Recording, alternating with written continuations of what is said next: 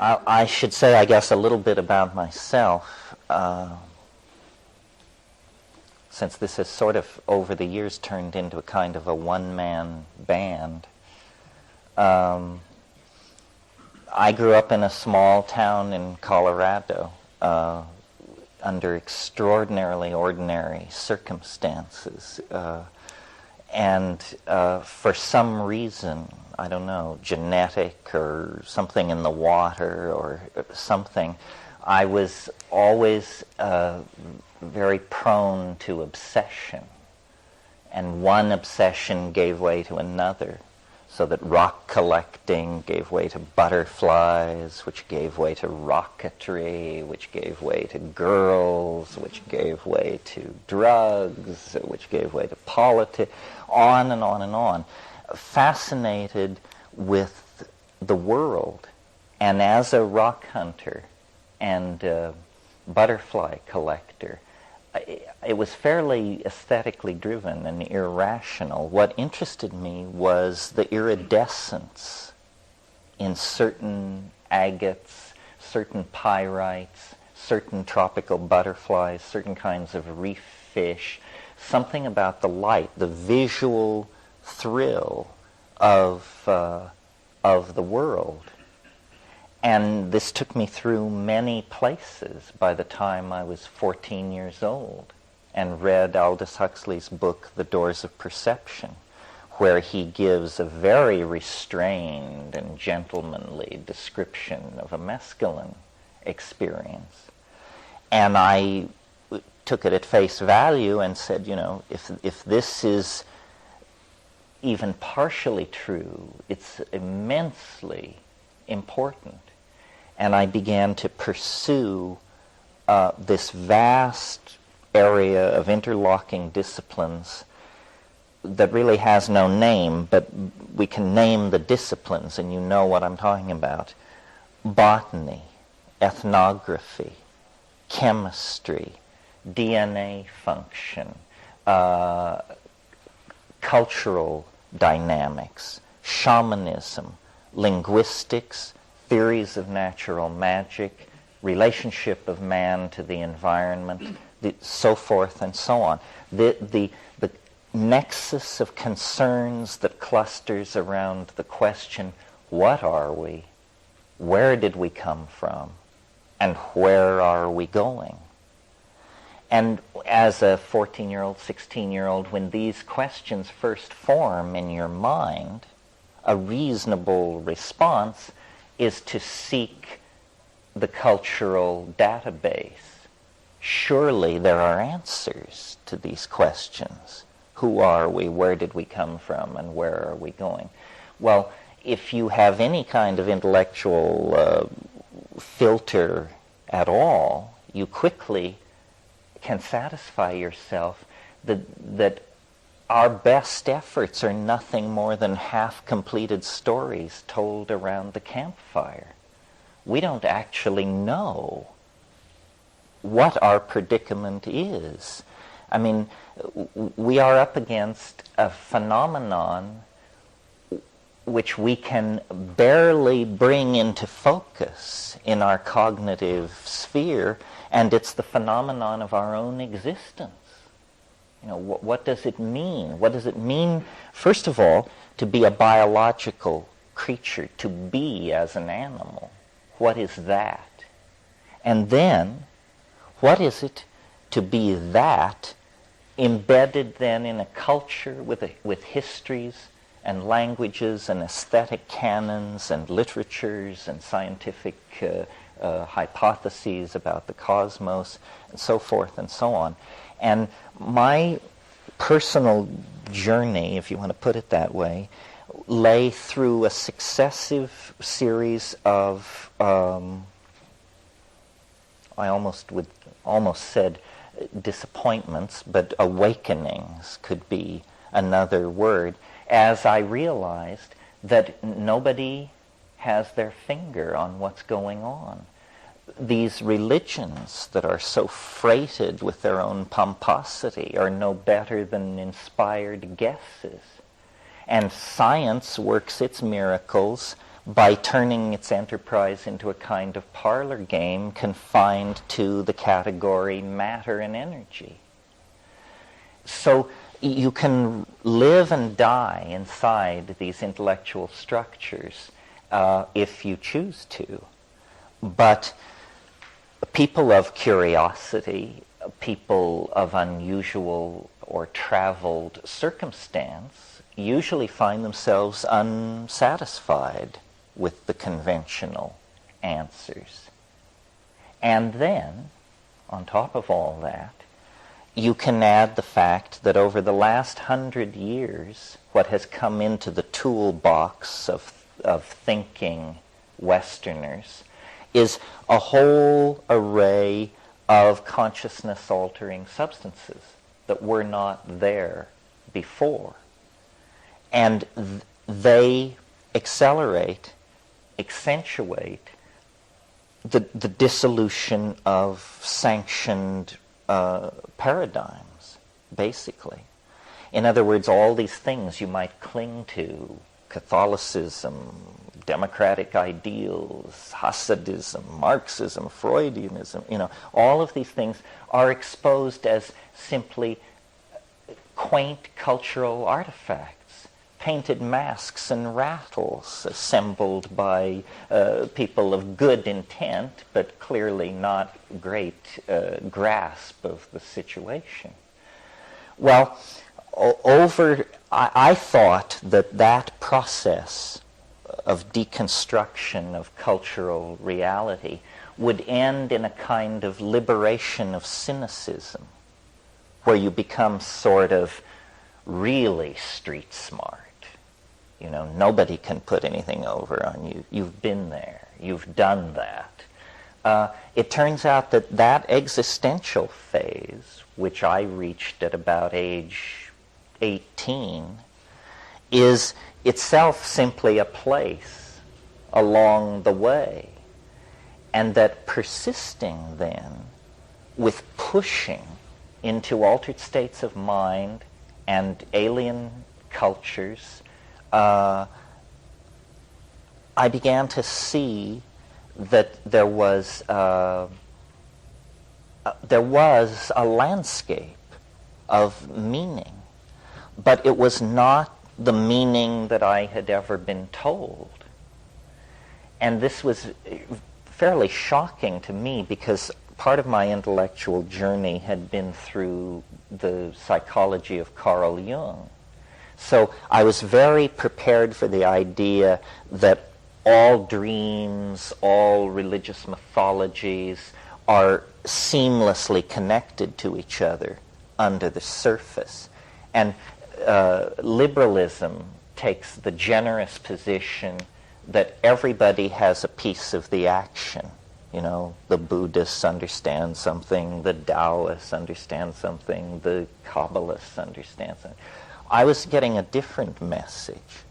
I was getting the message that nobody understands anything, that the entire cultural enterprise is 180 degrees cockamamie to the truth, that we have it absolutely ass backwards, that to date the enterprise of thinking has moved us radically away from understanding anything. And over the years I've tried to make room for this alternative explanation. And I suppose this is the proper place in all this to make my standard disclaimer against squirreliness. There's a lot of squirreliness in this world, a rising tide of it. Some of it has been fomented not far from where we sit this evening. And I represent to myself, and I hope to convince you of this, radical ideas, innovative ideas, even peculiar ideas, but not loose or preposterous ideas. And it's sort of like, as Supreme Court Justice Douglas said of pornography, it's hard to define, but you know it when you see it. And that's So as sanctioned paradigms break down, science and religion, which certainly are breaking down, into that vacuum rushes an incredibly exotic menagerie of intellectual freakery of all sorts. And so what you have to call into being to deal with that situation are rules of evidence, tools for telling shit from shinola, in other words. And though what I will say here may sound peculiar, none of it is beyond the realm of testability. And none of it is riddled, I hope, with contradiction. So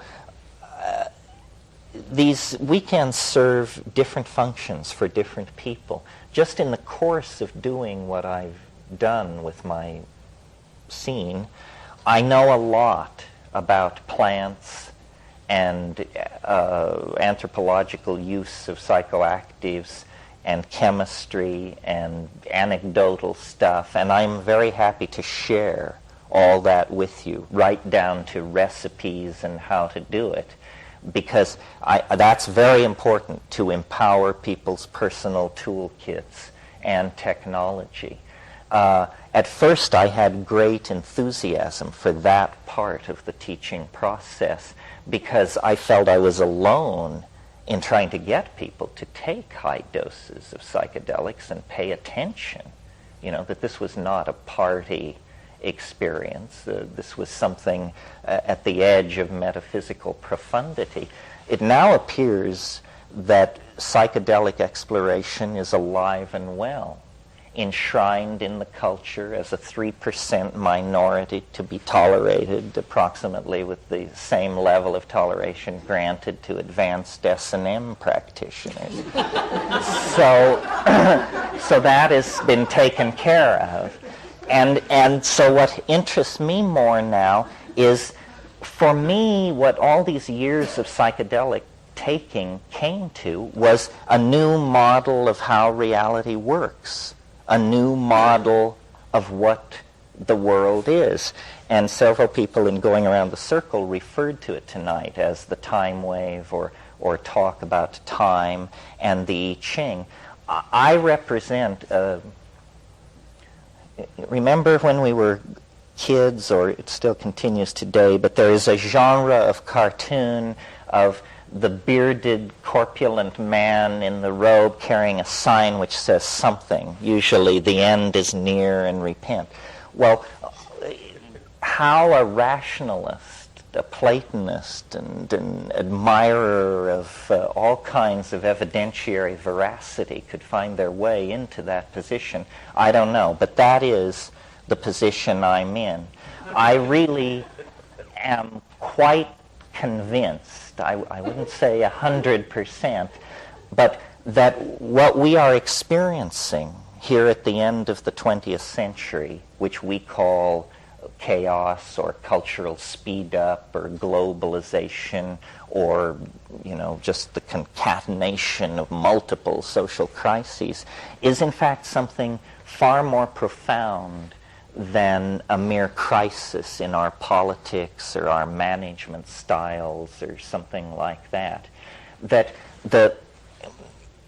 it is that the cultural world, the world of human culture and history, is reaching some kind of climax at the same moment that the biological evolutionary process, which has been working on this planet for 4 billion years, is also reaching a climax. And both of these simultaneous trajectories toward breakthrough are occurring in a yet larger context where the very laws of physics itself are undergoing some kind of a local phase shift or transformation. And I am completely aware of how nutty this sounds at first. I mean, any problem you have with this, I had in spades. First of all apocalyptic theory always centers on a moment not far in the future. There's never been any percentage in saying the Earth is going to end in 50,000 years. There's just no juice in that. Nevertheless, when you begin comparing ontologies, you've got to always remember this is not a free-for-all. There are only a certain number of intellectual products on the market. What is science selling? Science is selling the idea that some time ago, for no reason, the Earth sprang from nothing in a single moment. Well, now, whatever you may think about that idea, notice that it's the limit case for credulity. Do you understand what I mean? I mean, whether it's true or not, it's the most outlandish explanation for reality possible for the human mind to conceive of. And that's step one with science. So, what does this do? What is the consequence of this scientific worldview? A progressive marginalization and de-emphasis on what it means to be a human being. Because the universe is enormous in space and time. Our galaxy is utterly ordinary, one of billions. Our star is utterly ordinary, one of trillions. Our planet is presumed to be of an ordinary type. And biology is presumed to be a necessary consequence of certain chemical regimes at certain temperatures, and on and on and on. So what you get then as the human role in this scientific scheme is virtually nothing more than to witness, to carry out certain measurements that cause the collapse of the state vector, and to witness. And the universe is an accident, and all subsequent processes are accidents, and we are an accident, and value is conferred, and meaning is an illusion of the naive, and on and on and on. This is the legacy of positivism, materialism, the thinking that has gone on in the last 200 years in Europe and now dominates the planet. The problem is that it runs completely counter to the primary datum, to use a philosophical buzzword, the primary datum. And what is the primary datum? It's the felt presence of immediate experience. In other words, being here now is the primary datum. And it doesn't tell you that this is a series of accidents, and that you are irrelevant, and that your pain is not pain, and that your hope is not hope. It tells you something else. It tells you this counts. Somehow it matters. I matter. My life matters, my family, culture, the human enterprise, this planet, its biota, this matters. It all matters. Meaning is intrinsic as a primary datum, and yet it's denied by the philosophy which rules this planet and sets its agenda. How this happened, we can talk about tomorrow. It's an interesting story of historical malapropisms and bad calls and lost opportunities and just bonehead stupidity at critical junctures. But this evening what I want to evoke for you is what are its consequences. We need a metaphor that can contain the demon of the future that we have conjured into being. Fine-tuning the institutions built by powdered-wigged guys 200 years ago is a long shot at holding the whole thing together. The world is entering into a phase of progressively more chaotic oscillation. this is not a consequence of what human beings have done. It's part of the dynamics of the human biological, geological matrix that represents the planet. Biology never stands still. It moved from the unicellular phase into the multicellular phase. It occupied all niches. It left the oceans. It occupied the land. It then entered into linguistic phase space. It entered into the domain of meaning, and there it erected conscious, reflecting societies and individuals. Now, through the catalytic interaction with technology, the human species is getting set to redefine itself. And these phase transitions are major. In the life of this planet, which is 4 billion years, we can probably look back to no more than half a dozen of these kinds of phase transitions. Well, now I want to return to a point, which was the unlikelihood of apocalyptic transformation in our own time, using a kind of reductionist argument that there is so much time and a life is so short that the odds that your life would fall on the golden moment is very slight. But that's not true if the dice are loaded. And the dice are loaded. This melting together of technology, this globalization of culture, this creation of an electromagnetic sea of information, these are phenomena that only happen in the terminal moments of the planetary breakthrough. History itself is the shockwave of eschatology. This is the slogan that I've been building to deliver to you. History is the shockwave of eschatology. If you don't know what eschatology is, it's a good old theological word. It means the final things, the last things. And what I have learned from psychedelics, and I'm convinced of this to the bone, whether my own mathematics can stand the test or not, but time is not necessarily driven from the past. Time is not like an unfolding avalanche of causal consequences. Time is more like a process drawn toward an attractor.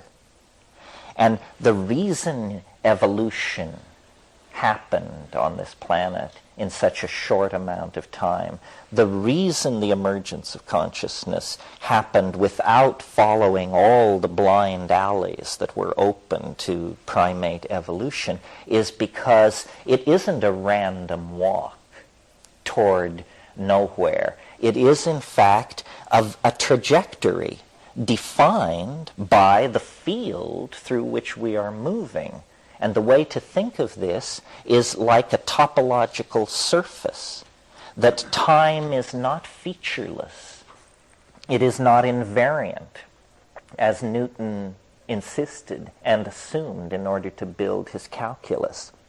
I mean, it may appear invariant when you're calculating the orbits of the planets, but anyone who has ever gone through a bankruptcy, a divorce, a love affair, the death of a loved one, something like that, knows that, these things are unique phenomena.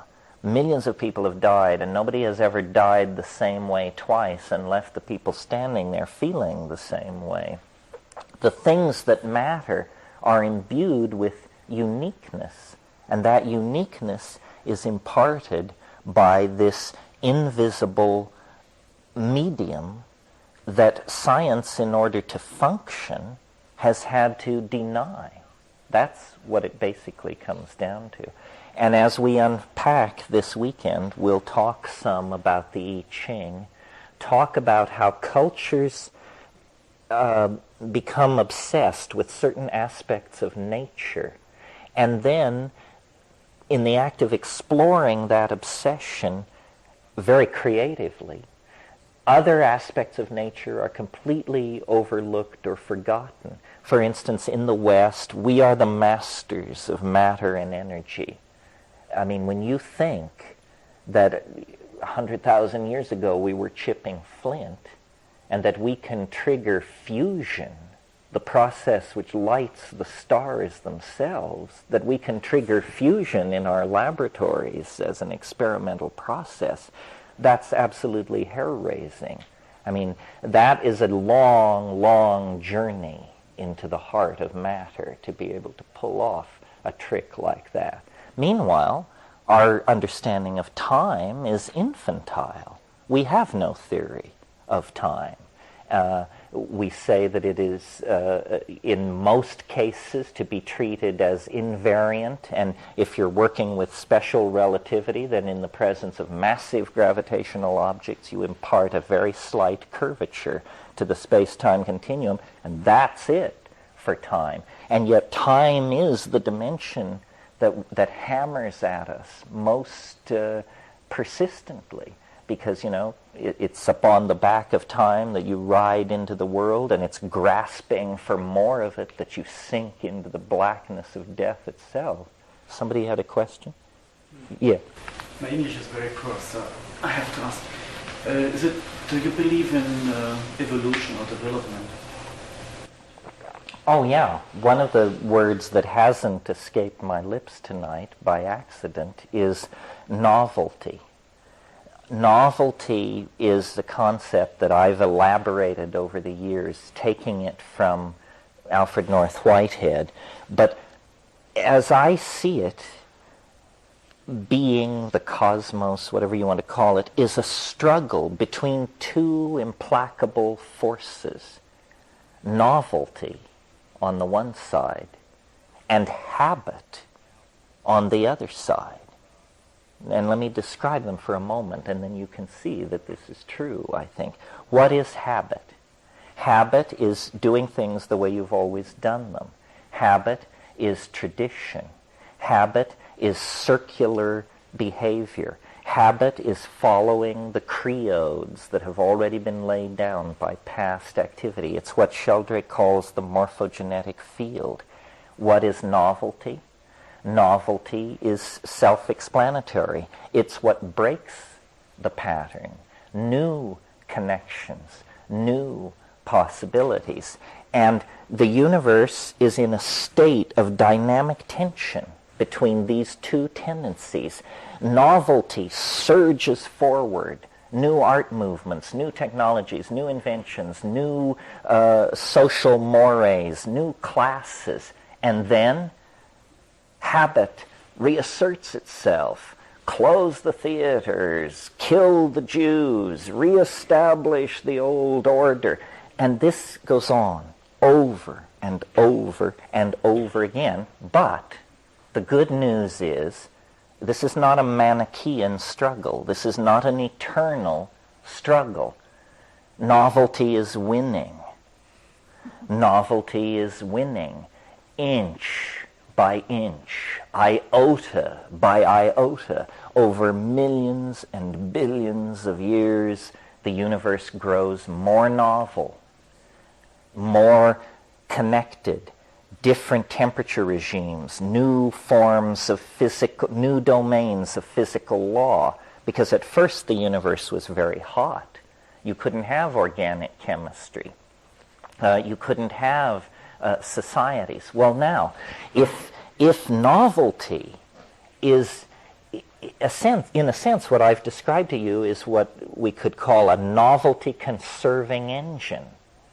The universe is a novelty-conserving engine. It produces novelty, and then it acts to hang on to it. And it uses that novelty to build the next level of novelty. So upon matter, it builds long-chain polymers, DNA molecule. It builds organic molecular structure. Upon that, animal life is organized. Upon that, complex, sentient, higher animals. Upon that, technology using humans. And upon that, the global society that we live in. Well, now, notice, something interesting has happened by making novelty our value to be conserved. Suddenly, the human enterprise is not peripheral. Suddenly, the human enterprise is what it's all about. The cosmos has been moving its eggs closer and closer to one basket for eons.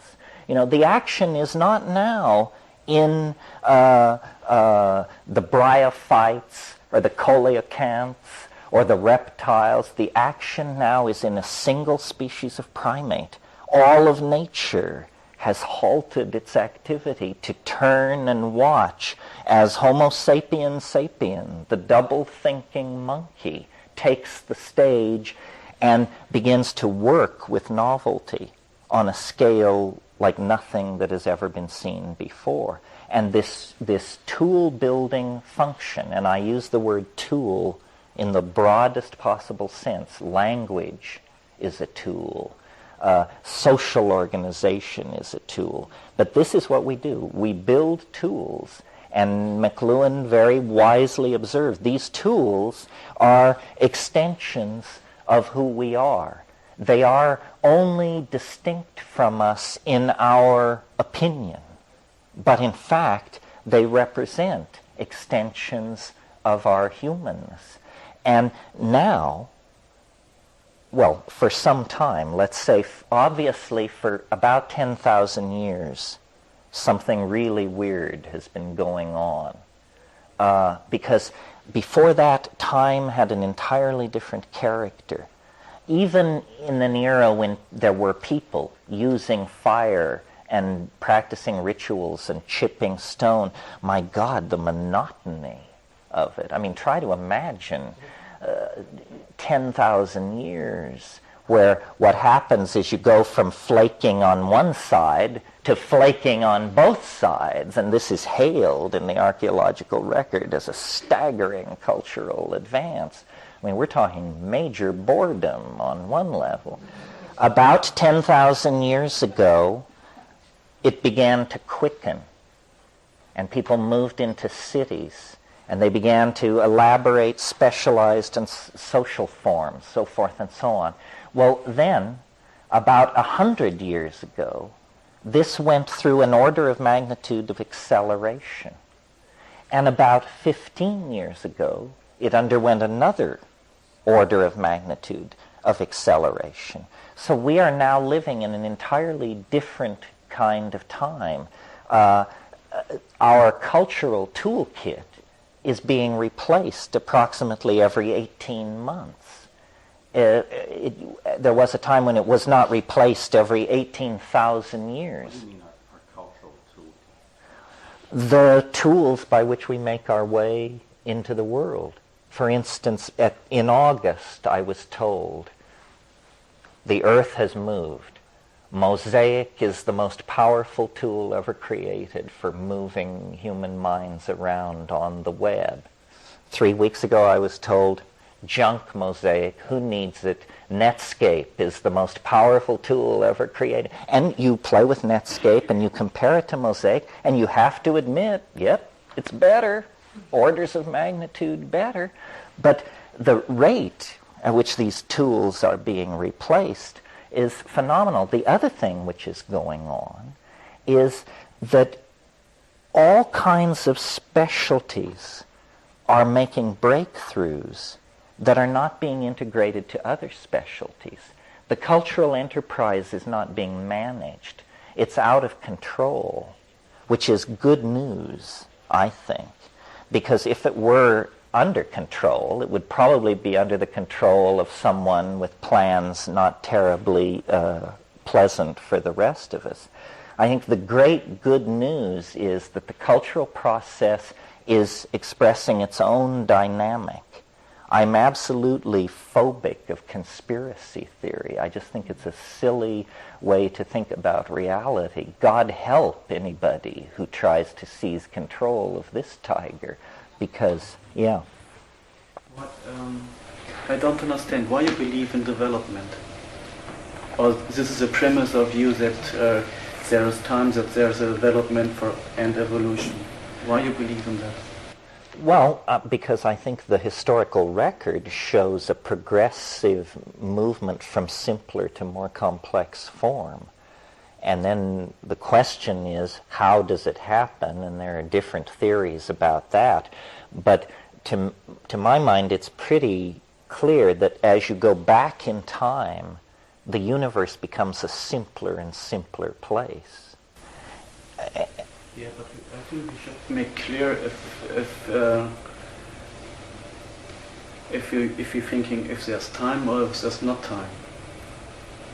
We should make it clear. Well, this is sort of the question of, is there absolute time, or is time defined by the systems embedded in it? It's a philosophical question. I suppose if I were pressed, I would say it's defined by the systems embedded in it. But I am saying, you see, for science, time is not exactly a thing.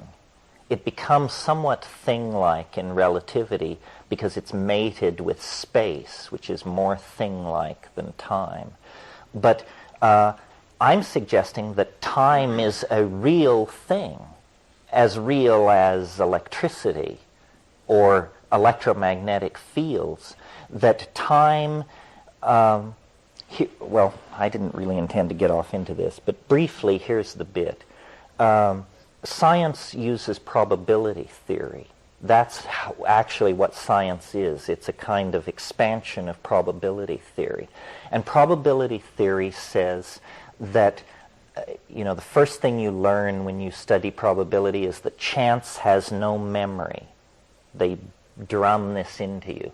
So they say to you, if you flip a coin 50 times and it comes up heads 50 times, what are the odds it will come up heads the 51st time? And the correct answer in probability class is 50-50. The odds are always 50-50. But a gambler who had flipped that coin 50 times and seen it come up heads would bet heads and win, because there's something funny about that coin. If the odds were really 50-50 of a coin coming up heads or tails, then the most common outcome of a coin toss would be for the coin to land on its edge. And that's the rarest outcome there is in a coin toss. You can hang out in bars your entire life and never see a coin toss land on its edge. So probability theory is flawed, but the flaws are of such a nature that once you accept probability theory, you will never be able to detect the flaw, because in a sense the theory has preceded the observation. And what I'm saying is that complex systems, human systems, biological systems, do not operate probabilistically. They operate according to a different rule, which up until recently, the best description we had came from Chinese philosophy. It was called the Tao. And the idea there is that there is this invisible force which builds things up, empires, powerful families, you name it, and it tears these things down according to laws which are very, very mysterious and part of the Tao. Well, this time wave thing that I've developed is essentially the Tao without mystery. It strips away all that metaphysical baffle garb and says, here's an algorithm, entirely formal and explicit, that meets all the criteria of Tao. And the point that I want to leave you with tonight is that the entertaining, you don't even have to accept these ideas, just the entertaining of these ideas is an empowering experience, because it places our historical era and each of us individually at a very critical juncture in the alchemical process of cosmic salvation, if you want to put it that way. In other words, a lot is riding on how this all comes out. Yeah. Well, you talked about primary experience, one of the things you mentioned. And one of my primary experiences has been, I guess what I would call communing with nature, that which is not cultural. And I'm wondering how the way you see development and how you see globalization and all that ties into what I assume is similar to that experience that I had that you've mentioned, which is the archaic revival. It seems that there's some kind of opposites going on there to me, and I want to know how you tie them together. Well, yes. I mean, what's happening is that we are headed into a kind of super technology, a global information society, so forth and so on. But strangely enough, and you have to go back to McLuhan for this, the sensory ratios that are being reinforced by the new electronic technology are like the sensory ratios that were in place 15,000 years ago.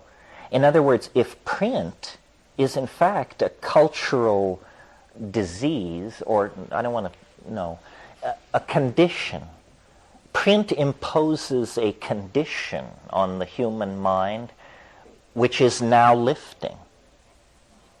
And as the cloud of print-created conditioning and institutions is lifted, we discover that we are not Victorian ladies and gentlemen, model citizens in the Jeffersonian state, but that we like to trance dance and mess around sexually and get down and dirty and all. In other words, there is an archaic impulse that comes into this as we reclaim our senses.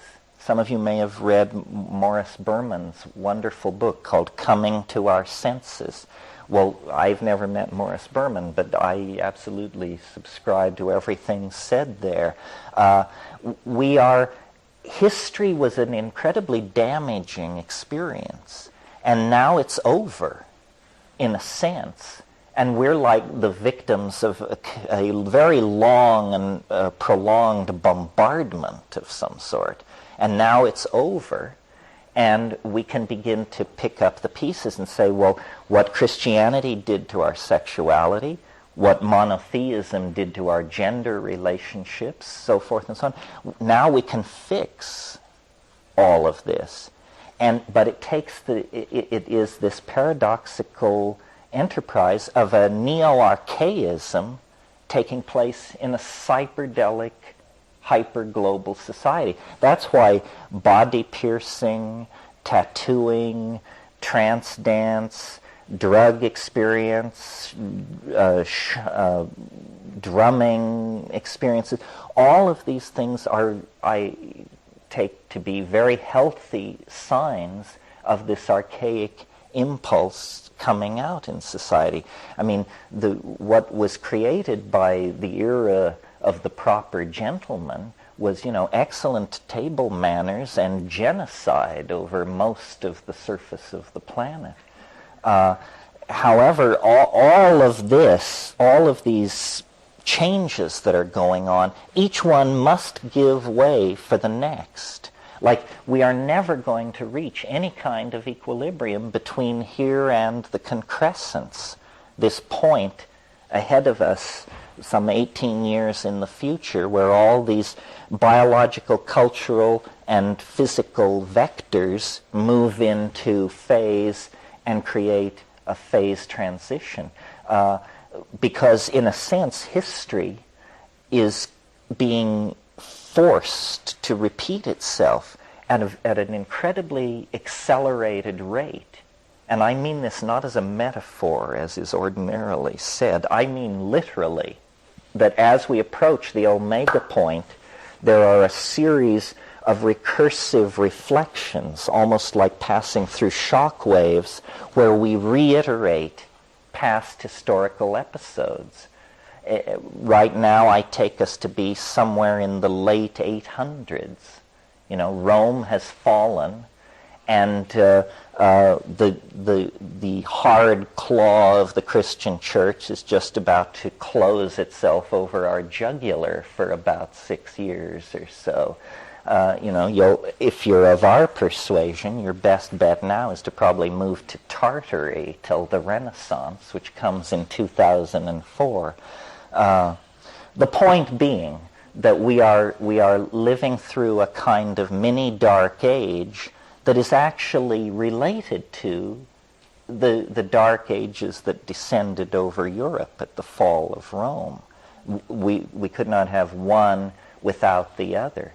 Time is speeding up, but nevertheless we have to live through these resonances. Yeah. I won't let you go with the time. Do you think that we can change history or what we call the past? If you couldn't change history, then you would have a determinism. The problem with determinism is that it makes philosophy impossible. Because if the universe is determined, then you think what you think because you can't think anything else. And that makes the notion of truth rather curious. For truth to exist, there must be the possibility of error. So but I think that the future is more determined than most people think. What is determined in the future is the levels of habit and novelty. They are already set out there ahead of us. What is not set are the events, the people, the inventions, the catastrophes that will fulfill those abstract levels of novelty and habit. In other words, the future has not yet undergone the formality of actually occurring, but the surface on which whatever occurs must be laid over already exists. That's why when we look at the time wave, you'll see people say you're trying to predict the future. Not exactly. We're trying to predict where in the future the novelty should be expected. But we understand that you can never predict what the novelty will actually be. But if you could predict where to expect it, you could remove a lot of the anxiety from people's experience of the unfolding of history. Right now, history is an incredibly anxiety-producing process. I mean, people are just in despair over where we go from here. Yes? I might be getting a little ahead because I know you're going to talk about the time wave tomorrow night, but it occurred to me that when you devise the time wave, what it says is when, basically. What it says is when. Yes, it answers the when question. I've recently gone through a kind of funny change. I mean, this is more addressed to the people who are fairly familiar with this material, but we've put a huge amount of emphasis when we talk about the time wave into the end point, which will occur on December 22nd, 2012 AD. And we always discuss, what will happen at the end point and so forth and so on. But I've noticed that the curious thing about the time wave is that it will put itself out of business at that moment. That regardless of what happens then, the time wave will be, I hate to use the word, history at that point. So in a sense, we misuse the time wave if we stand around waiting for 2012, because where the time wave is useful is between here and there, because it gives us an accurate map of what I guarantee you is going to be the craziest 18 years this planet has ever seen. And if you don't have a map of some sort through what is about to begin to unpack itself on our doorstep, you will think that it's the last days, because I think everything that is presently in place will be swept away, and then whatever replaces that will be swept away. So part of what part of my motivation in all this is to put the time wave in front of people and say, look, it's worked for thousands and thousands of years, and it only has 18 years to go. So what intellectual justification is there for denying its efficacy in the next 18 years when it has 4+ billion years of success under its belt? And, this will all be thrashed out in the cultural marketplace of ideas. And I'm completely convinced that best ideas win. Because novelty, God is betting on novelty. And so if you bet on novelty, you'll be carried along in that process, yeah. Am I correct that you predicted the Republican win in the House? Well, I said it looked like a good time. Yeah. As far as the election is concerned, I don't know. Hawaii gives one a different perspective. I'm living out there now. Suddenly we all discovered that we were born-again Democrats just because they all got kicked out. Before that, a lot of time was spent lashing the Democratic Party as a bunch of jerks. I think probably both impulses were good. I think the election just proves that the world corporate state has made national governments irrelevant because, while everybody's yakking about the election, the real news is lowest unemployment in 4 years, continuous growth into, the 27th month. Lloyd Benson retired 3 days ago and said if he could write the numbers, they wouldn't be any different than the numbers he's able to retire on. The economists are going berserk. And I think that what has happened very quietly over the past 10 years with chaos theory and fractal mathematics and this sort of thing is that economics has come out of the woodshed. It is not voodoo anymore. And the world corporate state is running a very tight ship. And look at the changes that have gone on just in the past 5 years. Marxism has been liquidated. Apartheid has been liquidated. The people in the Middle East have been told to get their stupid act together. The Irish question comes up for review. World trade barriers are dropping everywhere. These are all things on the agenda of the world corporate state. Because the world corporate state likes happy, well-paid consumers. War, an instrument of policy by nation states, is abhorrent to the world corporate state because it busts up assets and requires reinvestment. So I think, if you have a United States senator threatening the life of the president, this tells you that these people are a bunch of irrelevant yahoos. It's like the Parliament of Tonga or something. It means they can get up and say anything they damn well please. The president doesn't matter. The Senate doesn't matter. None of it matters. It's a road show, and we're all incredibly focused on it. And why is that? Because an instrumentality of the world corporate state called the media makes very sure that we speak of nothing else. Meanwhile, in the background, large changes are being put in place. And I'm not doctrinaire on this. What we need to find out at this point is not what the Republican Party wants. We need to find out, what does the world corporate state believe? Is it simply a slash and burn operation, and we're going to peddle ourselves into toxic environmental chaos?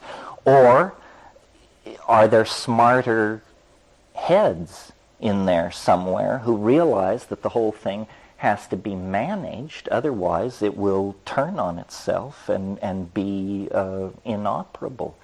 But this is what happened a few hundred years ago. The church lost its steam, and nationalism arose with a whole new vision of the world and politics and polity and power, and now the world corporate state. And the most exciting thing going on at the moment, and to my mind extremely psychedelic, is the creation of the web and the net. This is potentially what can change the culture, and yet the web and the net is a wholly owned asset of the world corporate state. However, the net was created by a Cold War mentality and designed to be indestructible. That's why it is indestructible. Otherwise, they would have destroyed it. You may bet your bottom dollar. But in the era of thermonuclear warfare, they designed it to be indestructible, and now no one can stop it. And I'm in favor of all these runaway processes. I think wherever management is enslaved to ideology, human values are just stomped on. I mean, that's what happened with Marxism. It's what happens with piratical capitalism, so forth and so on. But I think the psychedelic position to take on all this is that it's one hell of a show. And, don't get your heart set on anybody, because they'll be swept away as fast as you can say Jack Robinson. We are not going right or left or any place so conventional. Processes have been set in motion that no political theory can come to terms with, I think. Well, we could go. Last question. Yeah, last question. You went past it a little bit. So what is your theory? Is it chaos or smarter minds? Oh, I think probably there's a real war going on inside the world corporate state, that it hasn't actually gotten itself together yet. Victory came with unexpected swiftness, and very few people, even inside the Fortune 500 or the World Bank or the IMF, actually understand the degree to which the corporate mentality is now in charge of the planet. I imagine that what it is it's a struggle between dinosaurs and a more ecologically recycle-minded kind of mentality. I'm not a Marxist, but I know enough of Marx to know that in classical capitalistic theory, you can't have capitalism unless you have unlimited exploitable natural resources. And, 15 years ago, I would have said capitalism's salvation is space-based resources. Apparently, the people who manage the money decided not to put money into that, and now there is no infrastructure for the delivery of space-based resources. So apparently, we're going to try what is called closed cycle capitalism. And that may be morally dubious because, as far as I can understand, it requires a permanent underclass somewhere. You can't raise everybody to the level of first world consumers because somewhere there has to be somebody working for peanuts manufacturing all this junk. Anyway, these are issues.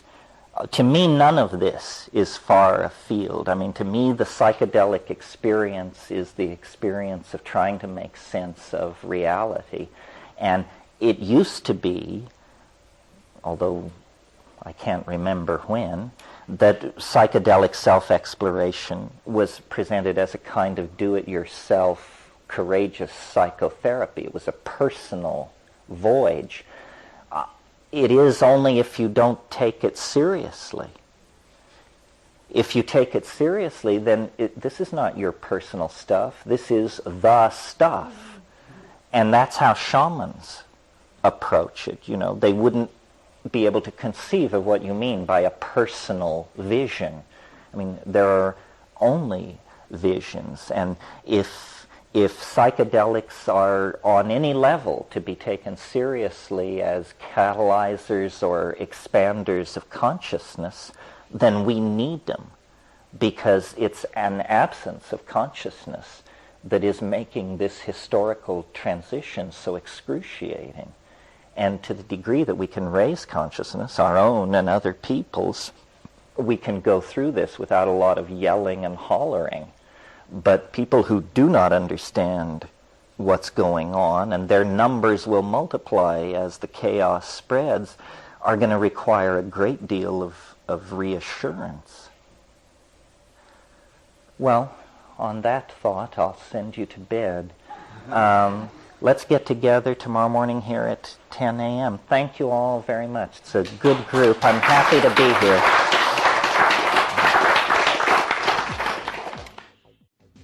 I'm not very keen on the whole abduction shtick. I think that one of the symptoms of cultural disintegration is simply that people lose the ability to distinguish between dream and memory. And that somehow one's past, one's real past and one's dream past, simply become one's past, and then under certain circumstances, what was basically dream material is presented as reality. Just because you have a nut theory, it doesn't mean that you agree with other nut theories. In fact, it often makes you very hostile to them. After all, there's a limited pool there that we're all... My idea with psychedelics throughout my whole career with them was that the purpose was to go out into mind space and hunt ideas and bring something back to show the folks around the campfire, something that would astonish and amaze us all. Well, it's a narrow keyhole, the mind. You can't bring back a flower like the time traveler does in Wells' story. So I found the only thing I could bring back, not being graphically endowed, was ideas. It's a very mysterious business, the revelation of to mind of the world. Since the last time I talked to any audience, I finally understood an argument of my enemies that I had never understood before. Enemies in the friendly, collegial, ideological sense. In other words, enemies. The countervailing theory to the evolution of consciousness, how it came to be so rapidly, as opposed to the idea that it was stimulated by psychedelic compounds in the early human diet, was, and I've ridiculed this idea to you before, the idea that human beings throw things. And because we were small and weak and we hunted very large animals, we learned to hurl rocks with great accuracy. And that this is a behavior not observed in the animal world. I mean, monkeys hurl feces in a generally downward direction to indicate displeasure, but their aim is lousy, which is a very fortunate thing if you're an Amazon explorer. But human beings can hit with considerable force an object up to 120 feet away. And evolutionary biologists have fastened on this as requiring so much coordination of neural material that there would be enough left over to invent Western civilization and explore the planets once you had this thing down. Well, it always seemed somewhat preposterous to me. And I pointed out that it would make the big league baseball pitcher the paradigm of evolutionary accomplishment in the human world if that standard were accepted. But now I understand the argument a little better. And it's slightly deeper than I thought, because here's what they were trying to say the first time. It isn't this neural coordination which is going on is really about planning. That it is an extraordinary thing to look at a rock in your hand and to make the calculation into the forward vector of the future. Aha, if I hurl back and impart a certain energy in a certain direction with a certain intensity, this thing will follow a path through space and will land somewhere with benign consequences to me and my side. And it's the key concept in here is plan. This is a plan. And animals don't do this. There are no plans in the animal world. Their consciousness is of the moment and doesn't involve this complex triangulation out of the moment toward future consequences in quite this way. Because you see, what happens when you let go of the rock is that you can no longer control it. It isn't like hunting or beating something to death with a stick, where the strategy is being readjusted moment to moment. No, once the projectile is released from your hand, that's all the planning you get to do. So it represents a concrescence of intent. And this building toward the concrescence of intent, this plan making, then is the tiny flutter of the butterfly's wing that ripples out through the chaotic universe, and the next thing you know, the kings of Babylon are issuing their codes of law, and slaves under the lash are erecting cities, and the stars are being brought into a mathematical model, so forth and so on. Well, I just wanted to mention that. I'm also working on a second book at the moment where we're going to go back into the psilocybin theory of the origin of consciousness and actually attempt to make a case that will demand attack. In other words, to actually marshal all of the anatomical, paleontological, primate data, because the more we research, the more it appears true that by looking at the psychedelics, in fact, they become a kind of key to understanding the entire phenomenon of human emergence by looking at the larger issue of food as an environmental dimension. In other words, our food has shaped us. As omnivores, we have exposed ourselves to a very high input of mutagenic material over the course of our omnivorous behavior.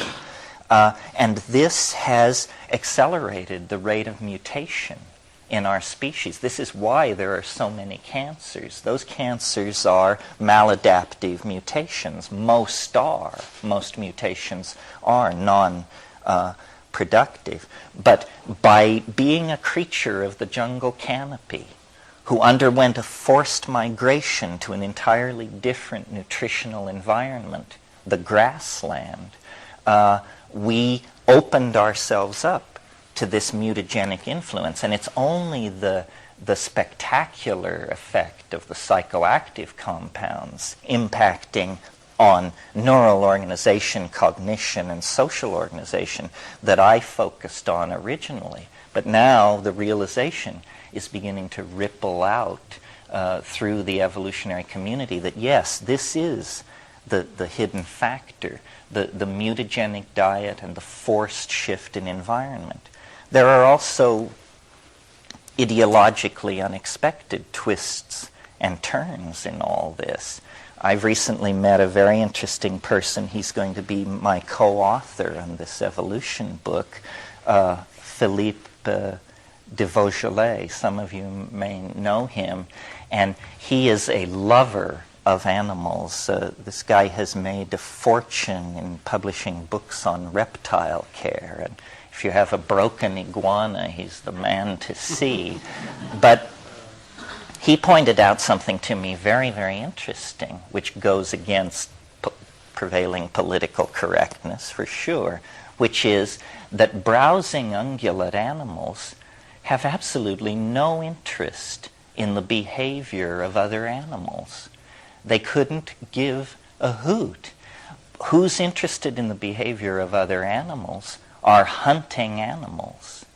And that in order to successfully hunt an animal, you must, in a sense, be able to become it. You must be able to transfer your consciousness into it and imagine its motivations, its behaviors, so forth and so on. And so Philippe has convinced me that on one level, the earliest human consciousness was not human consciousness at all. It was primate ability to enter into the behavior patterns and psychologies of other mammals in the grassland environment that it was predating upon, following vultures as a basis for the beginning of nomadism and this sort of thing. Obviously, predator animals are aware, and their evolutionary success is based on environmental awareness and being able to act based on inputting the behavior of other animals. This is a very complex mental world compared to the world of the fruitarian, leaf-eating canopy browser that we came from. And then it appears, that in a series of coalescing involutions of culture and neural organization, driven by the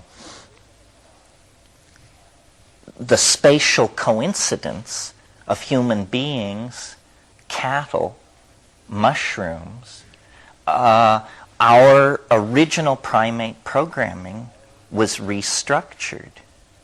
And I've talked a great deal about this. I think this is the key to understanding at least our sexual politics. All primates have what are called dominance hierarchies. And this is where the hard-bodied, sharp-fanged males, young males, arrange everybody else to suit themselves. The elderly, the sexually available females, the young, homosexuals, the sick. Everybody gets told where to stand and what to do. This is how primates operate. This is how we operate. However, I think that for a long period in human beings, this was interrupted by nutritional factors and drug factors in the environment. That in a sense, a human society that is using psilocybin on even a lunar cycle of use is suppressing the ordinary pattern of male dominance, hierarchical dominance. It's not genetically touching it. It's still there, but in the same way that if you give a population of aggressive people a lot of opium, aggression disappears. If you give a population of people a kind of psychedelic boundary-dissolving aphrodisiac that promotes group bonding and erodes monogamy and so forth, then you get a different social ambiance than if that weren't present. And I think the secret to understanding our curious relationship to the angelic and animal worlds has to do with the fact that under the influence of this hormone/enzyme, which was suppressing ordinary patterns of male dominance, consciousness underwent an extraordinary series of bifurcations. And language, theater, poetry, magic, religion, dance, music, ethical values, altruism, everything emerged, sometime between 35,000 and 10,000 years ago, the Paleolithic, the pre-agricultural era, an extraordinary period of novelty being expressed and conserved in the biological world. The primate species, the hominids, suddenly just take the stage, and through an amazing series of cultural transformations become a planet-ruling species by 10,000 years ago. And then, not content with that, the process doesn't slow down, it accelerates. And this has to do with the fact that we have somehow created, through language, a kind of adaptive strategy that is so flexible that, unlike most adaptive strategies, which sooner or later run into a blind box canyon and are just simply trapped there, butting their heads against the wall, you see it everywhere, the mussels down on the rocks, and most evolutionary developmental lines are dead ends. But somehow we broke free of that by ceasing to be defined by the physical body, which is the stuff upon which evolution works, and placing between ourselves and our environment a new thing called culture. We began to mediate evolution. Evolution says the infirm, the idiot, the lame must die. Culture says we have different values about this. Maybe yes, maybe no, but we will decide. Evolution says, you must be a scattered species, nomadic, and moving across the surface of the planet like an animal. Culture says, no, we have strategies for food sequestration and common defense, and we will build cities, and so forth and so on. And so, since about, pick a number, 10,000 years ago, evolution has not been the dominating factor, biological evolution.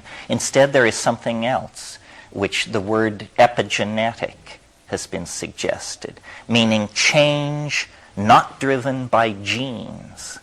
Our genes are the same. If you were to be with a group of people active 10 to 15,000 years ago, they would look and just like you and I. We haven't changed that much. We've mixed the genes, but we haven't particularly added new ones or lost genes. But in the epigenetic realm, how many languages have been generated over the past 10,000 years? How many world religions have come and gone? How many systems of government? How many theories of polity and society? We just furiously cast these things off. And beginning about 500 years ago, this phenomenon was embraced as a permanent aspect of human existence in Western Europe, and the concept of progress became enshrined. And progress is the idea that this process must go on, be extended, and accelerated everywhere. And now it seems to be happening. I think, and as a consequence of this acceleration of process, all the contradictions in the old system, and I mean reaching back to Egypt, all the contradictions in the old system are now on the surface. And because I believe psychedelics are a kind of higher dimensional sectioning of reality, I think they give the kind of stereoscopic vision necessary to hold the entire hologram of what's happening in your mind. The old paradigm is gone. I mean, we can talk about how different parts of it died. You know, maybe not everybody knows the story of how physics, the paradigmatic science of reason, turned into a place where nothing makes any sense at all, you know, and where stories are told so wild that a surrealist painter would flee from the gathering just shaking his head. That's physics. The very bedrock of the whole Western shtick has turned into a place of utter psychedelic contradiction and chaos. And the news hasn't reached biology and psychology. They're still operating under different paradigms. But what is keeping science alive at this point is the fact that it is able to whore itself to the marketplace. But in terms of the old program, which was providing some kind of metaphysical recitation of the nature of the universe, it's pretty clearly out of reach at this point. I mean, the universe has been discovered to be stranger than you can suppose. And what this means to the troops, which is you and me, the citizens of these linear, print-created, scientism-ruled, democratic, industrial states, what it means to us is that you get your mind back. They have no need of it anymore. It's actually become a burden to them. I mean, yes, they struggled like hell to take it, but then they discovered that it really wasn't worth all that much anyhow. The great thing about living in the twilight of an imperial decline is the permission that exists. You know, incredible resources lay before us, and very few people are looking over your shoulder and telling you what to do.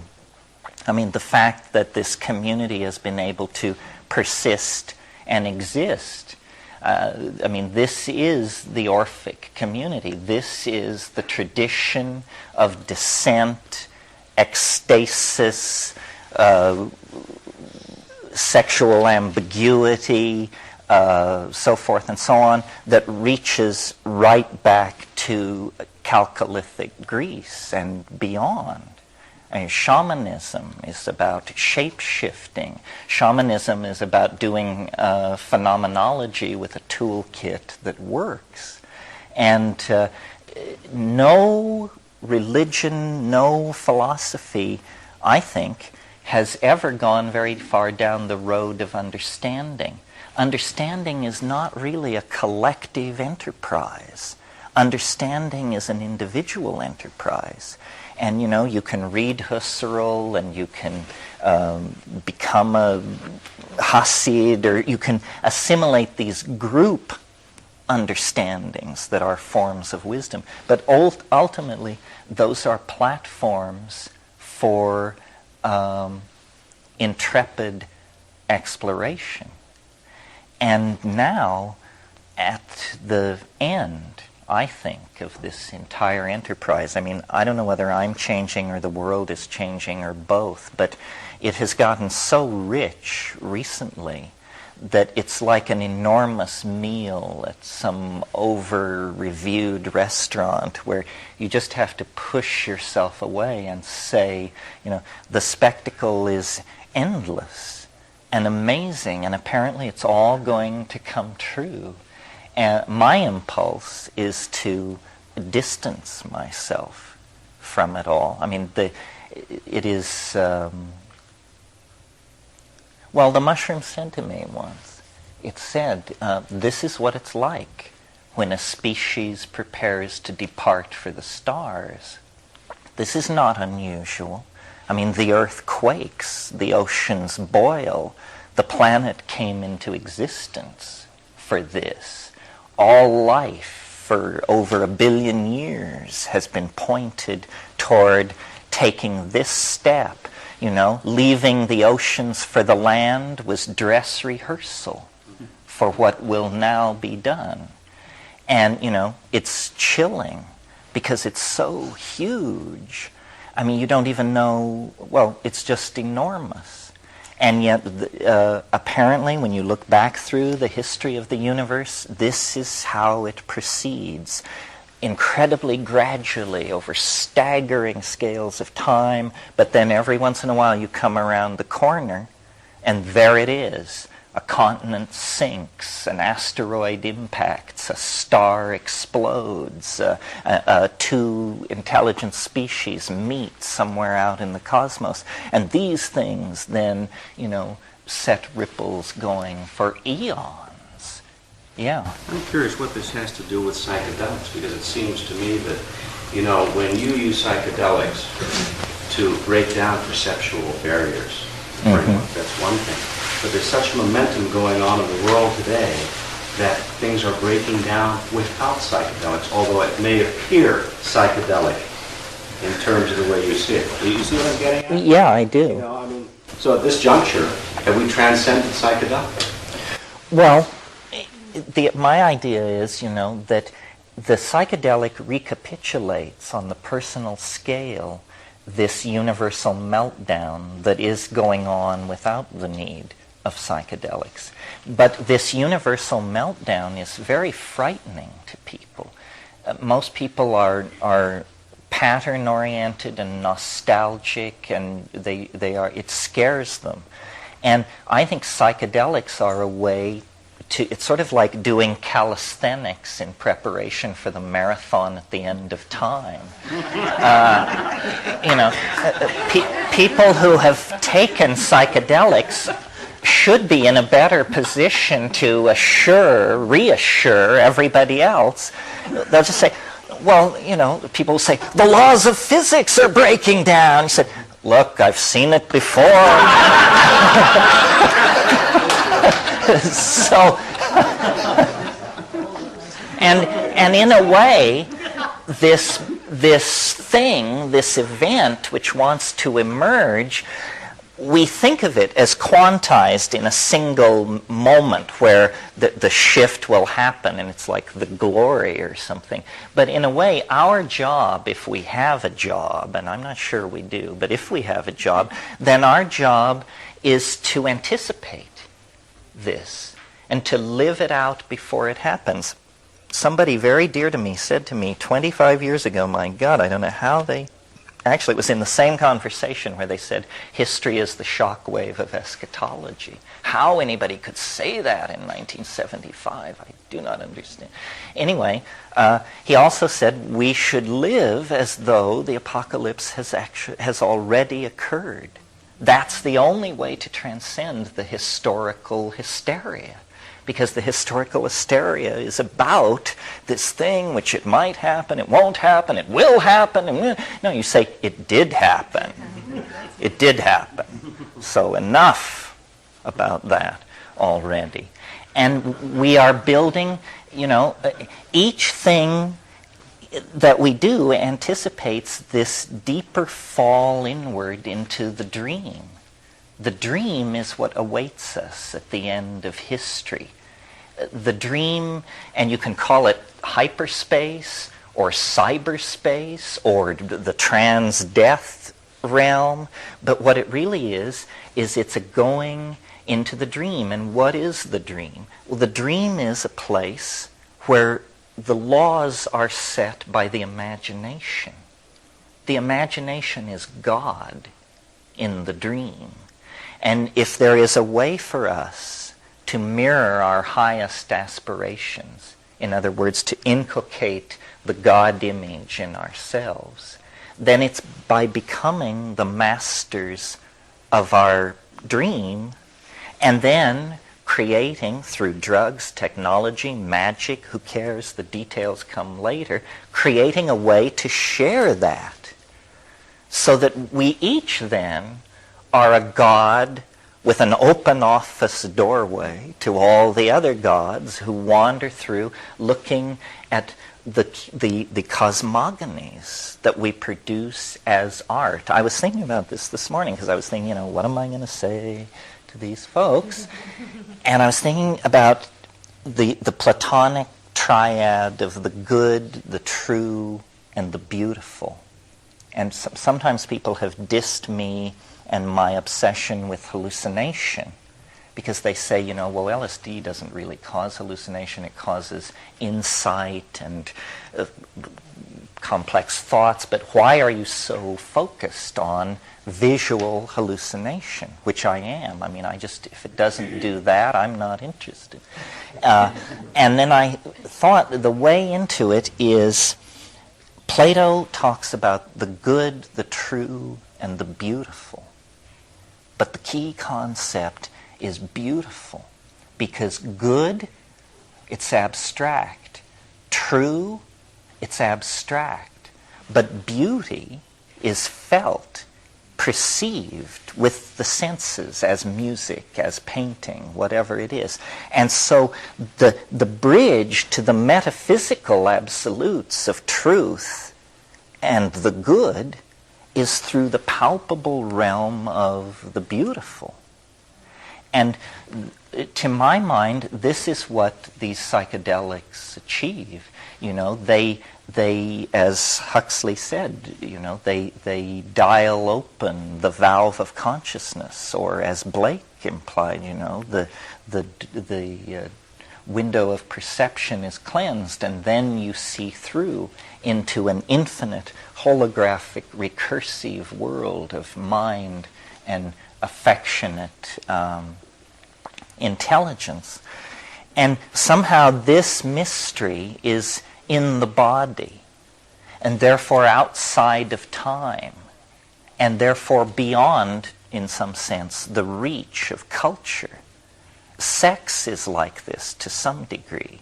Sex is in the body and outside of time, and culture spends a huge amount of its energy trying to reach sex, trying to contort it, push it one way or another, and has produced some pretty bizarre themes and variations, but generally speaking has failed.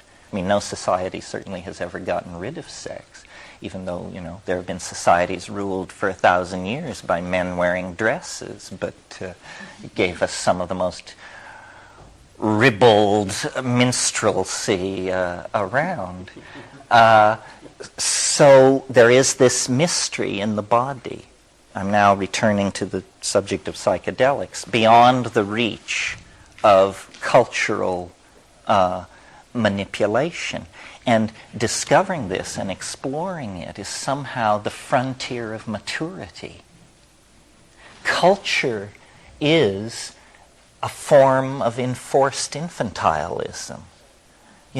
It's the last nursery, and most people never leave it.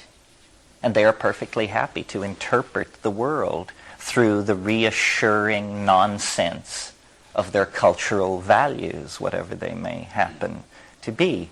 The reason psychedelics are so politically dynamite is because they cast doubt on this final cultural envelope of insulation.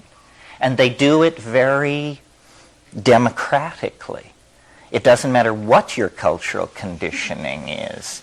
It falls into question under the influence of the psychedelic. And then, for most people, that's frightening.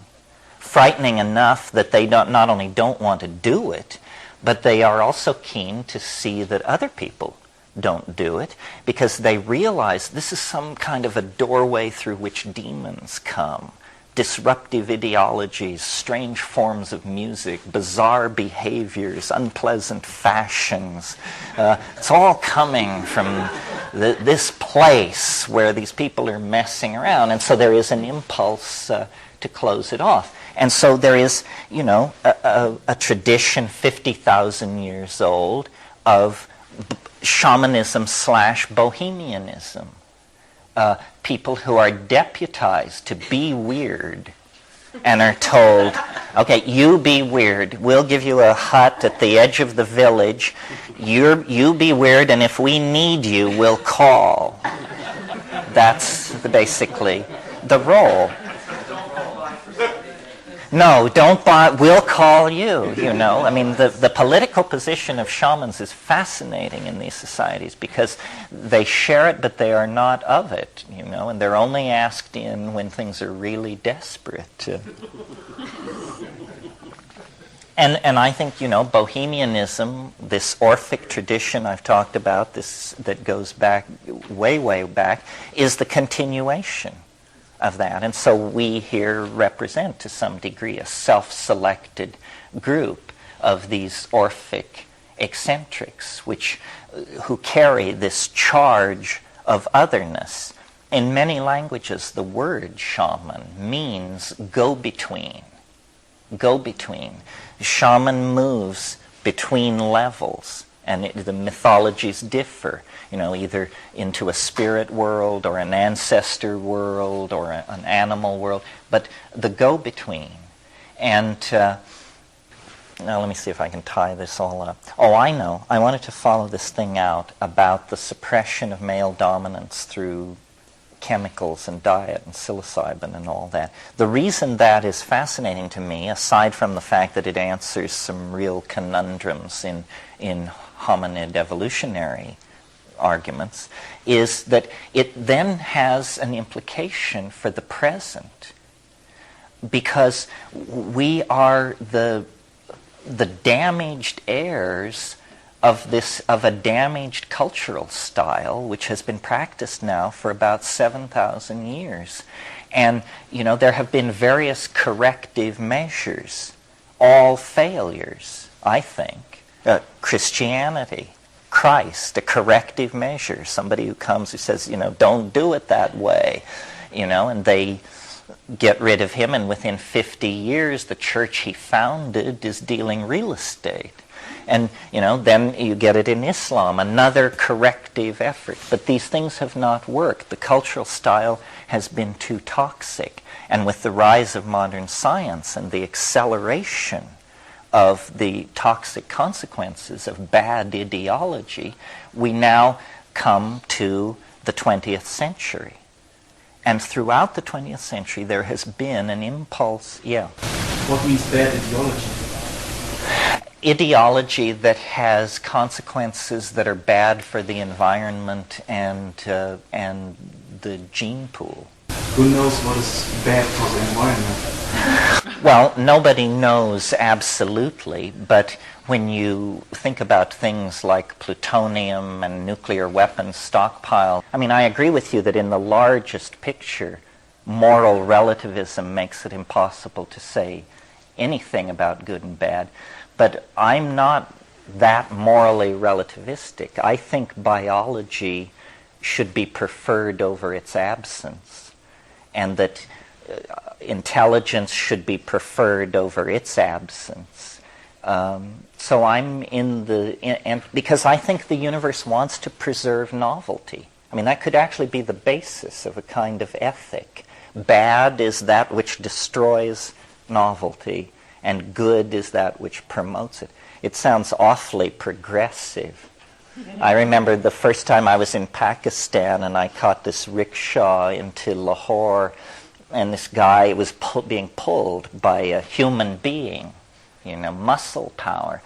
And this guy said, oh, you're an American, this and that. And he said, you know, he said, this country is screwed up. This country is really screwed up.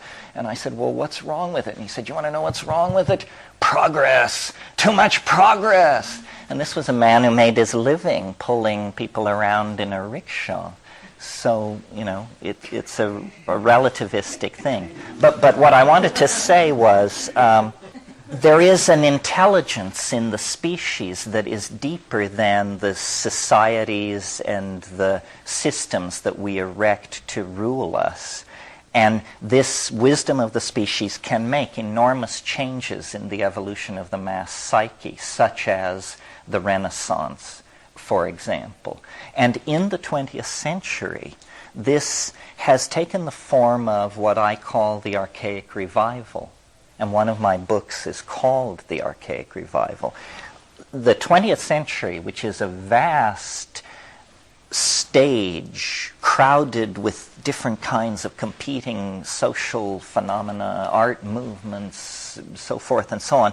Nevertheless, I think the entire thing is illuminated by the notion that what it is about is an impulse toward archaism. That in the sciences, the arts, everywhere, the archaic ideal is raising its protean head. And it begins with Freud in the early years of the 20th century, discovering by interviewing these Viennese bourgeois housewives that, human beings were brutes, and that, incest, rape, all the stuff was right below the surface. The rediscovery of the beast. And, certainly Germany developed that theme up into the 40s. Meanwhile, people were bringing African masks to Paris, and Cubism was basing its early theory on the deconstruction of primitive art. Meanwhile, people like Eric Satie were abandoning the canons of classical composition in music, and the 12-tone row was being experimented. Jazz was being given new attention, and for its primitiveness, its rhythm, its sense of something beyond the reach of civilization. Meanwhile, the deconstruction of painting that had begun with Impressionism, which, Impressionism is simply 20 minutes into LSD, had gone deeper, had developed first of all into the deconstructive spirit of Dada, where people tore up telephone directories and rang bells while they, did something else. In other words, the absurd appears for the first time, an enormous theme in 20th century life, just the incoherent idiocy of it all. And then surrealism, taking up the Freudian tune, begins to portray these worlds of distorted association and so forth and so on. Well, all this is about boundary dissolution. It was happening on the Bohemian left. It was happening on the fascist right. The rise of Marxism is a collectivist theory of society, very concerned with collectivism, so forth and so on. And then, enormous changes. Auschwitz, the atom bomb, space flight. And now where we are is, for 10, 15 years, there has been this awareness that it is about direct experience of the numinous. And it's been hideously marketed and raped by the entrepreneurial instinct, and peddled back to us as dozens of New Age cults diced up and presented as different from each other. But the impulse toward this authentic dissolving experience is real. It was there in Theosophy. It was there in the Beats. It came up through the hippies. It survived the trivialization of the New Age. And it has now found its way into the youth culture, into rave and house music and that whole thing, and it's healthier than it ever was. Well, the central figure in all of this, when you get it down to the idea that a culture must have a culture hero, meaning a paradigmatic ideal to constellate around, the central figure, it has been realized, is the shaman, who is, this person of indeterminate depth. Everyone else has a determinable depth. They are the linear cardboard people walking around. But the shaman is of indeterminate depth. That's why that's the secret of Carlos Castaneda's magic. He creates a literary character that in any other culture would be deemed mythical, but because of our attitude toward the depth of the shaman, we can't tell. We can't tell. And we deputize this kind of depth in rock stars, in culture heroes of various sorts, and worshipped that for the past 20 years or so. Well, then slowly it has dawned that the position of worshiper is not the most satisfying position. The only position that satisfies is to be that thing. And then at that point you're at the psychedelic crossroads, I think, because you will either make a how can I put it? Well, a conservative decision and seek a guru of some sort and be lost in that, which is a whole shell game. Or you will simply cut through the human domain and make a pact with a plant, a substance, and then you will, at that moment, be at the threshold of your adulthood. You know, that's leaving home. Home is culture. Home is this fabric of imaginary values that have been created and maintained by a pathological culture. And so, you know, it's a personal thing, ultimately. Very controversial, not easy to do. And then once done, you know, it has to be integrated, dealt with, thought about. And that, as far as I can tell, is a task that extends well beyond the yawning grave. When you talked about the dream, it reminded me of the Aboriginal culture, and that's kind of how they live their lives in the dream time. Is that what you're talking about, living in the dream, being in touch with? Yeah, to some degree. I don't know that much about Aboriginals. I'm interested. I read Bruce Chatwin's book, Songlines, and I found it absolutely fascinating. And if you want an example, I mean, I'll talk about it for a minute because it bears on something I'm very interested in. Part of the transformation that I think is going to happen to us lies in the way we deal with language neurologically. Because under the influence of psychedelics, especially short-acting tryptamines like DMT, you experience phenomena which seem to be transformations of the language modality. And I've described this stuff as visible language, that you can actually sing meaning into visible existence. And I've seen this on ayahuasca. This is what ayahuasca is about, the famous group states of mind that anthropologists talk about. What they really are three-dimensional acoustical sculptures that are made by groups of people who are loaded. And it's an extraordinary thing. It's an experience you can't have any other way. And it's not quite telepathy, or perhaps more than telepathy.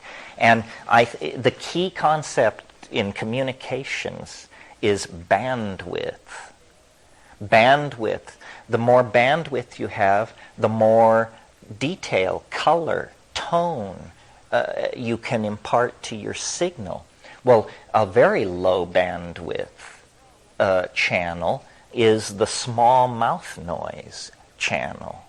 I mean, this is about as primitive as it gets. I mean, short of doing it in Morse code, doing it by voice is very, very, it's amazing that we understand each other at all. And in fact, you may have noticed one of the most uncool things you can do is ask somebody, would you explain to me what I just said? And they say, oh, well, oh dear, I'm afraid I was, well, generally, you know, and a lot of floundering around. In these ayahuasca states, what you see are group-generated acoustical hallucinations. And because ayahuasca is composed of psychedelic compounds which occur in normal brain chemistry, in other words, nothing exotic to human brain tissue is present, it raises the question, well, how close is normal metabolic chemistry to be having an ability to do this? And the answer is, nobody knows, but very, very close. The pineal gland produces adrenoglumerotropin, which is a beta-carboline, 6-methoxytetrahydroharmalan occurs, or maybe it is adenylogramotropane, I can't remember. Anyway, there are active beta-carbolines produced in brain metabolism. And language is such an odd phenomenon anyway in our species. I mean, notice that you have to have two people to do it, which raises a real question about how you get that coordinated the first time out. And it's a behavior. It isn't an organ. It isn't like my arm, my nose. It's a behavior, and a learned behavior. And yet a behavior so much more complex than any other behavior you ever learn. I mean, if the average person could walk like the average person could talk, they would be a prima ballerina of the Russian ballet. It's very interesting that we have such facility for the linguistic enterprise, and how it evolves.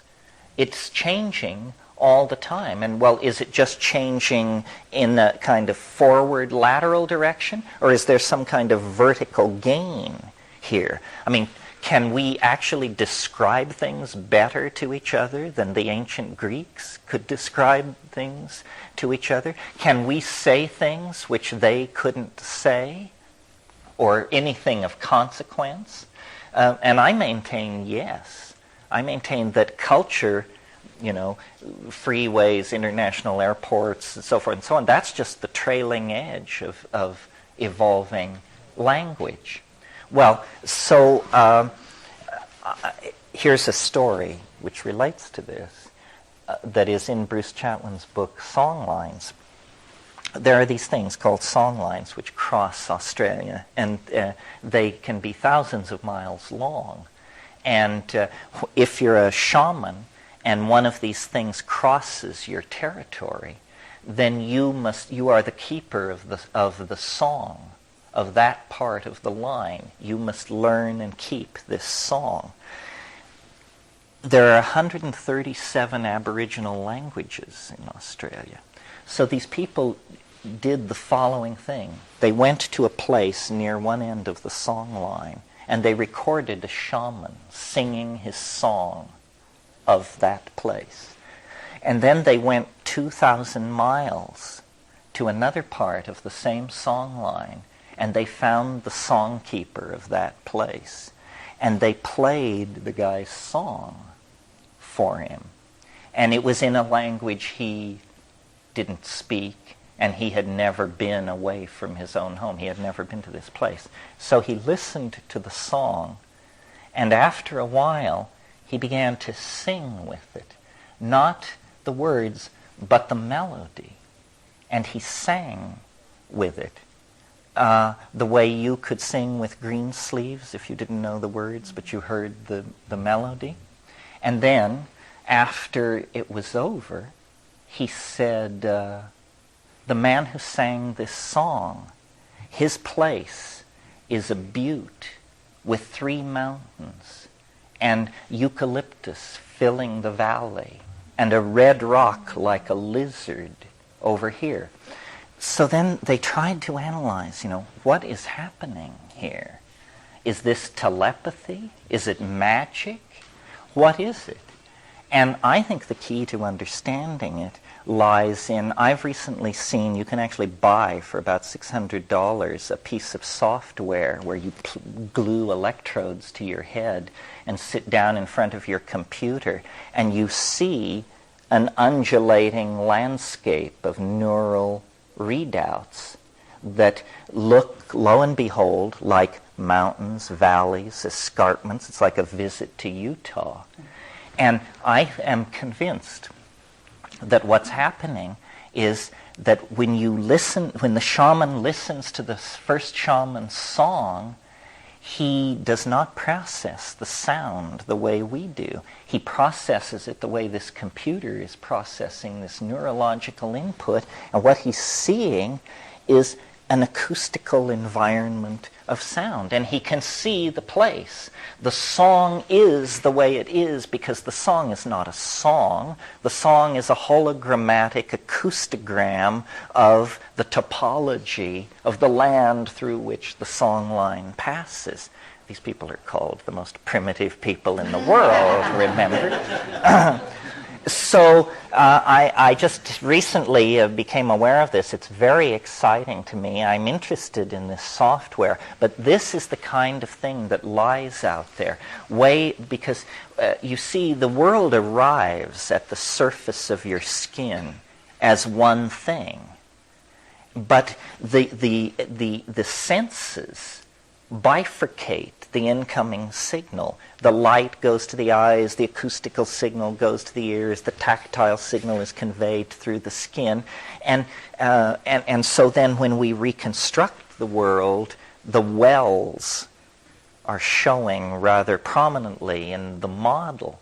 And what happens with the psychedelics is, it seems as though somewhere deep in the brain there is an organ or a program that can take all of the incoming sensory data and actually recombine it into a synesthetic whole, which is neither seen nor felt nor heard, but which is, hologrocked or something, a sense which unites all of the other senses. And that's what I call going into this informational superspace. That's what the psychedelic experience is. It reunifies the sensory datum of the world. And I might add, the whole world, not the surface of the world, which is what is conveyed to us by light, but the internal dimension of transcendence, which is in the world, is also present. Yeah. It's very interesting that you mentioned that binding together of the senses. I attended a conference earlier this year called Toward a Scientific Basis for Consciousness in Arizona, and a number of the presentations focused on the way in which the brain operates when this binding takes place, and it turns out that different cortical groups start to talk to one another by oscillating together in phase. Right. And when they're phase locked like that, then they bind this information into a whole. And I'm reminded of the research of Michael Persinger up at Laurentian University in Canada, who has been focusing on the electromagnetic field of the Earth and its effect on the brain. In particular, he's been interested in the correlation between earthquake activity and ghost sightings and such like. But he's pointed out that the Earth's magnetic field is ringing like a bell, and that the main power of oscillation is around 10 hertz, which is happens to be the alpha rhythm in the human brain. And he's postulated that in some cases brains can phase lock to the geomagnetic field, and that the geomagnetic field oscillations can serve as a kind of a carrier frequency to bind these cortical resonances basically together for brief periods of time, and has speculated that this might be the source for ESP-like activity. Are you familiar with that theory? Yeah, he wrote a wonderful book called Space-Time Transience and Unusual Events. He's been very creative with using the electromagnetic field as an explanation for all kinds of things, and I'm totally open-minded to that. His work is very interesting. It does seem to be true that along earthquake faults you do get piezoelectric buildup and release, and the world is full of bizarre phenomena. Some of you may have seen in Science News last week, for the first time they have confirmed these enormous blue and red lights above 75,000 feet in the atmosphere. Airline pilots have been seeing these things for years. There was no theory, nobody knew what they were. Now NASA dedicated an expedition, one of their aircraft, to looking at this, and they got thousands of images of these things, and it's an electrical phenomenon theory doesn't account for, and nobody knows what it means. I'm on one level I'm sympathetic to Persinger and that approach to explaining some of these things, and I do think the place has been overlooked in importance. On another level, this is a very hard thing to talk about, but there is like what I call linguistic viruses, which infect the effort to communicate. And they're very hard to catch at work. So, and it has to do with how can people believe things which are absurd.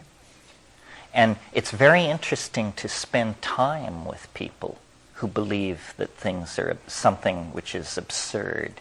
And it's, a lot of people bring raps to me that they want confirmation or disconfirmation on.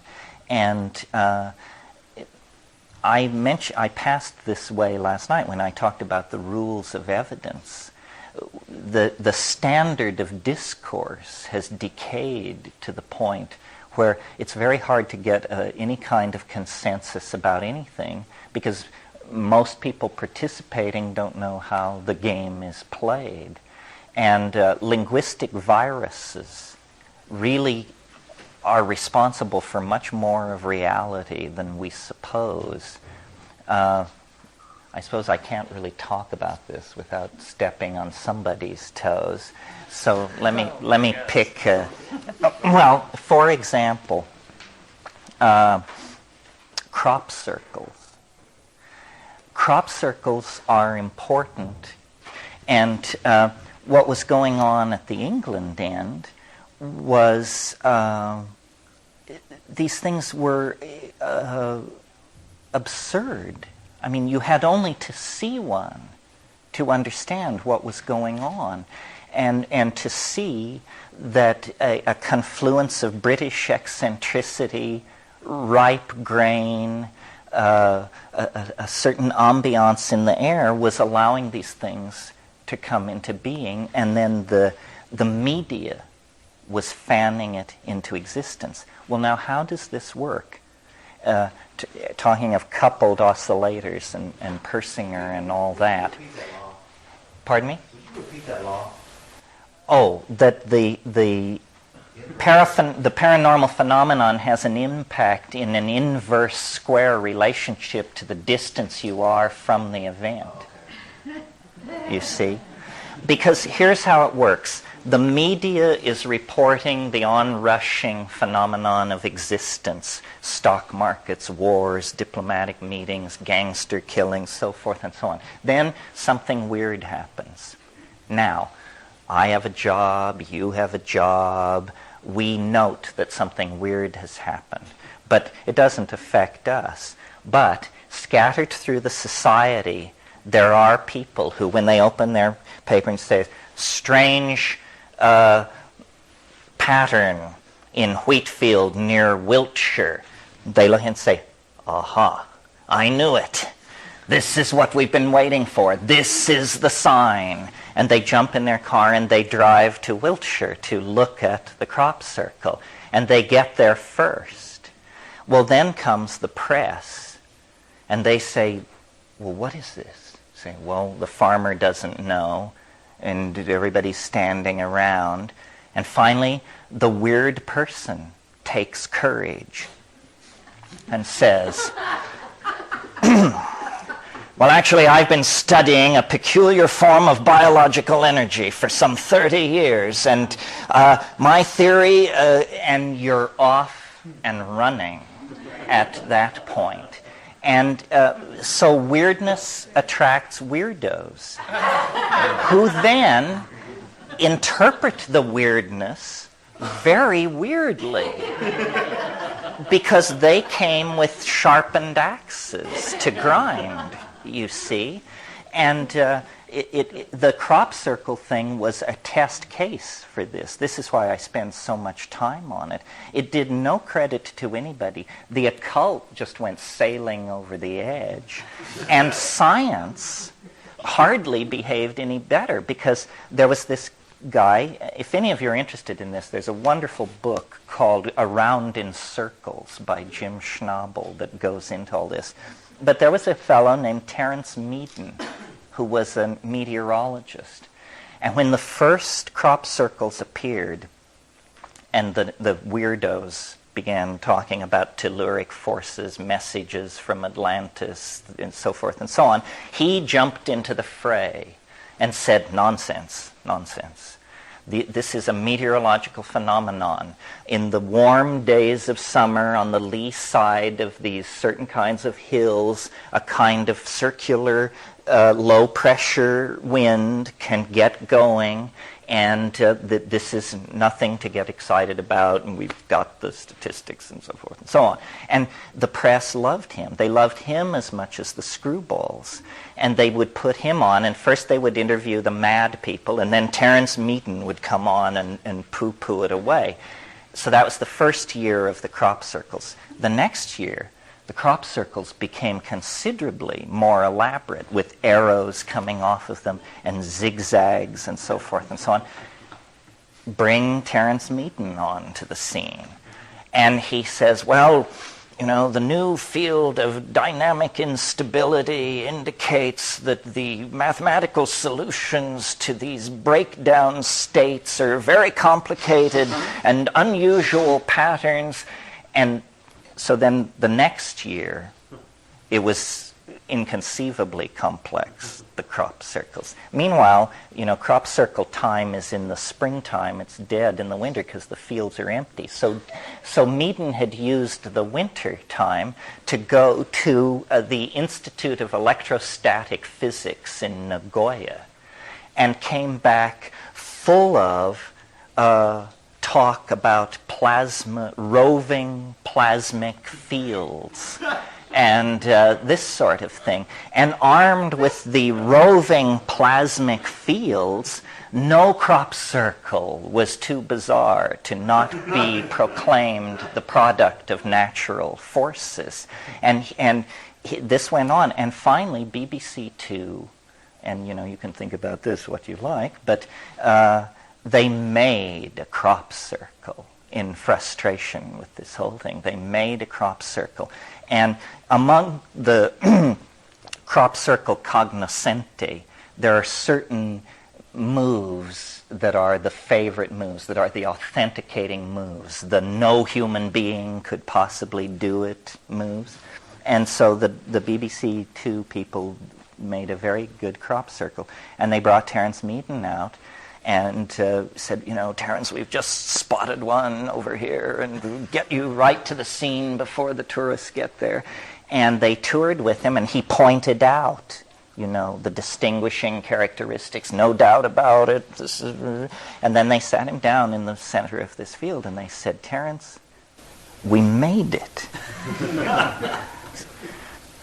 And, you know, it's a horrible thing, actually, to see a grown man cry.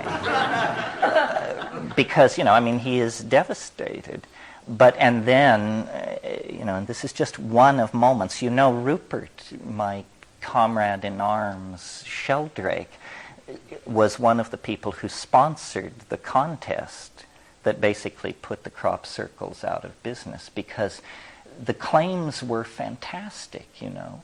No person could do this, so forth and so on. So what they did is they got farmers to donate 10-acre tracts of English corn, which is wheat, and for 50 pounds you could enter. And everybody had to make the same crop circle, which was one chosen to have all the difficult little schmiggies in it. And you could use no lights. You had to go into the field at 10 p.m. and be out by 4 a.m. And at dawn, you know, the helicopters flew over with the video crews, and then crop circles were toured on the ground and awards were made. And this guy, Jim Schnabel, who wrote this book I mentioned, by himself, in total darkness, in 2.5 hours, made the winning entry. And it was a very close tie between him and a helicopter crew from a nearby air base who also made one. So, and yet, and this is to some degree the whole point of the story, and yet there are people whose eyes fill with tears when I do this rap because they haven't heard. And it will never die now, I'm convinced. It's an informational virus loose in the world, and crop circles will occasionally appear, and but it was really a breakout that was so predictable from the unconscious that it amazed me while it was going on how many friendships were strained over this thing. Isn't that kind of also a recapitulation of the history of the Catholic Church? And the fall of the Ming Dynasty. I believe. Yes. But I think there's like a virus embedded within the virus here, because part of what happens when these sorts of things erupt onto the media scene, and this is true for UFO, whenever one of those outbursts take place, is that there's this incredible elaboration and complexity that emerges in the kinds of stories that people are telling. The abduction thing would be the latest. By the way, Persinger is involved in that too, by showing that electromagnetic fields to the brain can induce these weird, out-of-the-body experiences. But in the case of crop circles, they've been reported for many decades, but they've not received much attention. They're just little circles that have a spiral pattern in them, and they've been seen around the world. And my personal view is that there's probably a series of different phenomena that have been shoveled into one category, but when the media gets a hold of them, all crop circles are the same. And when fractal design starts showing up outside the university campus there, the Mandelbrot set, which is one of the most ridiculous of the crop circle patterns, the media presents the image that these are all the same. They're all the same phenomena. And so consequently, probably, I wouldn't be surprised that Meaden might be right at some level that there are dust devil-like phenomena. No, I agree with you completely. I mean, they tracked down a 1733 account of something called the Devil's Mower. And, I grew up in western Colorado, and part of my rite of initiation into manhood was enforced elk hunting on horseback every autumn. And we would come upon these places in the forest that had been whirled down. And the explanation was just these are deadfalls from whirlwinds. But it always seemed to me, had anybody ever seen one of these things occur? It was a very odd explanation. Yes, it's about informational distortion and decay. You're quite right. I went to a flying saucer convention against my better judgment. And I learned more. My opinion about flying saucers evolved more over that weekend than in the previous 30 years of being interested in flying saucers. And I was, read all the books, all the special cases. I knew the data and all that, but I had never hung out with flying saucer people.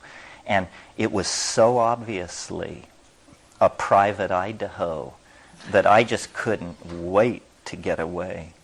And I think, I don't know, there are two impulses in the human psyche, at least two in this case, and I just don't resonate with believers in anything. I get insulting to Buddhists, for God's sake. It's just something about their smugness and their whole bit that just brings, I just want to squash it. So you can imagine how I behave in the presence of Scientologists and the rest of it. Belief is it's a form of infantilism. There is no grounds for believing anything.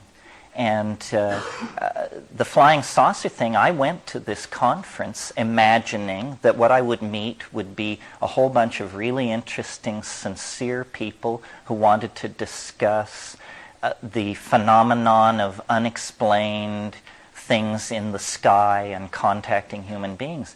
And what I found was booth after booth of people who had all the answers. All the answers. Learn how a nearby planet reduced crime by 500%.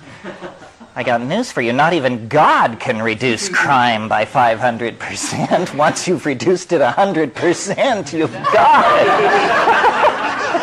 it. So I said, this was the quality of thinking that was going on. And then there were a lot of really scary people in brown leather shoes with thin smiles and cheap suits who were clearly third-rate, semi-retired intelligence hacks who were there to keep the flock headed in the right direction. And, people wanted to talk about experiments on human fetal tissue that go on in underground laboratories out in Arizona through the connivance of the CIA and the Palladian High Command. And you just think, well, I've got to call my broker. I'll get back to you on that. I mean, I don't know. To me, if you can't, well, it's an aesthetic thing. It's an aesthetic thing. I believe that great weirdness stalks the universe. That's not the issue with me. But it's not tacky. It is not tacky. And people who wear low-cut gowns with a lot of sequins on them and tiaras and pass out flying saucer-shaped business cards, that's tacky. And so it can't be so. I know this. I've never been wrong. If intelligence fails, aesthetics will pull you through. This is, and people don't like this part of me. I don't make it comfortable for other squirrels. I don't share the branch very generously. A place where I've gotten into lots of trouble is with the face on Mars. I mean, I just have not got enough unpleasant things to say about the face on Mars, everybody connected with it, the very idea. I mean, talk about something which should never have been let out of the box. That's it. I mean, the idea of a tchotchke 17 by 11 miles in size just gives me the heebie-jeebies. I don't want to know those aliens. They should go back where they came from and take their tchotchke with them. We need people who can build in light and balance planetary ecologies and do really cool things. Massive Earth-moving projects we've been there, we've done that. We never went to the moon either. Books will appear on these subjects. One of the interesting things about UFO experience, though, and the other kinds of phenomena that you're talking about is the potential for the manipulation of belief systems. And this is something Jacques Vallée talks about in his books, that there's a kind of a sinister undertone that the military is bringing people in who are UFO diehards and saying, look at these documents, we can prove that there's this majestic group, and then snatching them back, and the UFO enthusiasts go out and tell the world about it, and launch stories about aliens under the desert in Nevada collaborating with the military, and the newspapers pick it up. They're completely poo-pooed. Meanwhile, there's tests of a new spy plane called Project Aurora that travels 6 times the speed of sound, and it leaves this blue, it's like a traveling blue ball of light that's clearly a UFO. And if anybody sees it traveling over the desert and picks up the phone and calls the paper, nobody will report it. They managed to... No, it's clear that those black projects, and Aurora is the one, is being run out there, and that's very exciting. I mean, a plane that can fly to orbit.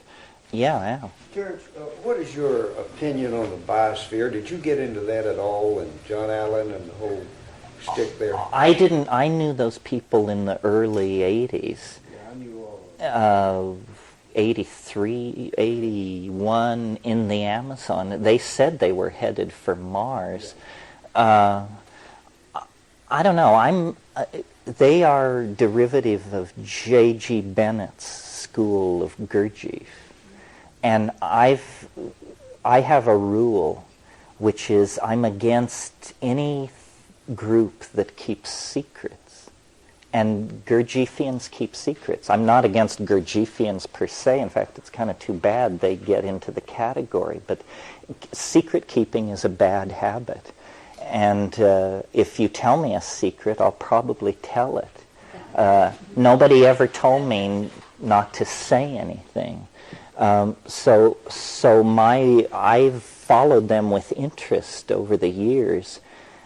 It's too bad it's another thing led by a middle-aged white guy, but they seem to have the pull.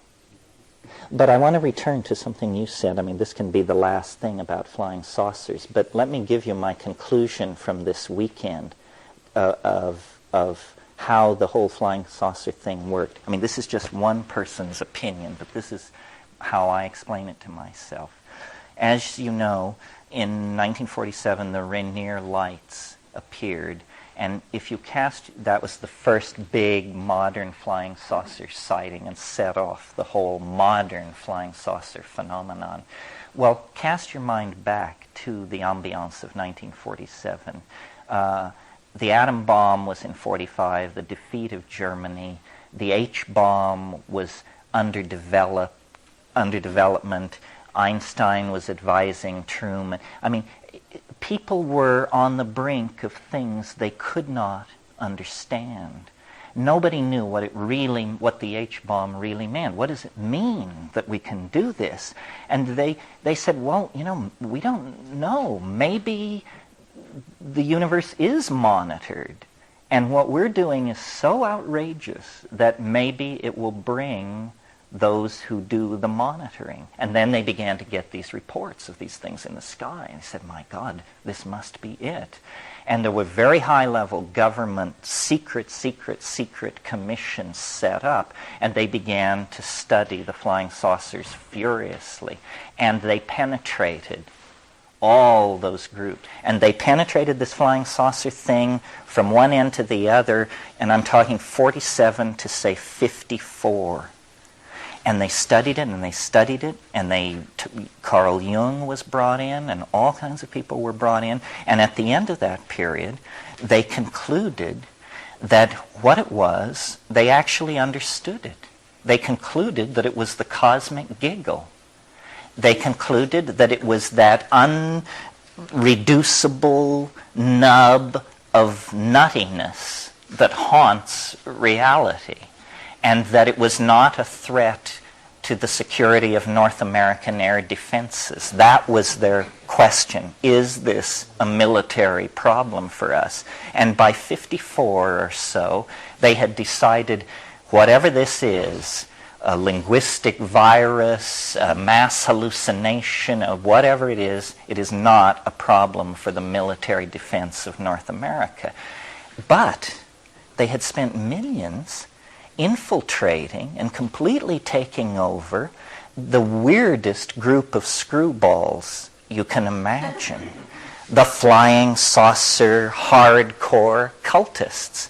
And they said, well, these people will believe anything. We know that because we've been to their meetings, we've read their publications. What should we do with them? Should we just withdraw all our agents and let them go back to whatever they were doing? And the answer was no.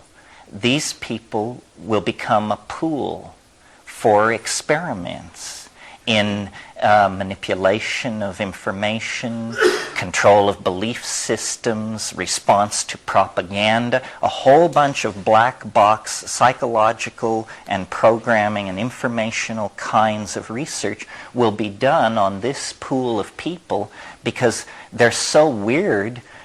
If they start telling their relatives that they're hearing voices in the head or something like that, their relatives and friends are just going to say, so what else is new? You've been talking like this for years. And I think it was kept like that right up until the present moment.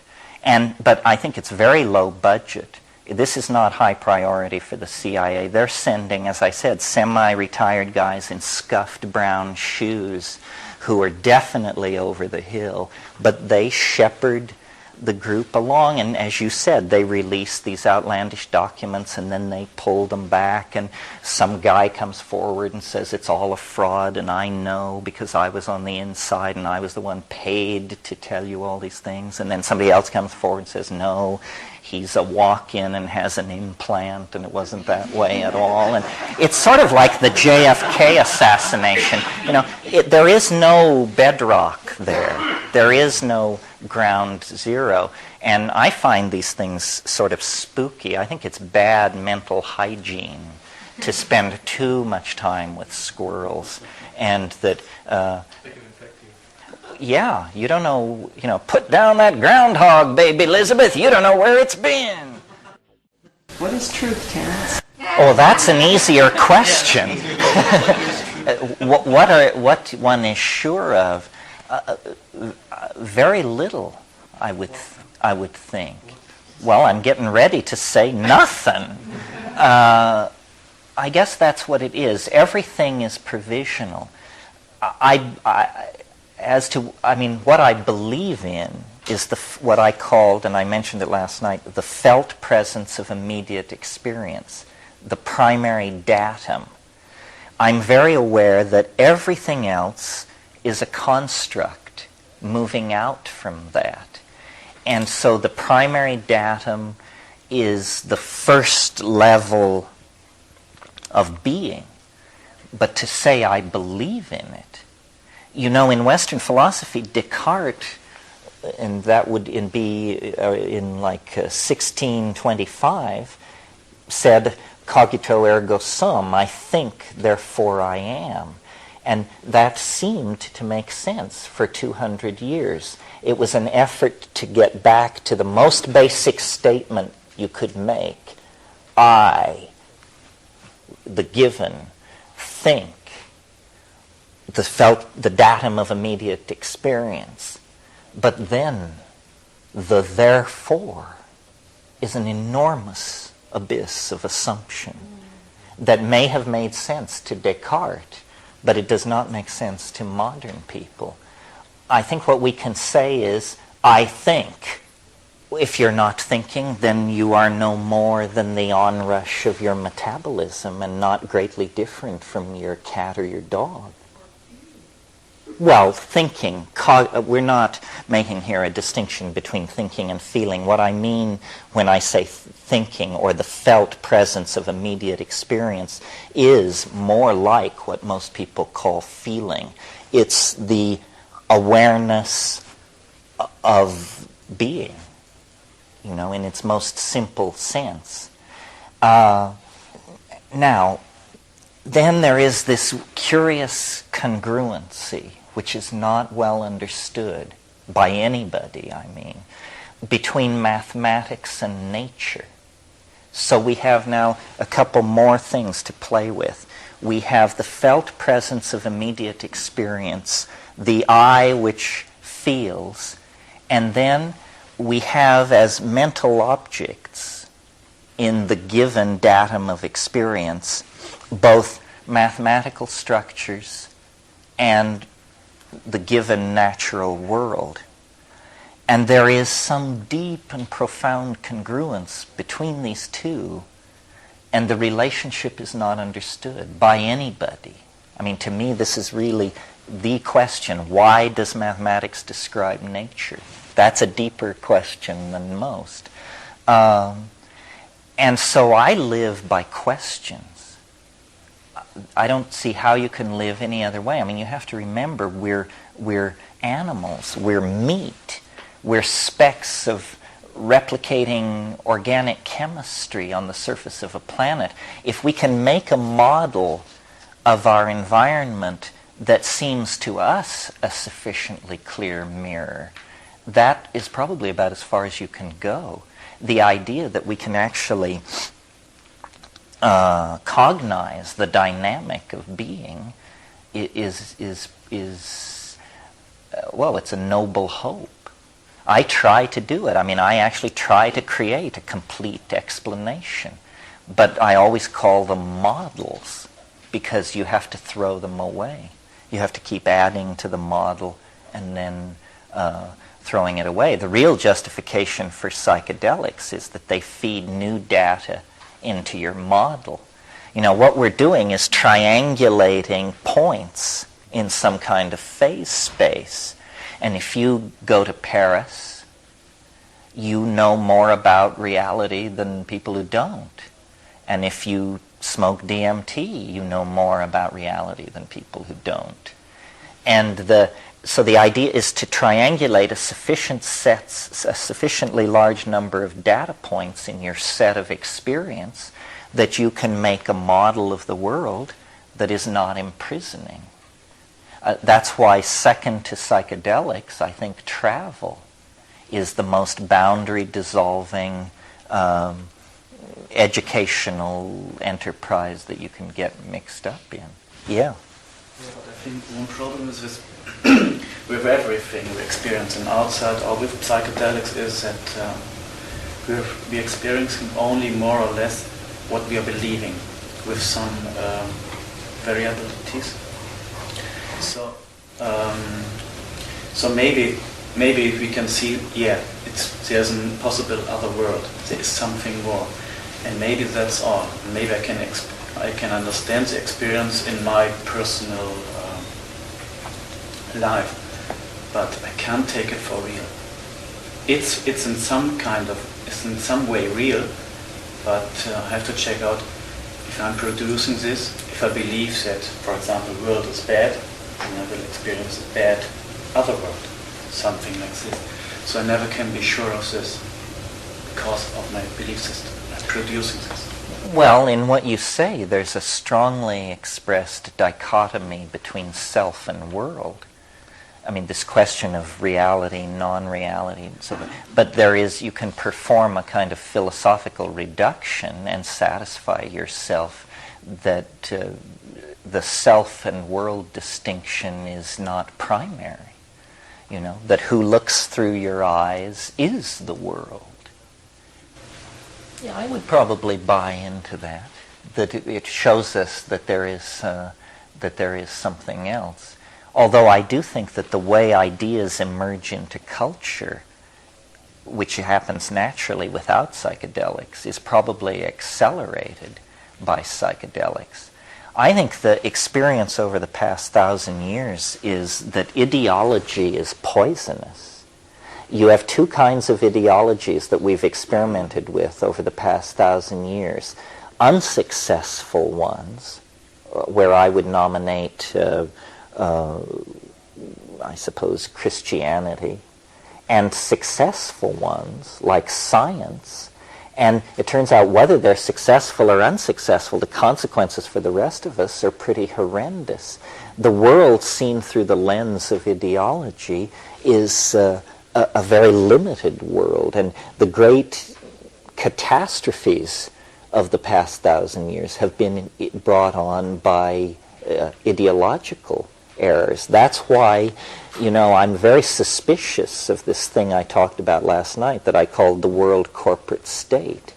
But on the other hand, the world corporate state seems to be less ideological than any organizing entity that we've seen in a long time.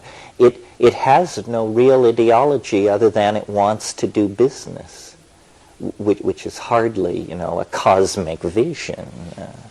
Yeah, we've had a major shift as far as this corporate state is concerned in the last 10, 20, 30 years. And that is the shareholder is wanting more than dividends now. The shareholder, who is also the consumer, wants responsibility of the corporate state. So the management of these corporate states are having to adapt themselves to provide what their shareholders and consumers want. Yeah, well, so what you're saying is it's being modified from the bottom up. Exactly. Yeah. But I think we should, that what electronic culture permits is incredible diversity. And that what the print-created world demanded and created was a tremendous suppression of diversity. Print created concepts like the citizen. That's a print-created notion. It created concepts like the public. There was no public before print. That idea didn't even exist. So we now define ourselves as, I'm a member of the public, I'm a citizen. These are very curious categories where you discover yourself a member of very large organizations that you never remember joining. You just sort of were born into it. What the electronic culture empowers is diversity, eccentricity, and a pluralistic kind of mix. And that's very threatening to the print mind, because the print mind is all about controlling through having groups of people that you can deal with. That's why, in a sense, print or television served a print agenda for the first 20 years of its existence, because it was used in the network form, which is only one way to do TV. In that form, the real impact of television could be masked for a long time, because by having millions of people watch the same TV programs, there is a tendency to overcome the deconstructural impulse in TV, and it begins to act like print. Now, of course, that's breaking down, and the only people who watch network TV live in trailer courts. But there was a time when, you see, that's what happened. What was everybody's media 25 years ago has become the media of the lower middle class, and then everybody else, the lower class, has fallen into its own media, underground radio stations, boom boxes, and this. And then the upper echelons of society have gone to computer networks, email, fiber optics, and view-on-demand TV. Television, is, to my mind, the most insidious drug that the 20th century has had to deal with. And, it is a drug. It's the first of the electronic drugs, and its impact, if it were heroin, people would be alarmed. That people are, on average, watching 6 hours a day of TV, and I don't even think it's a content problem. I think television itself is toxic. It's not how many murders you witness. It's the actual This is what McLuhan was always trying to say, that people couldn't understand what he meant when he said that the medium was the message. The message is not the message. The medium was the message. And the effects it had, we have millions of people who are warehoused in almost a larval state in their apartments, watching TV, paying for their medical plans, and glued to this mindless opera of cultural decay that is recited day after day in front of them. It's horrible to imagine. And this is, a creation to some degree of the world corporate state that probably has to be addressed. Yeah. There's a wonderful book that's just come out called Media Virus by Douglas Rushkoff that addresses this problem really very well. Have you read that? I haven't read that. I know Doug. His other book, Siberia, is a nice look at cyber culture. Interesting. What do you think is going to happen with this video, TV, whatever? I think that the most important cultural event happening right now is the explosive growth of the internet and the web. The idea that with my $1,200 PowerBook, I can access 3,000 computers around the planet by just plugging into a telephone jack is staggering. This is a revolution of orders of magnitude, and that has happened completely invisibly. Nobody's windows had to be rocked out, and no camps had to be established. Nothing appears to have changed. The people who are not switched on don't even know anything has happened. To them, the world looks exactly like it looked 5 years ago. To the people who are switched on, Earth is becoming a distant memory of the Internet. Yes. Well, the Internet is the global brain, the cyberspatially connected, telepathic, collective domain that we've all been hungering for. I mean, it is so powerful, and it has arisen with incredible speed and by a very insidious fashion. I mean, first of all, as I mentioned last night, the Internet was originally called ARPANET. It was the Advanced Research Projects Agency. It was this super secret military-industrial thing that they wanted to survive a thermonuclear attack. And so they designed it to be unkillable. It has no central switching zone. If you blow up a part of it, it just flows around the part you blow up. It is unkillable. So that was ARPA. And now it's become public domain, and it's incredibly empowering for any minority because you can find your peers. It doesn't matter what you're into. You know, you can play the Shania and join the Shania playing society. So no matter how eccentric your interest, you can find common ground out there.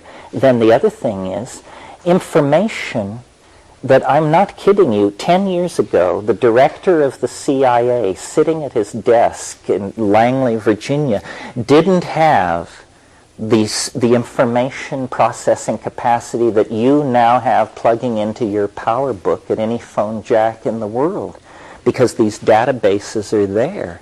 And if you know how to surf the net, if you know how to program your no-bots so that while you're sleeping they're sorting through and visiting various sites and downloading and looking, you cannot believe what's out there. I mean, the entire planet has been turned into a local telephone call. And not only, not to talk to people, but to talk... When you go on to the NCSA main page in Batavia, Illinois, it says available resources. You click on that, and 1,500 computers come on, the names of them, and you just point and click, and now you're talking to that computer. And it tells you that the really interesting thing is being stored on another computer, not in Madrid, but in Singapore. And you point and click. Now you're talking to the main menu in Singapore. You go out onto the net. In the course of an hour of moving on the net, you may circle the planet 10 times and talk to 50 computers all over the world. And you're downloading files and you're tracing your path so that you can go back. And this is happening. It's been happening for quite some time. 30 million people are out there.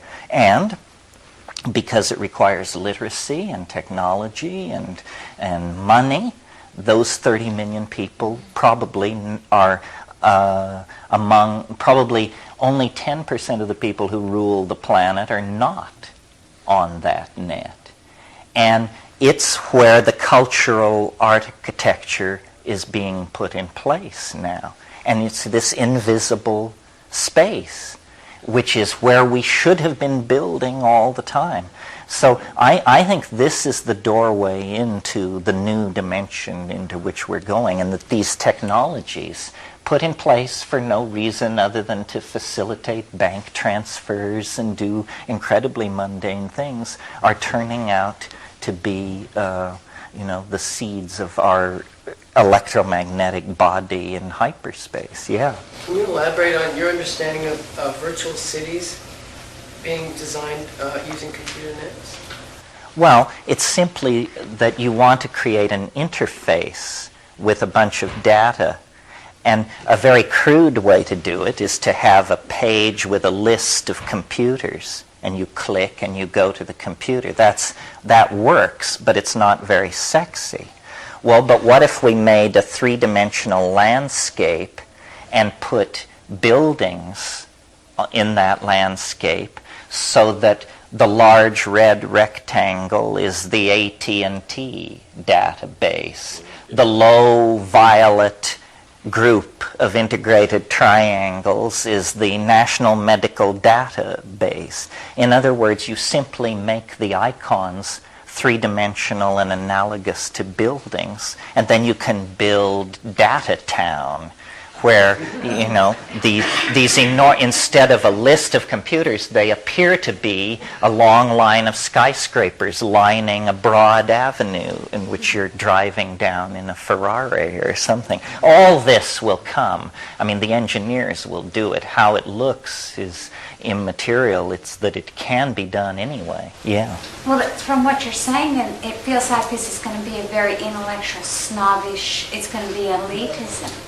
Because there's only going to be for a long time, a certain level of intellectual capacity, illiteracy, illiterate, educational. So it's going to absolutely pull apart and make the class system even more. No, I think you're absolutely right that this is happening. This is part of the problem, that what is happening, you see, part of the illusion of the political history of the past 40 years was the illusion that we were all Presbyterians, we all ate white bread, and we all lived in the suburbs, and we all were white folks. And now the society is fragmenting. You're right. There are people who can't read by the millions in this society. Meanwhile, other people are reaching for informational technologies so powerful that they can barely be conceived of. And this is the consequence of political mismanagement. I think the American Union is flying to pieces because the notion of polity was betrayed in the 1960s. And that since the middle of the 1960s, this has been a police state of some sort. You see, after World War II, and they kicked Hitler's ass and all that, then everybody came back full of idealism to raise families, to build America. They'd been through the New Deal. There was a modicum of social responsibility and consciousness hammered into the middle class. And everybody came back, and then the American political system went haywire. And basically because we lost our nerve. My generation, I'm 48. I went to the University of California at Berkeley in 1965. My generation was the beneficiary of the idea that you should give a universal education to everybody. And they discovered that if you do that, if you take everybody and make them read Plato and John Stuart Mill and Voltaire and Hobbes, as we did, that, you can't rule such people. They take it too seriously. They become ungovernable. They pour into the streets screaming about their rights. And so in the aftermath of the suppression of the counterculture of the 60s, it was decided that the goal of universal public education and the building of a population intelligent enough to run a democracy, that would all be abandoned. And the universities would be turned into trade schools, and people would be given MBAs and incorporated into the corporate state. But no more John Stuart Mill, no more of that. And the consequences of this have been to create a historyless and illiterate lower middle class, where before the lower middle class was the pool of our intellectual creativity. That's where John Steinbeck came from, and Henry Miller, and all of the people who drove the evolution of cultural values. So, and, we could talk endlessly about what went wrong in the 60s or why we were turned into a police state. But now, the impulse of those kinds of repressive states is to forestall change. And change has been forestalled in America to the point where now, when it comes, it's going to be explosive, uncontrollable, revolutionary. We will be lucky to get through this political cycle ahead of us without having to hang some of these people. Well, isn't this part of the whole point of what's going on right now? You mean that there is this tremendous... Now we're going to have the change... Yeah, the change which should have been spread out over 30 years is now going to come in the next 5, no matter who it hurts, no matter how chaotic it is. Well, I don't know how we got off on that. The role of psychedelics in all of this is that it erodes loyalty to the models of the tribe. And so we are the people who can see, and there may be others, I'm not claiming exclusivity for the psychedelic community, but the psychedelic community loudly proclaims that the emperor has no clothes. This is all a con game. That this junk-dealing, hyper-media-obsessed, nitwit society is an unfit environment for delinquent 14-year-olds, let alone for the rest of us. And this is news they don't like to hear. Well, I think these things are always more interesting if they're driven by the agendas of the people here. You got a fairly long hit of me this morning. If there are any areas that you want to bring into focus, this is a good time to suggest it. Otherwise, I'll just launch into another meandering diatribe, and like that. Yes? I'm interested in more on ayahuasca. There's a book, which I'm not sure it's been published yet, but you should all watch for it. I hope will make a revolution in ayahuasca awareness.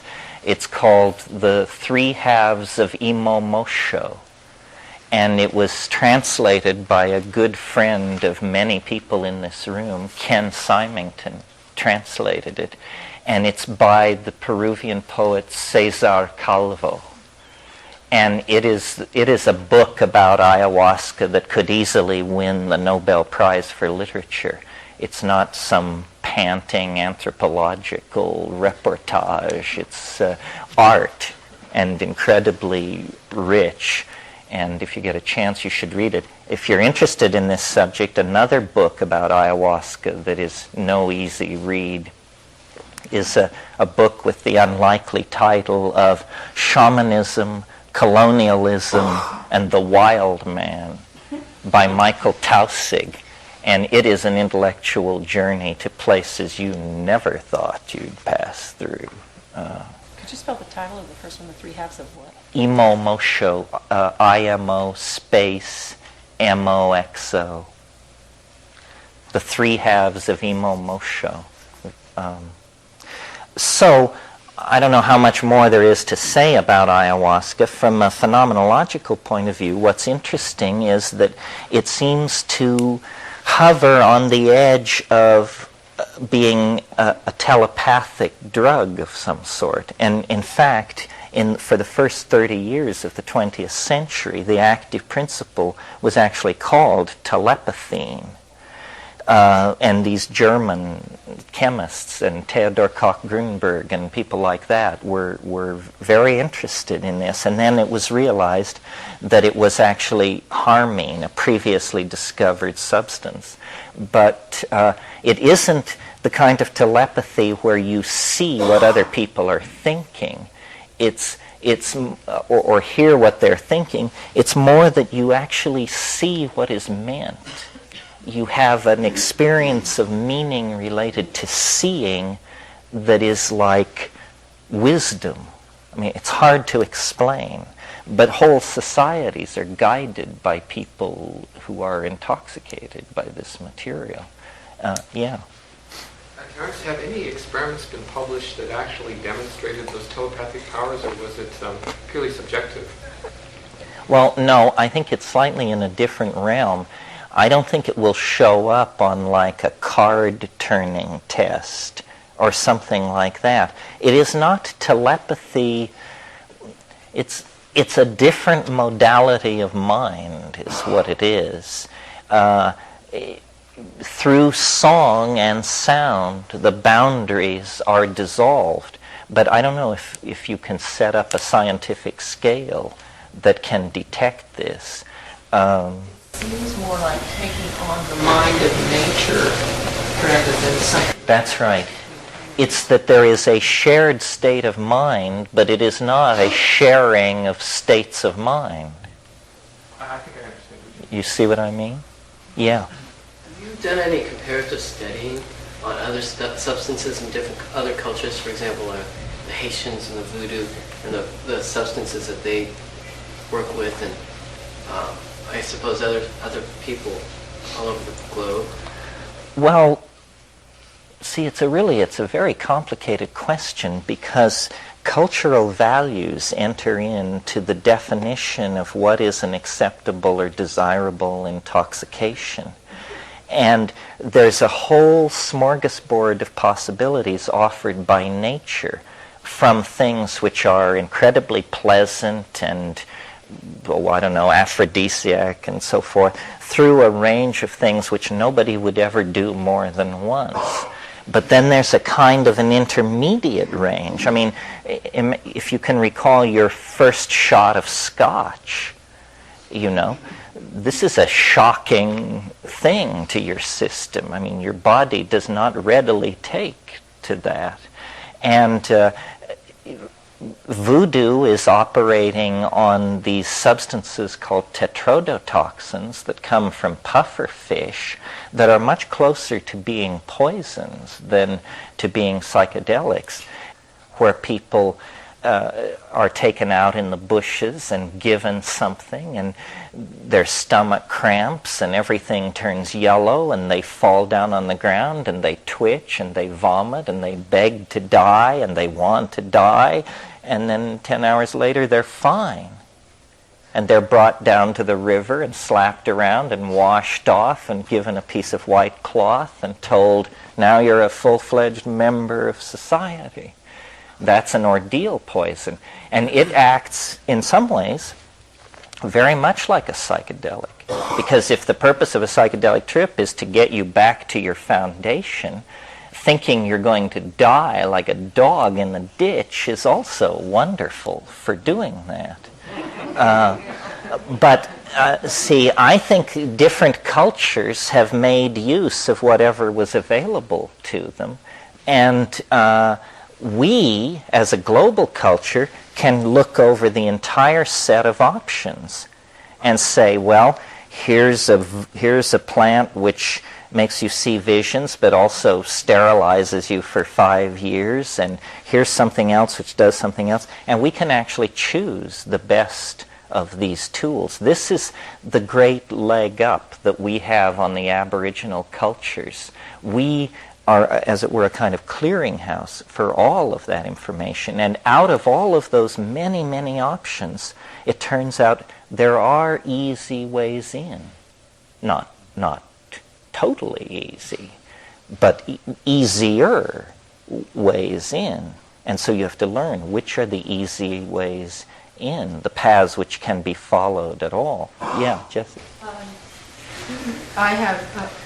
You had said something to me over lunch about ayahuasca and vomiting, and it made the idea of vomiting more tolerable. I don't know what it was, but I have a lot of resistance to ayahuasca because as a child I vomited every day when my mother forced orange juice down me. Well, I think what I said was it gets easier as you take, like the second ayahuasca trip is easier than the first generally, and what that implies is that this vomiting that you're doing is actually a shedding of toxins. And this is certainly how they view it. They call it la purga, the purge, and they culturally value and encourage vomiting. Another interesting thing about ayahuasca is that there's nothing in it that doesn't occur in the ordinary human brain.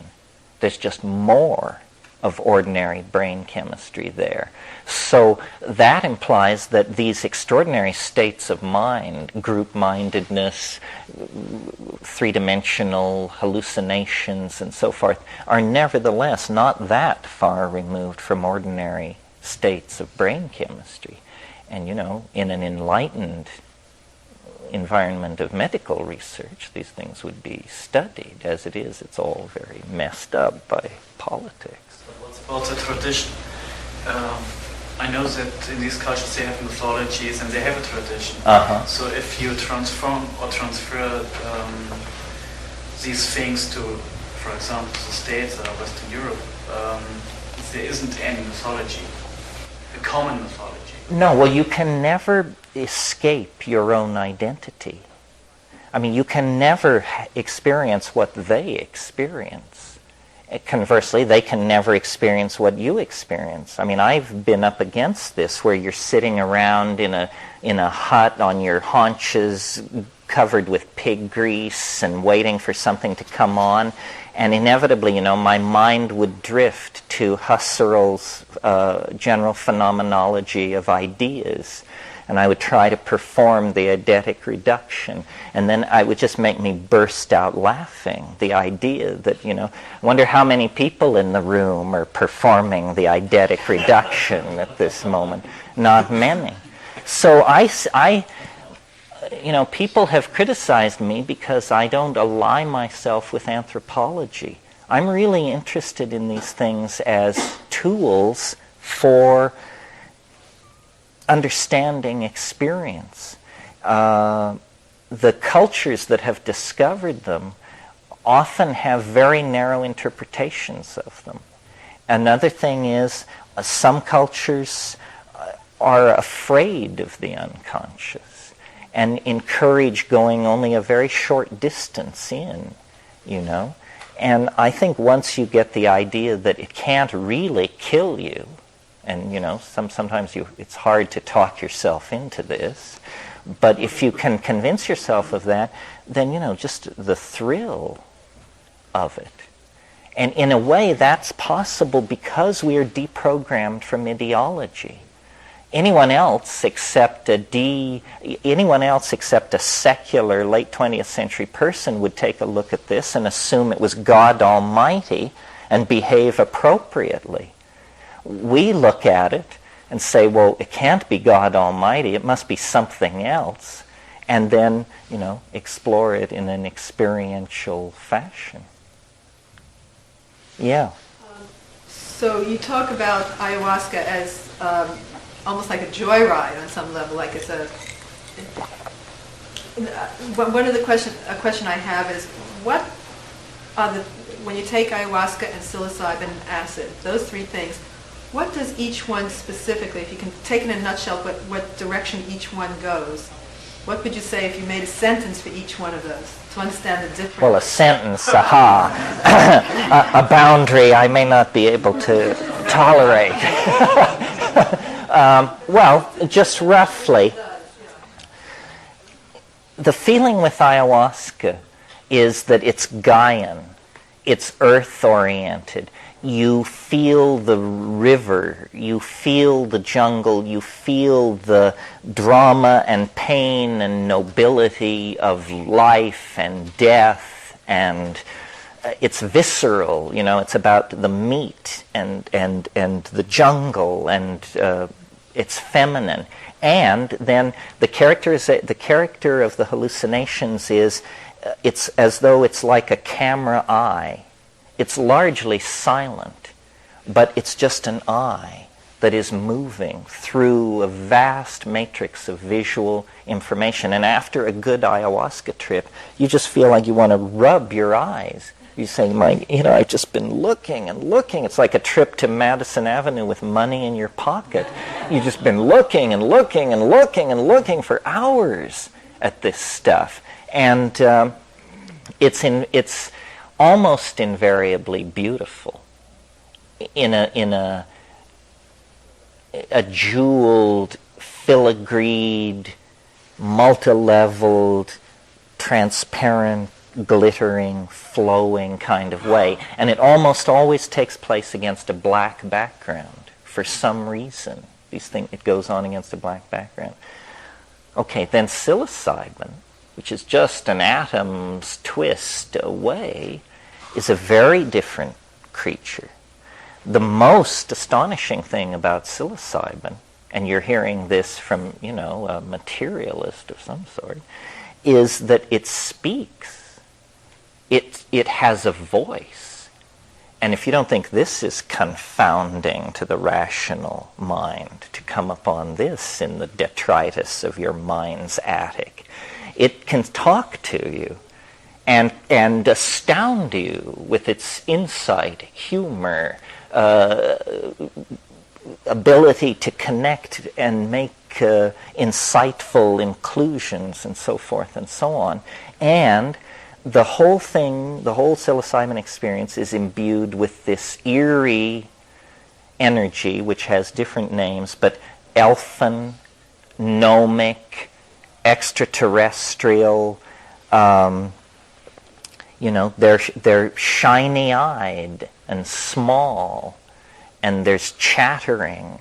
And the other thing is there are machines. The psilocybin visions have a tendency to drift toward technoscapes, enormous machines in orbit around alien planets and strange architectonic forms where you don't know whether you're wandering around inside somebody's cathedral or their television set. And the whole thing has this off-world, we are the Galactarian civilization, we hold the key to the history of this sector of the Kiliocosm, it's this kind of thing, almost blast of trumpets and the ringing up of cosmic curtains. It's very, very dramatic, Wagnerian, and forward-looking. It's about the destiny of the race and why planets are put in place and what it's all for. Could hardly be different from ayahuasca, and yet, an atom's twist away. Then DMT, rests in some even weirder domain of triangulation. DMT, you don't only hear the voice, but if you get a sufficiently heroic dose, it's like you break through into the control room where all the secrets are being run from and built, and there's this unbelievable sense of finding out beyond your wildest dreams of ever finding out. And it's an inhabited mind space of some sort that is so unexpected and so convincingly real that you actually, I think, a person who doesn't fear for their sanity has already lost it at that point. Because it is without a doubt, absolutely the last thing you ever expected to have happen to you, that you would burst into some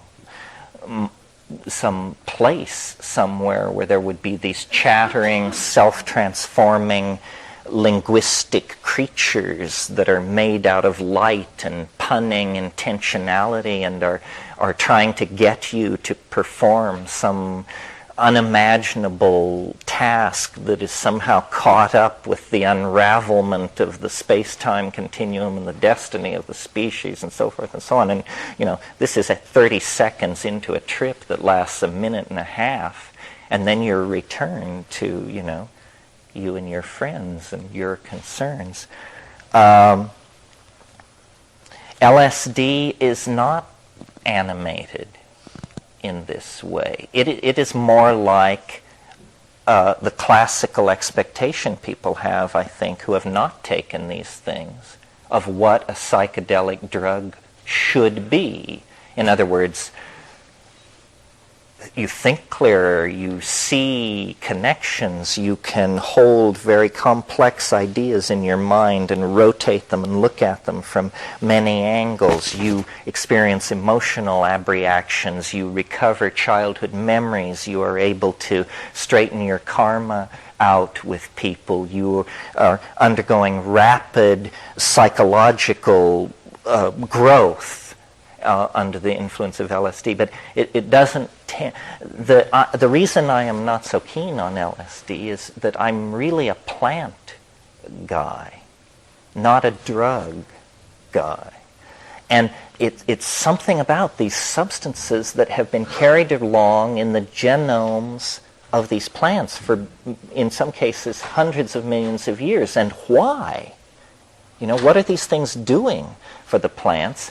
And then how can a molecule so simple, this is another puzzle in all of this, these molecules are planar. That means they're flat, they're simple, sometimes 20, 30 atoms. And yet they totally transform your entire consciousness. This is the equivalent of a red ant who can rip down the Empire State Building in an hour and a half.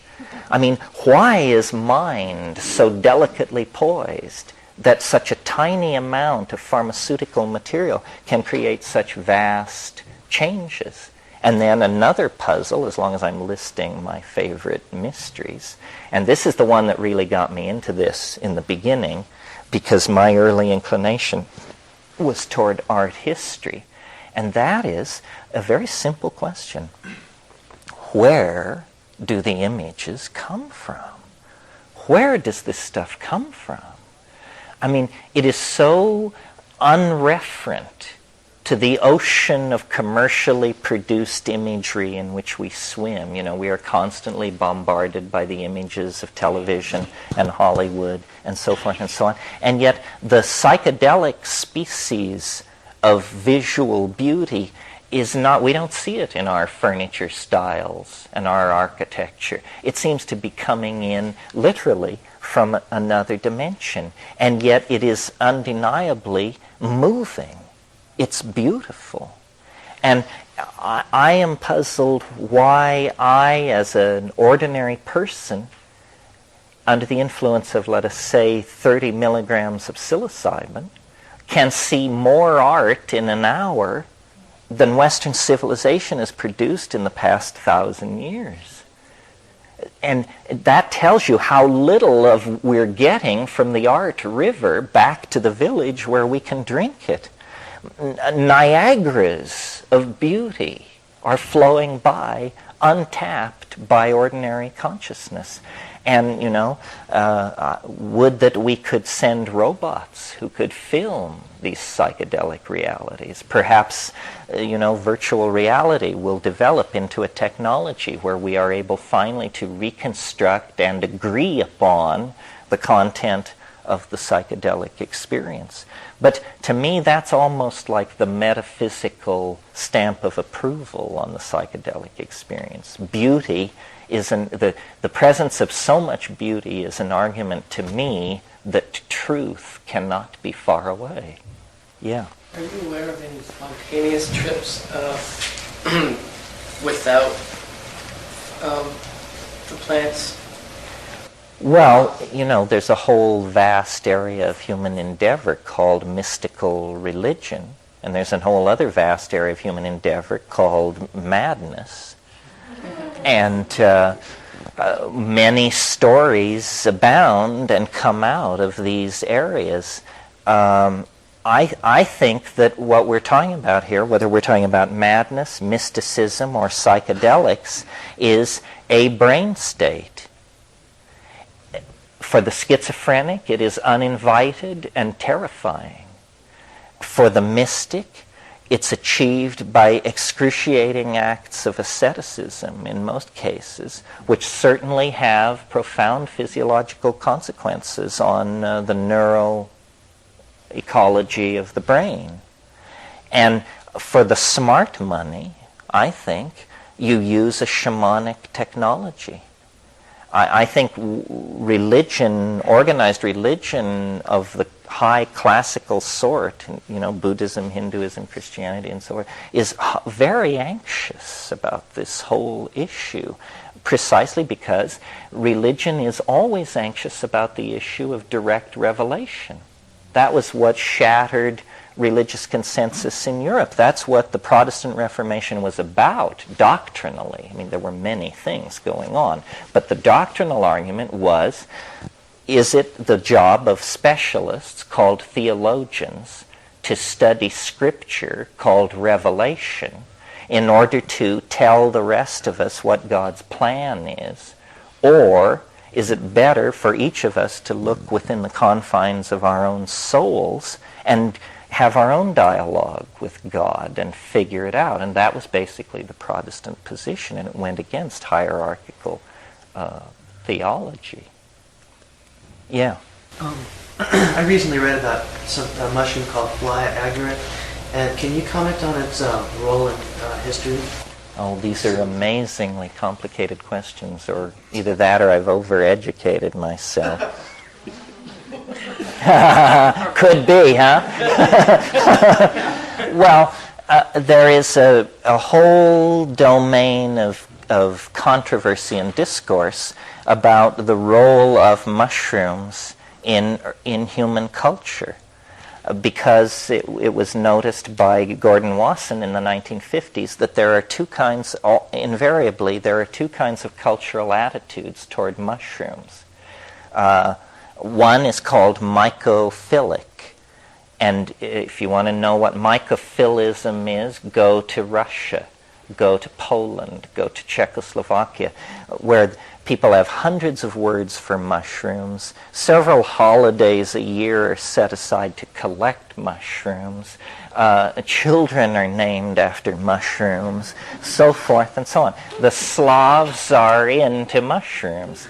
Well, then if you want to know what a mycophobic culture is, go to rural England, where there are no mushrooms. There are only toadstools, and don't touch them, please. They're highly poisonous.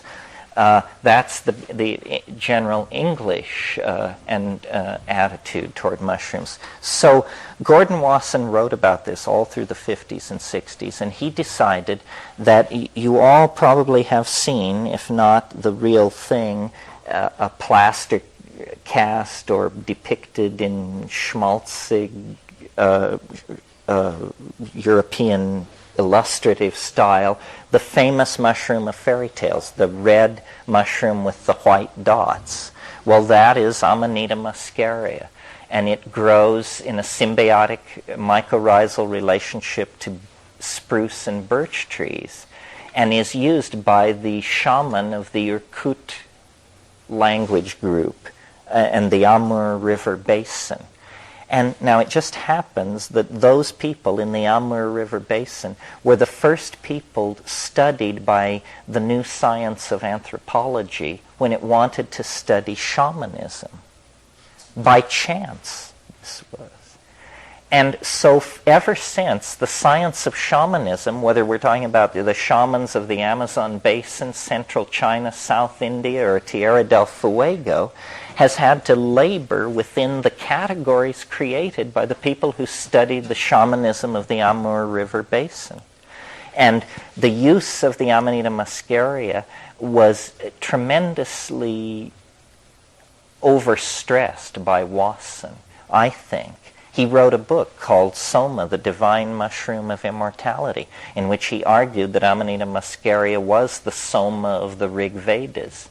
You may not know it, but the Rig Vedas are largely these hymns composed in the Vedic phase of the Hindu religion to a mysterious intoxicant, Soma. Nobody knows what Soma is, but much scholarly ink and blood has been shed on the question. And Gordon Wasson argued that it had to be Amanita muscaria, and made a case which impressed some people and not others. The most damaging evidence against him was, it's hard as hell to get off on this stuff. And when you finally do get off, the experience is extremely ambiguous. I mean, shivering and salivating and thinking you're losing your marbles is not my idea of the ecstatic ascent to the presence of the pleroma. And a lot of other people thought so too.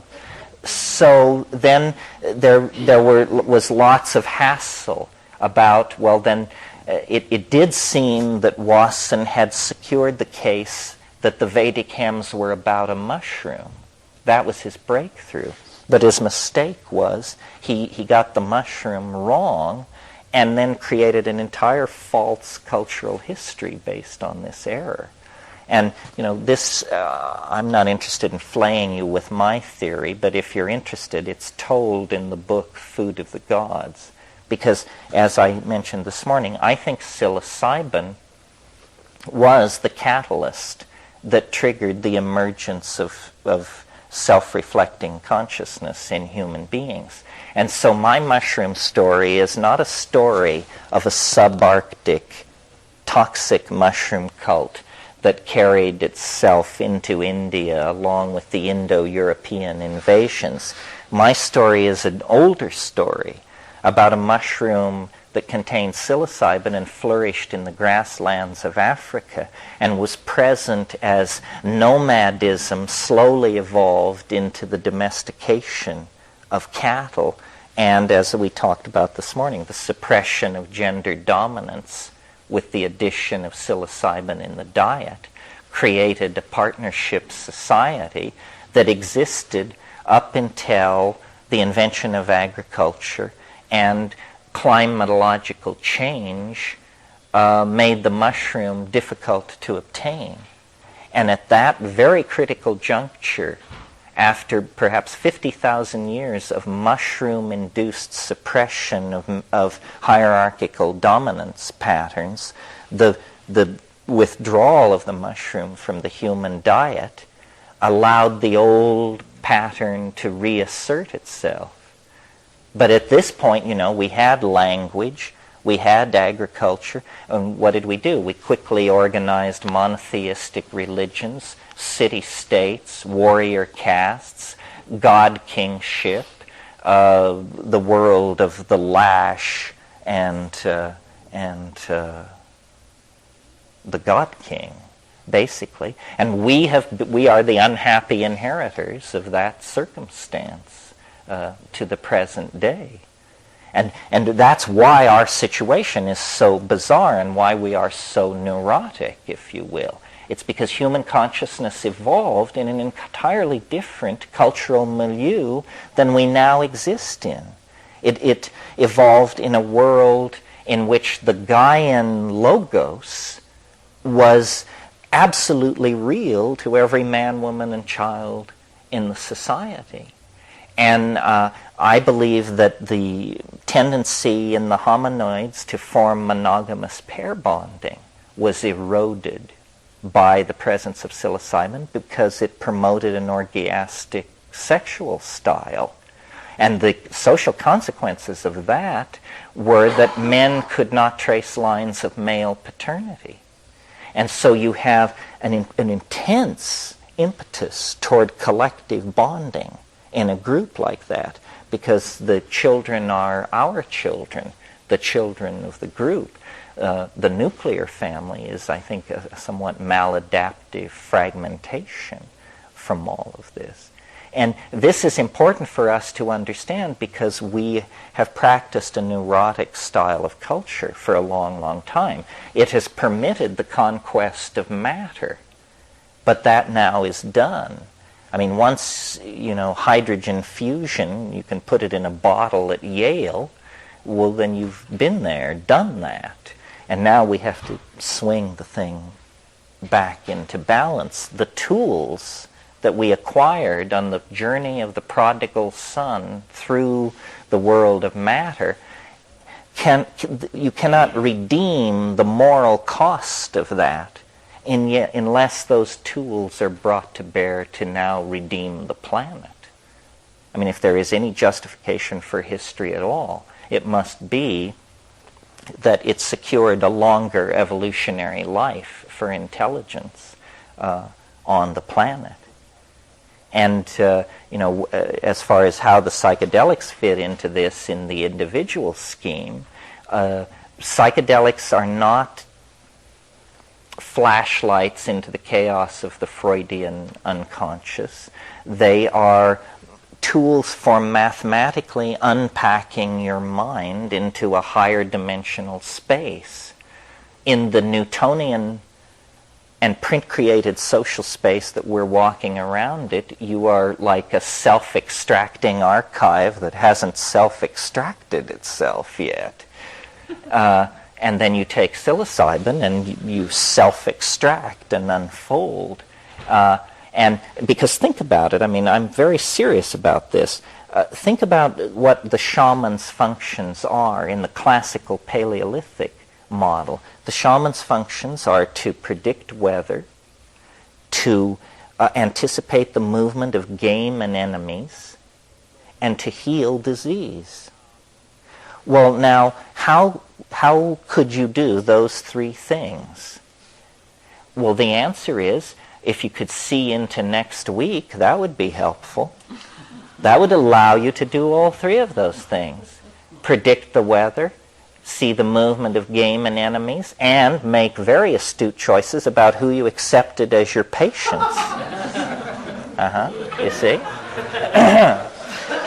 And so what we see here is that there's a kind of selection going on for an ability to triangulate complex systems into the future. And I think that now the reason the psychedelic experience is so compelling to me is because I took psychedelics for years with the question, what is it? And then I never could understand what it was. And so people said, this is the wrong question, and on and on. But finally I realized, I see what it is. It's everything. It's, that piece of doggerel, I saw eternity the other night, an endless golden ring. Well, that's it. You just rise out of the Newtonian spatial plane and you look back and there is eternity hanging in space like a galaxy. And that's what the psychedelic experience is a sectioning of. Yeah. I'm trying to phrase the right question. It essentially goes, do you manufacture this stuff out of whole cloth in your mind? Is it there in the beginning? Or is it something you've taken in? Is it new information or something that the brain is remarkable? It could be processing and creating images. What might be going on there? And see, my original bent was I wanted to be an art historian. And so the job of an art historian is to understand the evolution of motifs and how styles are transformed at the hands of certain artists and over time and in different places. So it's this kind of specialized thing with a visual vocabulary. And I thought, you could go into the psychedelic experience and you could perform an art historical reduction on it and say, aha, well, that's a Tibetan treatment of a line and that's a Maori way of portraiture. And it was not like that. It was like the art that is made on another planet, art that arose completely in the absence of human conventions or values. And that convinced me that it wasn't being generated from myself. And, and then I read Jung and I realized that there was a way to define the self that would allow it to produce that kind of thing. But it's really accomplished by a rhetorical trick because the word self means that which is most familiar to me. Well, if that which is most familiar to me can generate something completely unrecognizable to me, to call it the self is to betray the notion of the self. So what I've called it over the years from the very, very beginning, I can't even remember how long ago we incorporated this nomenclature, is I called it the other. And, the German historian of religion, Rudolf Otto, defined God as the wholly other. The wholly and totally other, he said. This is somewhat like Nicholas Cusanus's theology of the of the 14th century, where he said God can only be defined by negative statements. God is not this, God is not that. The wholly other. And the experience of DMT seems to be that. And I don't know if it's just that we are neurologically set up, that there's a button in us, the equivalent of a reset button, that just clears all the registers, and that's why it's wholly other. It's wholly other because you just dumped your entire memory load off your disk, and you're now looking at a clean disk for the first time in your life, and you don't have the faintest idea what it could possibly be. It's something like that. Language fails. Anticipation fails. And naturally, because we have this sort of metaphysical openness in our ideological systems, we identify this wholly otherness with God, with the transcendent force in our lives. And so it seems to be, in fact. You, and then you, Ron. Yeah. Anyway, I'm interested in the idea of an other that talks to you. And you've talked before about the fact that the mushroom talks. So I have two questions. One is your experience only with the mushroom talking, or are there other psychedelics that have had that effect? And secondly, can you remember some things that it said? Can I remember some things that it said? Or your favorites or something? Well, first of all, yes, this idea of an other that you can relate to. It's interesting, it's fascinating how if you really go to bedrock with these things, there's some really interesting Christian theology that relates to all this. The existential theology of Soren Kierkegaard. Kierkegaard said the defining relationship in life is an I-thou relationship to Christ. And the I-thou relationship, and Martin Buber made a great deal of this as well. So it's a profound thing to relate to an other, even if that other is an other human being. It's still, an abyss of ambiguity. I don't know who you are, where you came from, what your agenda is, what your plans are for me, whether they're casual or intense, and so forth and so on. So then, meeting an other that is not a human being, that is somebody who sits up in your mind and says, "Hey, big boy, what's cooking?"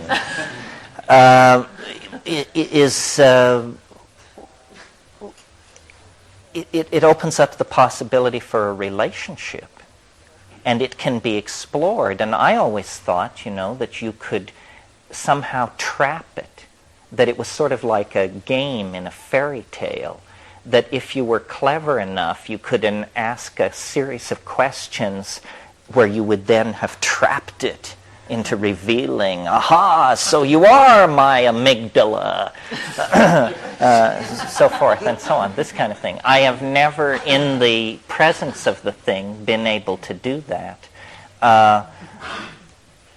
As far as what it has said, basically it's told me everything I know. As far as boiling it down to the aphoristic level, you've heard these all through the years. Death by astonishment. All the best lines come from the thing itself. I mean, my talent seems to be that I'm able to relax and allow this very ingratiating logos to take over. It's a kind of low-key demonic possession from the point of view of my critics.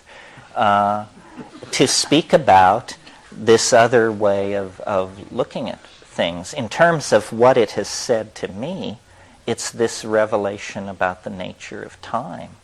And it's a puzzling revelation because It's mathematical, it's formal, it will either be proven spectacularly true or spectacularly false. There is no escaping this incredible definitive test built into it. It's not something I would ever have thought up. And it's just something I was given. And I was sort of at a dead end. I mean, I was a good person to give it to. I didn't really have a job in life. And it's like a talisman or a key. You meet people who are into astrology, and for them, it opens up all doorways. Everything can be explained, and I'm not belittling it. I'm making an example of it. The time wave is like that for me, and I would maintain for anybody who sufficiently involves themselves in it. It's a Rosetta Stone into the structure of reality that has an uncanny correctness about it. And I'm more aware than most of my critics of where the weaknesses lie. But nevertheless, I'm also more aware than most of my critics of where the weaknesses lie in the competition as well. And the whole thing is pretty provisional. Robert, did you ever get to say what you wanted? There you are. When you were talking about the holy other, right. You were talking about entities and messages. One of the things that happened to me in my early experiences with EMT was that I was totally in awe. I was flabbergasted. And until I stopped being flabbergasted and paid attention, I didn't get that they were signaling me to do something. Oh, yeah. They wanted me to participate in what was happening rather than just sit there and go, wow, wasn't this incredible? No, they say to you, or they say to me, do not abandon yourself to amazement. Don't give way to astonishment. I mean, try to hold it together, fella, which is a strange thing to be being told by an alien entity inside a hallucinogenic flash. It's not encouraging you to let it all go. It's saying, pay attention. And then, in my case, what they're trying to do is they can make things out of sound. Or their words are three-dimensional modalities. They're operating in a linguistic domain where words are sculptural entities made of light. And they're singing objects into existence, which are like puns or mathematical formula or small machines that are cycling through various kinds of changes. And they're singing this stuff into existence and insisting that you attempt to do the same, And, this is so startling because you have to understand these trips only last 3 to 5 minutes. So there's not a lot of time to get used to this. I mean, there you are, sitting in a room with your friends talking about consciousness exploration or whatever rhetoric you use to get yourself to the edge of these things. You fire up the pipe, you take one enormous hit, and the next thing you know, you're surrounded by screaming elves, by the hundreds that are speaking in this alien language that is causing objects to hang in the air and ricochet off the walls. And these things come, it's a scene of wild confusion. It's like a Bugs Bunny cartoon running backwards. And these things come bounding up, and they say, look at this. And out of the air, out of their guts, out of nowhere, they pull objects, which are the most astonishing things you can imagine. Literally the most astonishing things you can imagine. Jeweled, filigreed, machined, turning things. And you look at it, and you say, my God, anybody from my planet looking at this would not have to be told what this is. This is an alien artifact. And you're looking at it, and they say, forget that. Look at this one. And then here's another one. And they're tossing them up, and meanwhile, the objects themselves are able to sing other objects into existence. And there is this aura. The word zany comes to mind. It's like a Max Sennett comedy or a Marx Brothers cartoon. I mean, it's a land of explosions and falling anvils, and surprises are popping out of everywhere, and you're just trying to hang on. You say, now we're at, we're a minute and a half into it at this point, and this intense effort to communicate something. And, we have talked in the past, we can talk now if you want, about Celtic fairyland and tradition, worldwide tradition of gnomes and elves, but when you're there, it doesn't look like that. It's much more pointed ears, shining eyes, strange machine. It's much more off-planet. I mean, we're not seeing leather jerkins and pointed-toed little boots and the plucking of fairy harps. It's not quite like that. No. Yeah? What about children who seem to experience the phenomena that you're talking about? These people who come into their bedrooms and in the middle of the night and communicate with them. Children who aren't, Well, I think this is where the abduction thing is coming from, that I don't know what these entities are. When you burst into the DMT place, there is an incredible sense of place, and yet the things that you're witnessing, matter is not capable of. Any matter. I mean, aliens can be one thing. They can have tentacles, they can do this and that and the other thing. But when there's no defined form, then you say, you are like an idea, I say to the entity. You are like an idea. You have no defined form. You're continuously amorphous. And, it then replies, yes, I am who am, or something like that. It's the face of the abyss. I mean, I've had conversations with it where after, a more zany episode where you then begin to feel a little confidence with it. And then you say, well, show me what you are for yourself. What are you really? I can tell that you're coming to me through a series of filters and presentations and masks. What are you really? And it's like the temperature falls 10 degrees in the room and a black curtain begins to rise and there's an organ note like that thing in the Bach B minor Mass. And after about 15 seconds you just say, call it off. I'm not ready for it. Let's go back to the little fuzzy bunnies and the alien invasion scenario, but I'm not ready. And then it's very obliging. It says, okay, you asked for it. But so there is the sense, of what is this? I don't know. I think that that this is the most important fact about our situation on this planet. And it's discovered over and over again over the past 100,000 years that there's somebody else, something else, somewhere else here.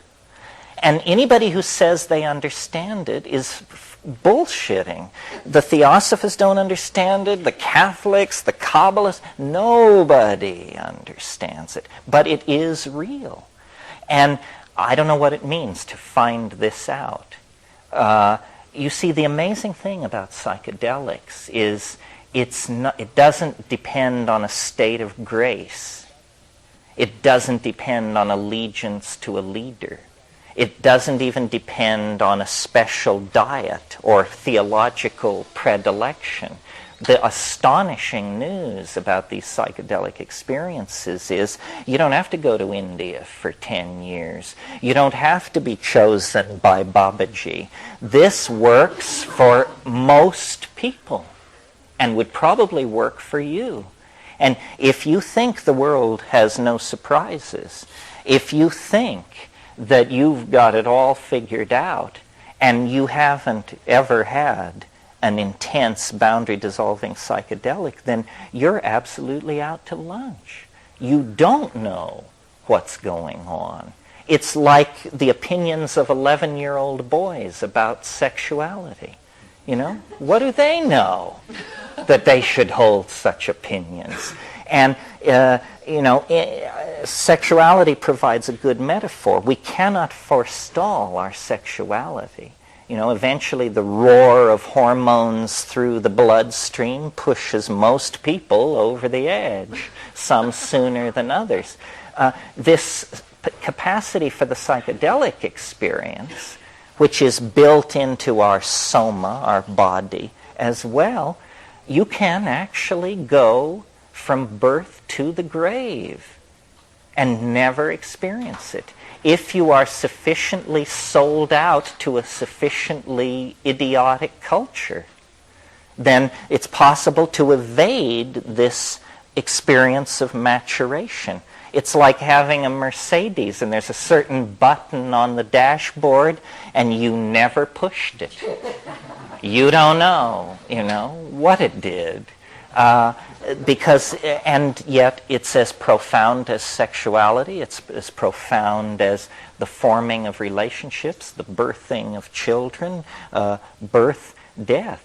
This is the thing. And many, many religions have come to the conclusion that life somehow needs to be a preparation for a passing on to some other place. And the metaphor of light vehicle is used in many different traditions. And I think that there is some truth to the notion that the reason we are alive is to learn the path out of the labyrinth, and that shamanism is a rehearsal for death. All this talk about hyperspace and other dimensions and eternity, what we're really talking about here is the cultural and personal enterprise of leaving the body behind. Terence, you started talking about abductions in children, and you never really got back to that. Let me do that. Well, it's simply that we share this planet with some other kind of entity, and culture is a way of sealing us off from this fact, which children are not fully acculturated. Children are barbarians of some sort. And then as they become acculturated, their invisible companions fade away and they become as dreary as the rest of us. The abduction phenomenon, I think, is simply an inability to tell the difference between dream and memory. Dream is the fascinating dimension, and I don't demean these experiences by associating them with dream. I think that probably when we fully understand DMT, we will realize that every night in deep sleep, most people go to the meltdown place and actually experience a DMT trip. But the essence of the core of the DMT trip is you cannot remember it. A really good DMT trip has a part always in the center where you do not lose consciousness. You are conscious while it's happening, but you can never, ever talk about that part of the trip, because within 20 seconds of its ceasing to be the present, it's gone. It lays down no memory trace. And that's the moment where you really find out what's going on. They show you, you get the hyper-Masonic initiation of the local Galactarian lodge at that point. But then you come out of it and you have no trace of it. You have the sense of having been in the presence of the pleroma, but what that means, you haven't the faintest notion. Yeah. I'm curious about common elements from person to person that are repeatable in some way in a particular trip. For example, you've talked a lot in past lectures about your experience with these self-replicating machine elves. Right. And I've never met them myself under DMT. I go to a vast crystal cave, but there's some experiences that repeat with mushrooms for me, like a crystal ball coming down from the left, and if I can tune it in just right, I pass into another dimension. I'm wondering if you have, in speaking to lots of people, found common elements that show up in entities or whatever. Well, my approach to that is sort of Jungian, and I've talked to a lot of people who've done DMT and tried to build up a composite image of what is happening. And a great deal, it has a lot to do with what you bring to it, your past education and experience, obviously, and it has a great deal to do with just your descriptive powers and your ability to stay calm. I mean, some people just go nuts and yell for it to end and carry on. From talking to a lot of people, the archetype that rules DMT, I would say, is the archetype of the circus. And think for a moment. The circus is about a focus on a well-lit central area filled with chaotic activity. First of all, the clowns. And the clowns are the self-transforming machine elves. They arrive in their tiny car, and 15 of them get out, and they have big noses and rubber shoes, and they dance around. Clowns. But in the DMT thing, there is a weird and very strong erotic component. And I believe from my own work on myself that I became aware of eros. I wouldn't say had my first erection, but maybe the first one I was ever conscious of or something like that, in the presence of a lady acrobat at a circus wearing a tiny spangled costume and hanging by her teeth way up in the... And I got it. Death and eros and this incredible dynamic. So you have the clowns, the death and eros thing at the circus, and then you have this kinky undercurrent, which is the sideshows. You know, the rat-faced boy and the thing in the bottle and the two-headed lady and all that. It just off the main ring, folks, the hoochie-coochie dancers and all that. And then, when you think about the concept of the circus generally, you realize it's a perfect metaphor for DMT, because I grew up in a small town in Colorado where every 1st of July, the carnival would come to town. And we were told we couldn't stay out after 9:30 at night playing when the carnival was in town, because these carny people, they were just a different stripe, you know. Some of them probably drank heavy. They were of racially questionable origins and so forth. And they brought immense excitement to this little town, unpacked their wonders, built their Ferris wheels and rides, bilked all the rubes of their cash, and packed it all up and went away. And of course, every kid worth his salt wants to run off with the circus.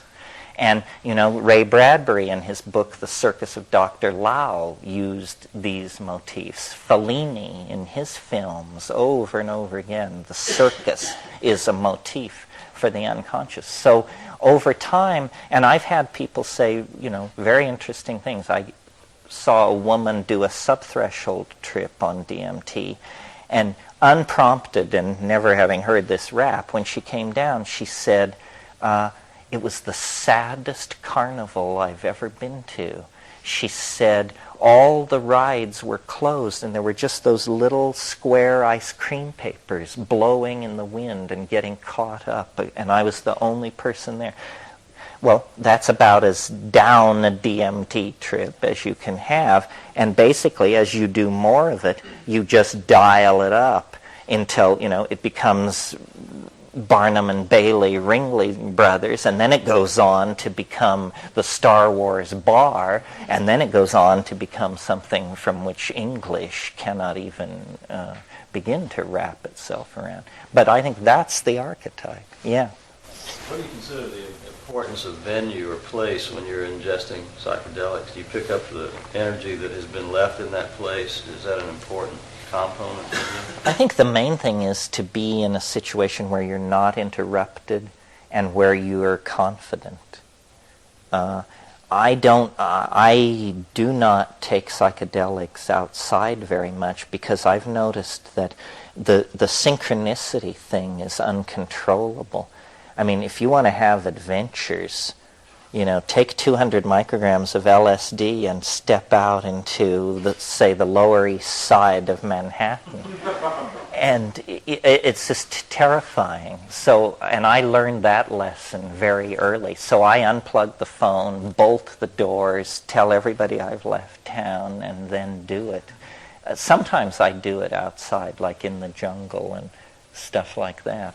But the main thing is I have a real horror of interruption. I guess since you brought this up, I should say, there is a technique for doing these things correctly. I mean, the way to do them is on an empty stomach in silent darkness. And then also do a good stiff hit. Don't piddle around with it. It won't hurt you. Yeah. Have you ever heard about Monroe Institute in Virginia? The out-of-body people, yeah. Yeah. And they're exploring these worlds. So what you're describing, you can read it in the descriptions of their journeys. But for me, I prefer this way. With an intoxication, I haven't any control about it. No, you're absolutely right. But for example, it's the same like lucid dreaming. From lucid dreaming, you can easily go into astral journey. The way to get into this subject is to need to control yourself, feelings, thoughts. For example, to be able to be playful in your life, you have to change totally to get prosperity in this area. So, have you ever seen the connections between your work? Yes. I mean, I read the Monroe Institute books. I was not sure what the connection was exactly because many of the worlds that they describe are very much like this world, except just slight details have been changed. The psychedelics seem to land you in much more radically transformed places. This is a big controversy, the can you do it on the natch controversy. And my position is that I wouldn't wish to, simply because to me, the ultimate control is the decision, yes or no, to take the substance. You really have control. I mean, everybody here has so much control over the psychedelic experience that you could have one this evening if you wanted, for sure. So that's control. But where there isn't control is once you start down the chute, then that you have, and I associate this control issue with the boundary dissolution. The boundary dissolution is alarming to the ego. It doesn't like that feeling, and it tells you that you're dying. And psychedelic voyagers have to learn to just, when that red switch goes on, you just reach out and turn it off and say, oh, no, it's set wrong, we're not dying. But it tells you that you're dying because the ego very strongly identifies with the equilibrium of the physical body.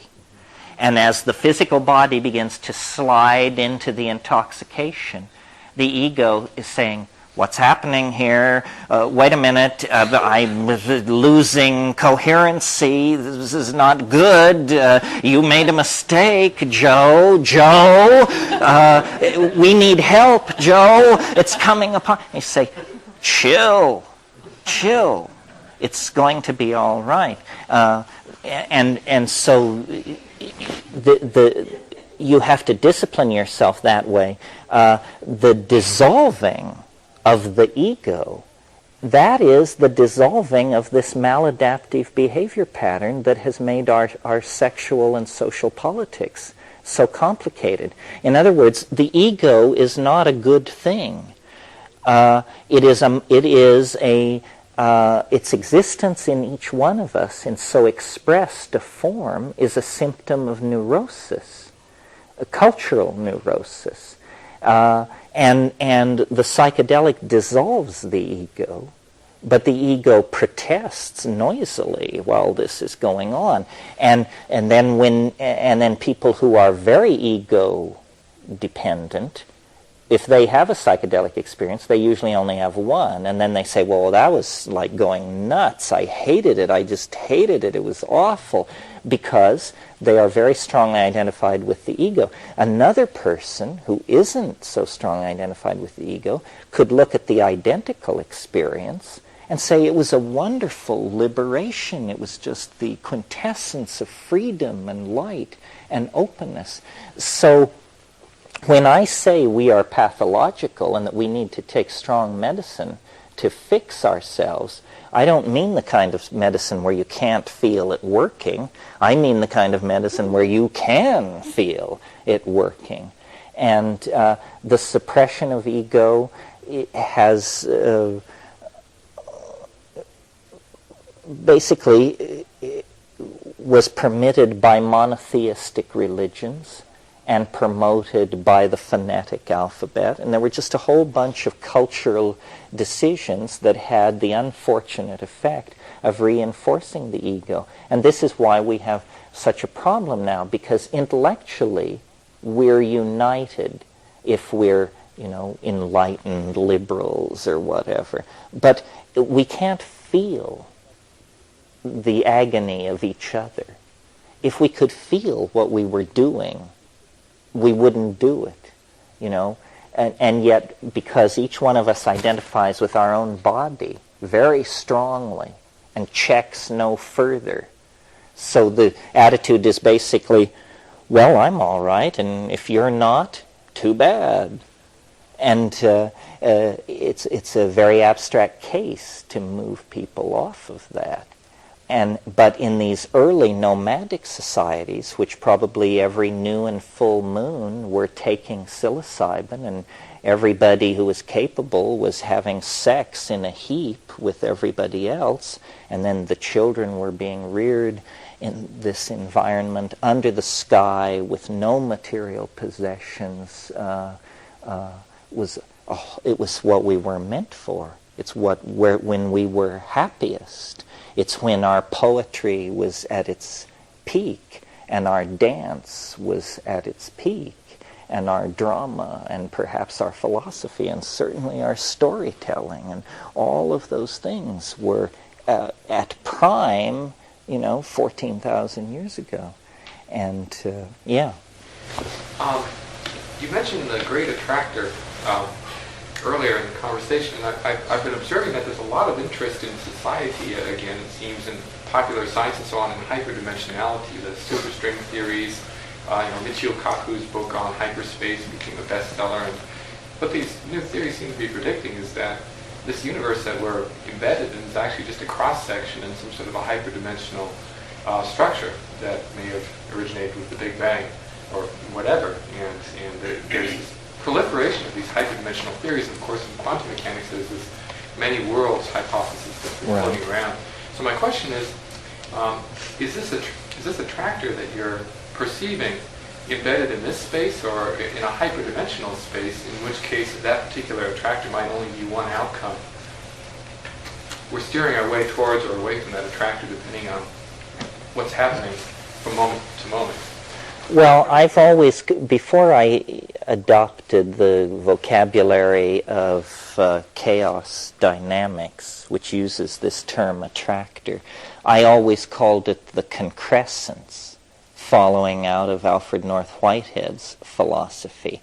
And he said, a concrescence is a nexus of events, or he also called it a nexus of actual occasions. And so I regard the temporal surface as a kind of undulating topology, and you could think of the attractor as the lowest point in the temporal landscape. So then if you think of historical systems as marbles rolling across that landscape, where are they all going to end up? They're all going to end up in the low point, because that's where the attractor lies, and they're all concentrated in this.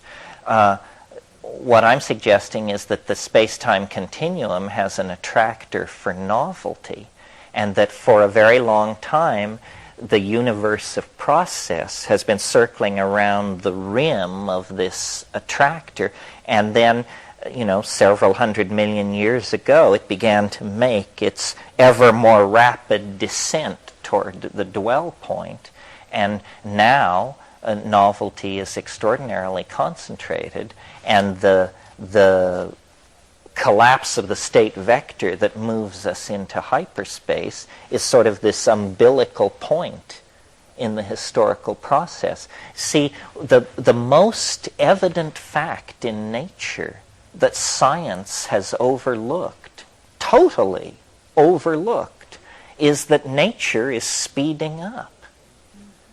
It always has been. And yet you will never hear this discussed. The early life of the universe, there were no stars, no planets, there weren't even complex elements. There was only helium and hydrogen. And, talk about dull, it was dull.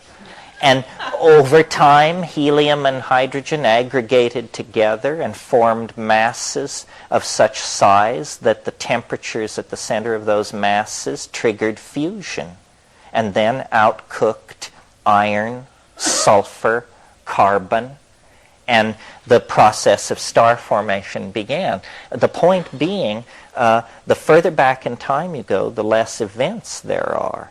And as I said last night, I think, we are the inheritors of this process. If nature loves novelty, then nature loves us above all else in the cosmos.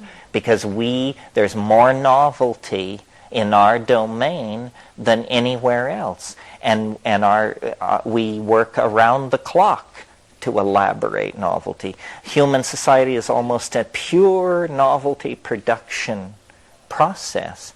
And what all this novelty, one way of thinking of novelty, and Whitehead suggested this, is density of connectedness.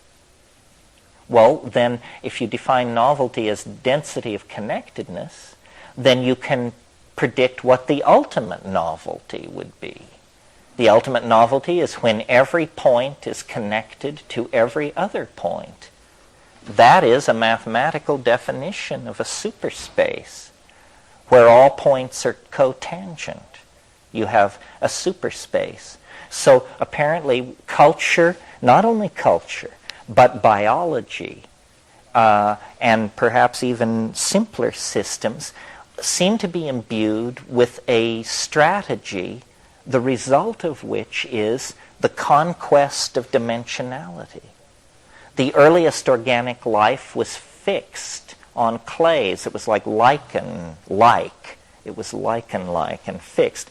And then the whole history of the evolution of animal life is the history of the evolution of better senses and better organs of locomotion. What are we talking about? The conquest of dimensionality. And in the human world, this reaches a whole new level because we are advanced animals, no doubt about it. Our binocular vision, our grasping hand, our running speed, we're a very advanced animal. But we then add on to that language. And what is the purpose of language? I would submit to you that in evolutionary terms, the purpose of language is to talk about the past. That the past ceases to be what it was when you have language, because you can pull it back. Memory does something to time. It causes the past to remain in the present as a residuum. And as your memory storage technology advances from storytelling to writing to optical discs, the percentage of the past that you're able to hold on to increases. And now with virtual reality and all that, we dream of holding on to as much of the past as we want. So culture has become the servant of this conquest of dimensionality. And I think that inevitably this leads to a bifurcation, because dimensions occur in quantized form. In other words, there is a cusp and then a phase transition. And so what has been going on this planet for the past 10,000 years is an edging toward the cusp.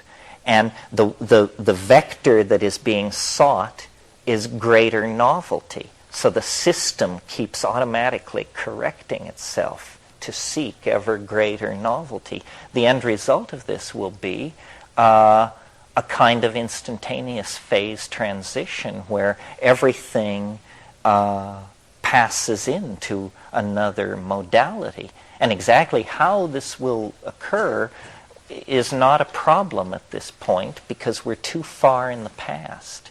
Ask me that after 2005, and I should have an answer for you. But at this point in the historical continuum, nobody knows. Is it going to be nanotechnological? Are we going to all become pissant size and go live in stratocumulus cloud somewhere over South America? Are we going to, invent the Banducci spin-dizzy engine and build ships the size of Manitoba and set out for NGC 354 or something like that? That's a possibility. I mean, technology has held surprises before. Or, are we going to do something very unexpected and discover that plants are doorways into dimensions as alien as other planets and as nearby as the grass growing at your feet? We don't know, but our best people are working on it, and long before we get to 2012, it will all be made clear. Did that answer the... Sort of. Good. I'd hate to think that we... What happens after 2012? Well, that's an interesting question. I'm thinking about it in a different way than I have before. In the past, we've spent a great deal of time talking about what happens at and after 2012. Yet, strangely, my theory only addresses what happens before 2012. After 2012, the time wave is kaput, and you're back to existentialism again. I think that, well, it depends on how loaded I am, what I think will happen in 2012. Because I can imagine it all the way from that the laws of physics fail, that the entire universe rolls up like a window shade. It's unlikely, or it appears unlikely, but on the other hand, who's estimating the odds, and what do they know? It could be, I've noticed that what the time wave seems to track best is the tool-making process. And so one way I think about concrescence and this enterprise that we're involved in is we are trying to make a tool, not just any tool. We are trying to make the tool. Now, what is a tool? A tool is something that lets you do something. What, therefore, would be the ultimate tool? It would let you do anything. And as William Burroughs says, anything. That's what it would let you do. The flying saucer comes into the discussion at this point. The flying saucer, I believe, is an image of this tool that haunts the human experience of historical concrescence. It haunts the psyche of human beings and the skies of Earth, because like the bar ball spinning in the club, it is a precursive reflection of the tool at the end of time. The people who got this right are the alchemists of the 15th and 16th century, who believed that out of matter you could coax a universal substance that would be a perfect panacea. It would be all things to all people. It would cure all diseases, confer immortality, change lead to gold. The blind would see, the halt would walk, the dead would rise. And this ideal was immediately in place before the birth of modern science as the goal of the exploration of matter. And I think that we are possibly looking at a technology which the newspapers will call time travel, but which the people who create it will explain, well, it's not that at all. You see, it's actually a reductive doubling of hyperspatial feedback in a heteroclinic situation. But it comes off as time travel. Because one way that I can imagine linear history ending is by it just simply ending.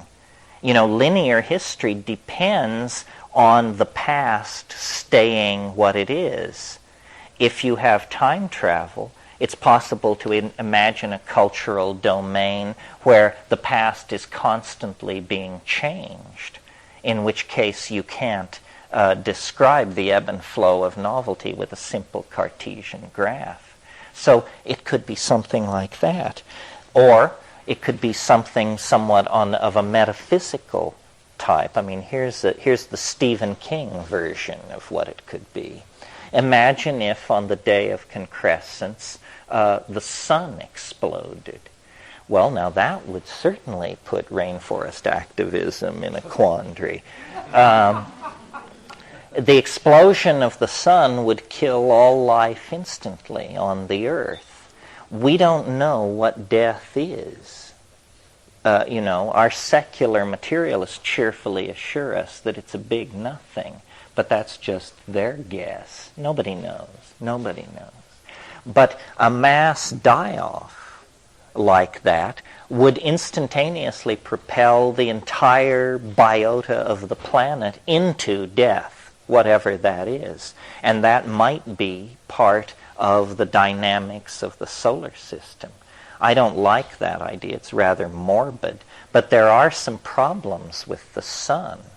There are some curious disjunctures between measurement of solar radiation and nuclear theory that suggest that the sun may not be as healthy as we would like it to be.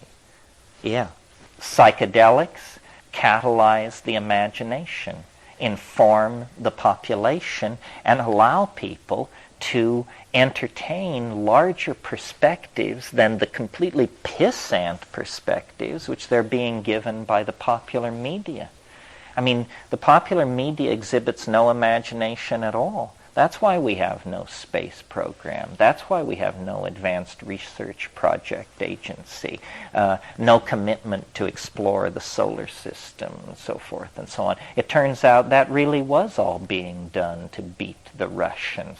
All that fine talk about space flight and the outward urge, that was just Pentagonese horse shit so they could dig into our genes and build intercontinental ballistic missiles. We who believed that we were headed out into the starry universe were, as usual, shafted. Well, that's a little coda on that. I see it's time to knock off for a while. We have time for one more question, though. Is this working for people? I mean, I wander one way and then another. Just to lead from what you just... Oh, sorry. No, you. What you just said about all this, the space program stuff. Why all there seems to be this incredible influx of sci-fi in the media, as far as like programming and television, films. What's your comment on that? Well, I think that virtual reality, the entertainment industry, I mean, if you look at the figures, if we spent as much money trying to save the planet as we are spending trying to develop advanced systems of electronic entertainment, hell, we'd fix it overnight. That would just be a done deal. I'm suspicious. I'm a techno fan, and I use technology, and I'm into it. But I was with Howard Rheingold one night, actually here at eselan, when we achieved a kind of apotheosis together. And he said to me, he said, "My God, I've just realized what virtual reality is for." And I said, "What's it for, Howard?" And he said, "It's to keep us from ever leaving the planet." And I see in the game design and in the website design and in the look and feel of the net how it's to be a simulacrum of the great frontier. You know, it's going to all be virtual, the trip to Pluto and the conquest of Mars and the journey out to Andromeda. I think that I don't fault technology. You just have to be very aware. But, it's like heroin. And we must not consume, we must produce. As a community, the psychedelic community must produce art, not consume it. If they get it flowing the other way and we begin to consume it, then we are depotentiated. So what I've said, the millennial program is to put the art pedal to the floor. In virtual reality, the difference between a 10-story building and a 100-story building is 1 0. Enter the 0, and it's now a 100-story building. We can build with light. The constraints of material and the constraints of capital investment that have limited us in three-dimensional space are not going to be present in VR. And I think we're going to be able to build those castles in the sky. And that what I've said this many times, as I see the late 20th century cultural enterprise, what we're trying to do here is turn the human body inside out. We want to take the mind, which is this invisible hyperspatial organ with its teeming imagination, and we want to make it literal or virtual. We want to bring it into existence. Meanwhile, the body has become, because there are so many bodies, a real drag on the political system. So the body wants to become something freely commanded in the imagination. And it's literally like we are turning ourselves inside out. And this is an alchemical process. So now I've spoken of the alchemical process as something happening to the body, as a cultural enterprise building a tool, as an irresistible motion toward an attractor, which can be glimpsed through the hyperdimensional vision conferred by psychedelics. And then it merely remains to unpack and download these ideas into the popular and mass culture, because I think they assuage anxiety. People feel better about themselves and the fate and direction of the world. But, we have painted ourselves into a hell of a situation here. The momentum of our past mistakes is staggering. The good news is we primates love a good fight, and we don't really get our dander up until the last possible moment. This is it. This is the last possible moment. As old pilots like to say, I think we're turning final here. These weekends tear past with amazing rapidity. And I was lying in bed last night thinking of everything that was not said, and it seemed like hardly anything was said. I don't know what that means. In myself personally, I've noticed in the last year or so a sense that the vision or the thinking about our circumstance has become almost for me like a full-time job. I really don't want to go anywhere, and I don't want to do anything. I just want to hold the understanding in my mind. And I don't know exactly where this is leading. It's probably leading to writing more books and doing less traveling. In terms of launching various memes, I think they're pretty well launched. The idea that the psychedelic experience needs to be given a place in the social toolkit, the idea that we need to seriously revision our relationship to nature and the future. I think all these things have come a distance. Yeah. I'm real curious about one thing. Why is it important for you to do this? I wonder myself. You mean, am I the alien ambassador, whether I like it or not? Well, I often, when asked this question, I've said, it beats honest work. I mean, my brother is a PhD in 3 subjects and works in hard science, and I don't think it's brought him immense happiness, not that he's despondent, but I was always kind of a slider, and certainly when I reached La Chirera in 1971, I had a price on my head by the FBI. I was running out of money. I was at the end of my rope. And then they recruited me and said, with a mouth like yours, there's a place for you in our organization. And, I've worked in deep background positions about which the less said, the better. And then, about 15 years ago, they shifted me into public relations, and I've been there to the present. I think ideas get me high, and I like the feeling of understanding. And I love diversity to the point of weirdness. I mean, There's more to it than that for you because, being tuned into ideas and turned on by ideas is one thing, but you can keep it just to yourself. The sharing of it is something else. I think that's what I'm getting at. Right? You do that. Well, one thing is, I'm really fascinated. I think of myself as a pretty savvy person and not easily led into false dogma. And yet, this is such a strange idea. And so it's basically a plea for help. It's not a cult. It's not that I want you to join me in believing in this.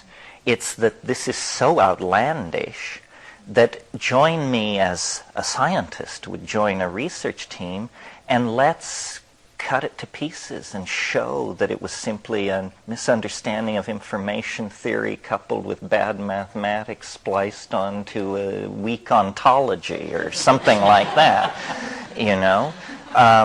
because this idea, I could live with the time wave if I only had to read about it in Time magazine and that it was being developed by Negroponte and Prigozhin.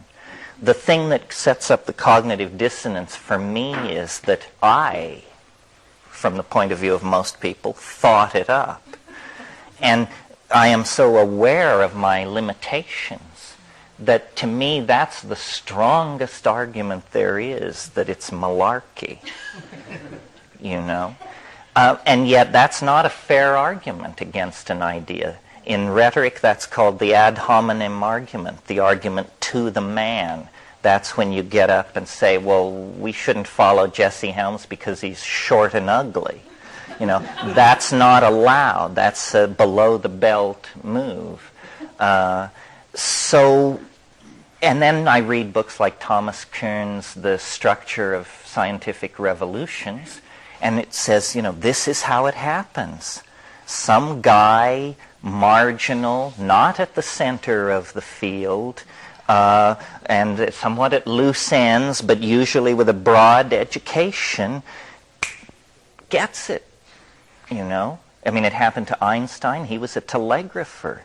It happened to Alfred Russel Wallace. He was a surveyor who couldn't make a living, and so he went to Indonesia to collect butterflies for the British Museum. And we could multiply these examples ad infinitum. So, but I have spent a lot of time educating myself about what it would mean if this were true. In other words, how big a revolution is it? And it's an enormous revolution. The implications are staggering. For example, if it's true that time is a fluctuating variable, as this so strongly argues, then science as practiced for the past 500 years is out the window, because that kind of science is based on the concept of experiment. And experiment has built into it the concept of what's called a restoration of initial conditions. That means you can go back to the start and run the experiment again.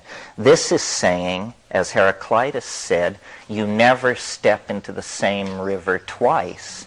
And consequently, the idea of repetitive experiment is shown to be intellectually bankrupt. You could almost say, pardon me? Scientists have already been, have recognized that.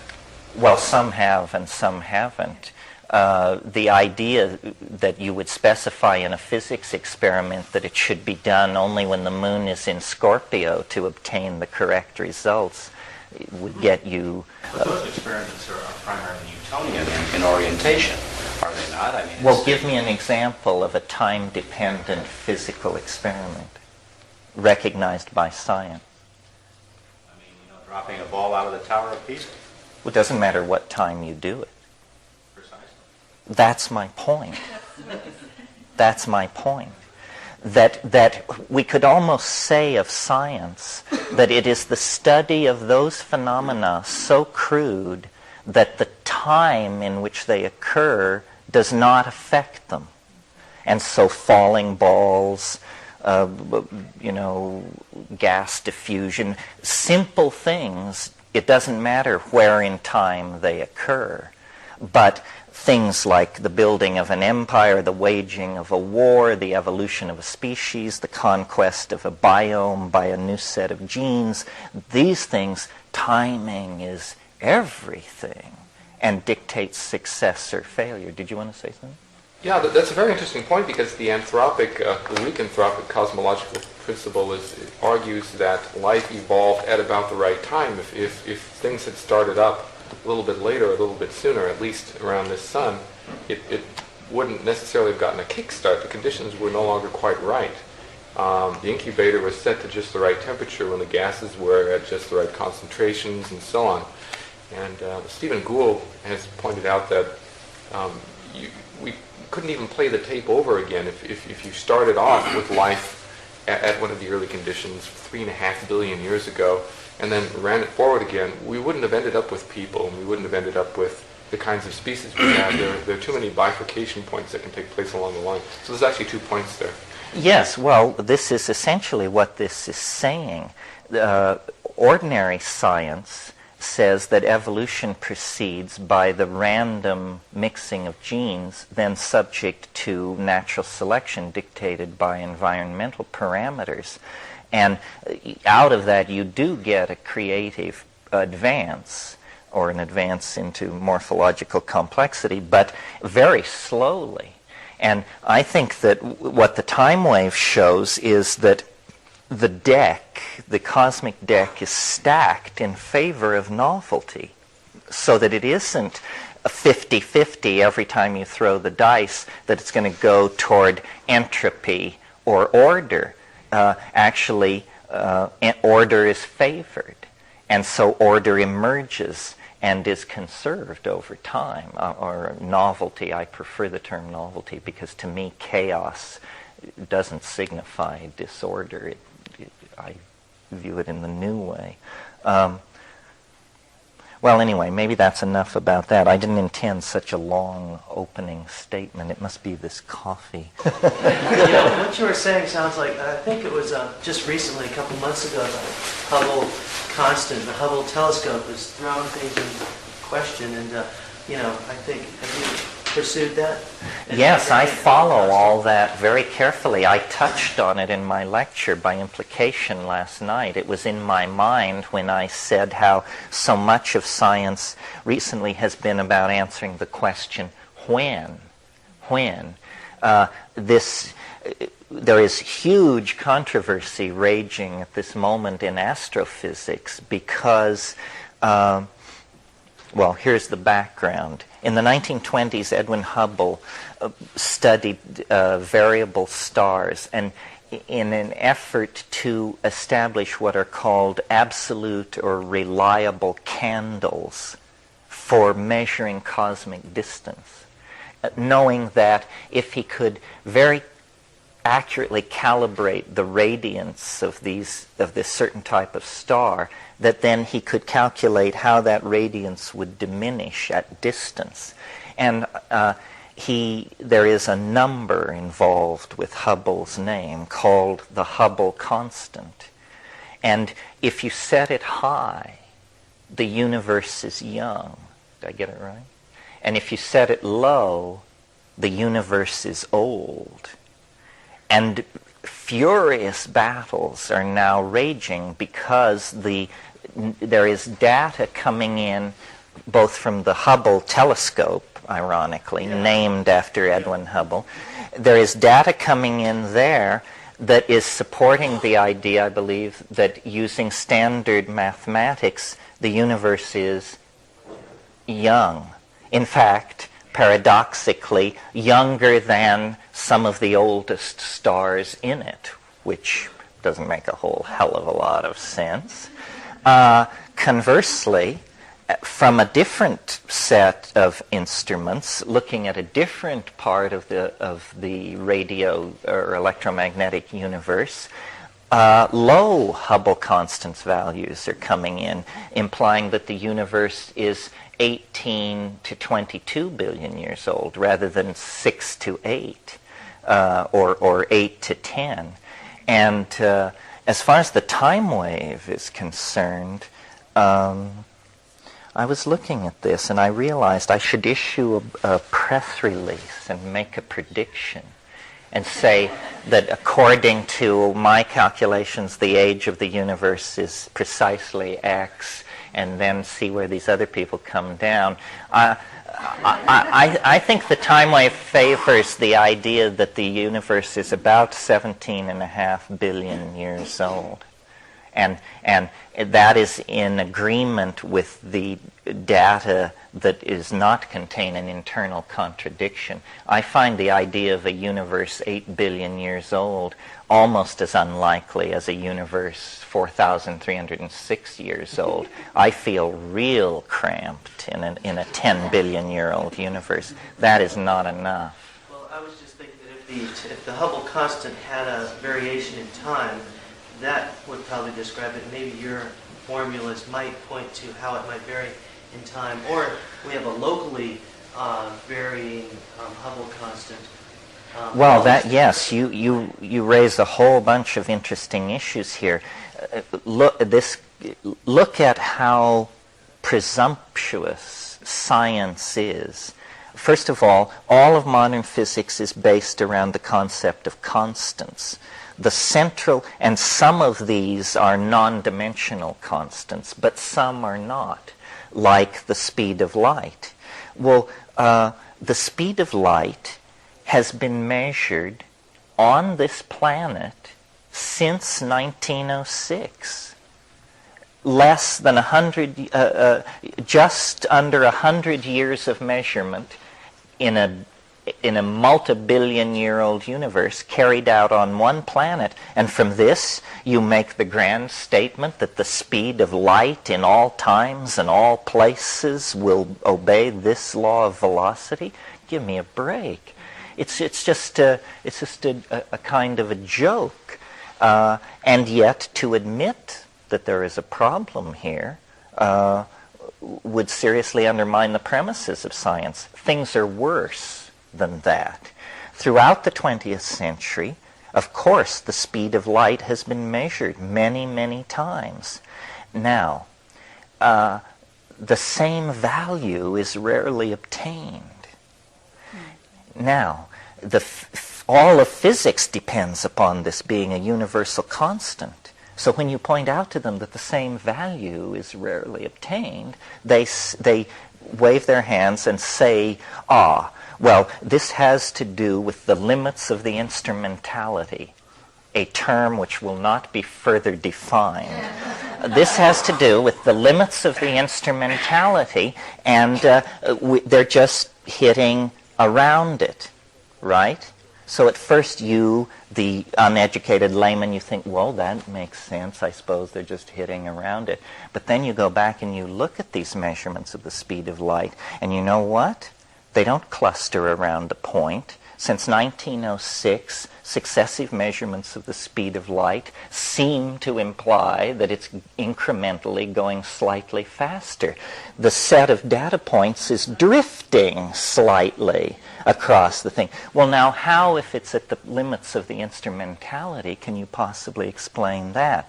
Well, this became such an issue in the astrophysics community, and check this out, that what they did is in 1972, they defined the speed of light. and they said, this is the speed of light. And all future calculations should use this number regardless of what the instruments are telling you. A momentous turning point in the evolution of scientific thought. At last, nature itself is deemed no longer necessary for the study of nature, and in fact, it just gets in the way. Anyway, I can go on at great length about the foibles of science, but it's just fun to rib them. Yeah. We're back to scholasticism, I guess. But by the same argument, couldn't you say how long is a year, especially when you're talking about births of universes in which Earths revolving around suns haven't yet evolved to measure the year, that we're now measuring the whole schmear in? Well, you mean why... I'm not sure I understand you. Do you mean why do we place so much emphasis on the year count in the theory? Well, how can you, in a way, because... Well, it doesn't, really. What it depends on is a 384-day cycle, and which, if you were to press me, and I guess you are, as to why is it a 384-day cycle, well, it's 13 lunations, yes, but... there's something mysterious going on there, and probably a good Newtonian could explain it to us. They do these studies, these geochronological studies using coral fossils, and they believe that the year length, that the year is slowly shrinking, and that about a billion years ago, the year length would have been about 384 days. And I suspect that the evolution of DNA, that there must have been, that the fact that the DNA runs on 64 and the I Ching runs on 64, and this number 384 keeps coming up in relationship to the lunation and the possible solar year length, I think that essentially the DNA must have frozen in itself a kind of picture of the various orbital and geomagnetic resonances that existed in the solar system or in the terrestrial environment at the time it came into existence. I mean, that's just my guess, but it would fit. Do you see what I mean? And then the fact that it's 13 lunations, the moon is despun, tidally despun. That's why we always see one face locked on the Earth, because it makes one revolution in the time that it makes one orbit. And that's the consequence of that. And it may be that, well, I'm not sure what I'm trying to say, but that there was a coupling of some sort between the Sun-Earth-Moon system a billion years ago that made a 384-day year possible. But my point is, before that, when we're talking about the time between I see what you're the asking. Big Bang and planets, how long is a year? Oh, Well, my assumption is that the real formative cycles are quantum mechanical in dimension.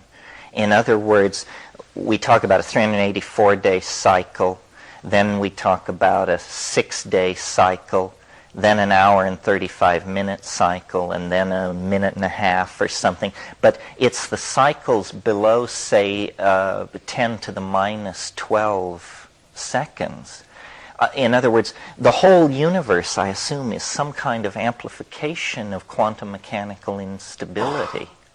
And you and I have talked about how biology seems to be a chemical strategy for amplifying quantum mechanical indeterminacy so that it leaves the subatomic realm and can be present, in a 145-pound block of meat. I mean, that is what it is. The phenomenon of free will is quantum mechanically amplified determinacy in this complex chemical system that we call organic life. So the year thing isn't important. What's important is probably something down in the realm of Planck's constant, some slip in the cosmic machinery at a very basic level that was then exploded and amplified out into the phenomenal universe. I mean, the real question is why there is anything at all. Why this state was preferred over a state of pure nothingness, which would appear to be the bottom of the energy well. Yeah. You've done a lot of thinking about morphological resonances of different sorts, and there's one that I've encountered that I really can't shake loose. I wonder if you have a comment on it.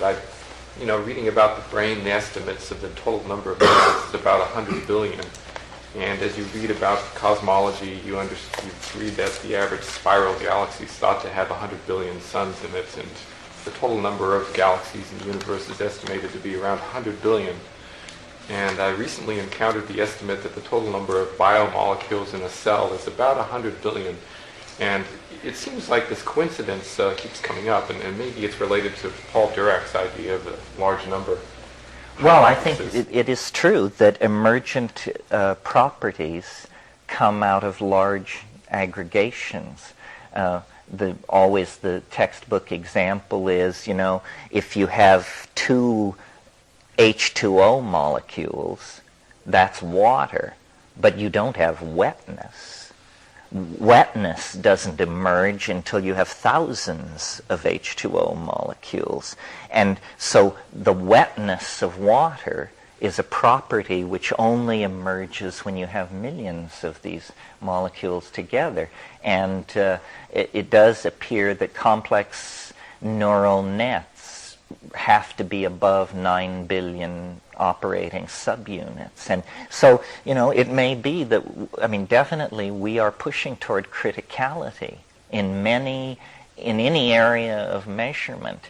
For example, if you look at the curve of energy release, or the population curve, or the curve of information production, or the curve of advancing velocity, you see that many of these curves will become asymptotic in the near future.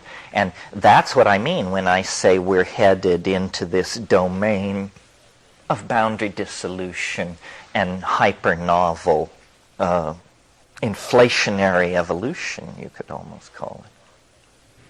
Yeah. Find asymptotic.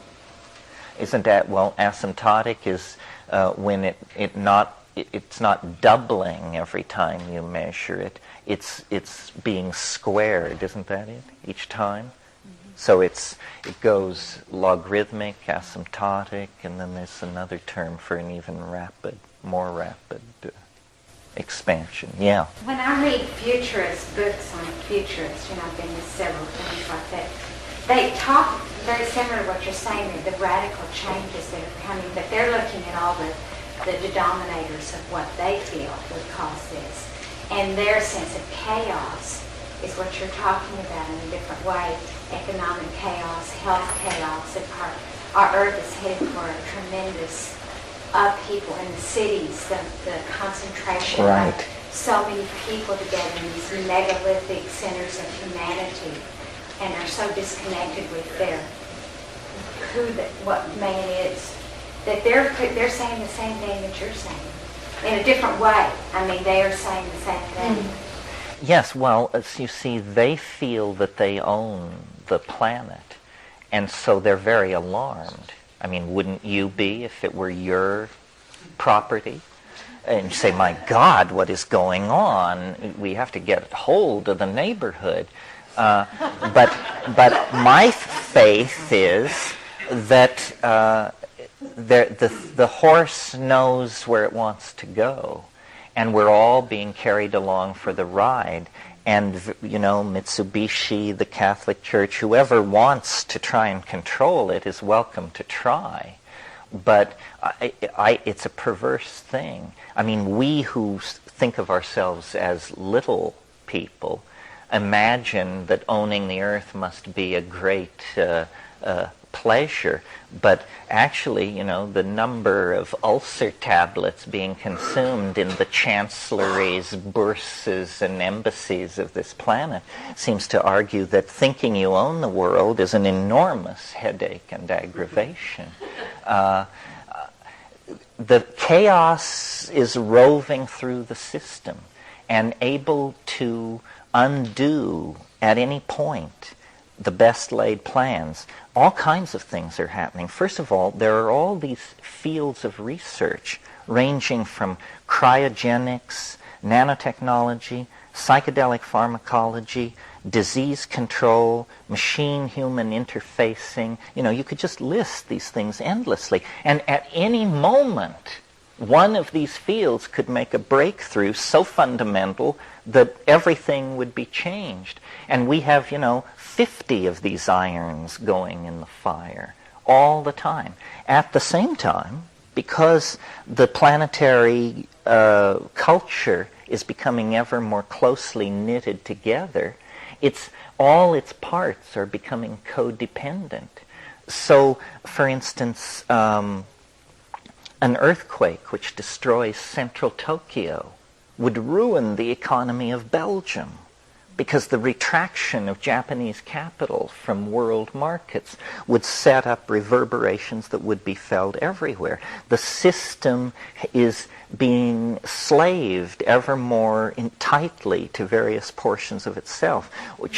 Crop failure in Russia causes, you know, strikes in Argentina and so forth and so on. And this will accelerate. Well, then the task of management somehow is to bring this coalescing system through this transition period without the whole thing getting so much vibration built up into it that it falls apart.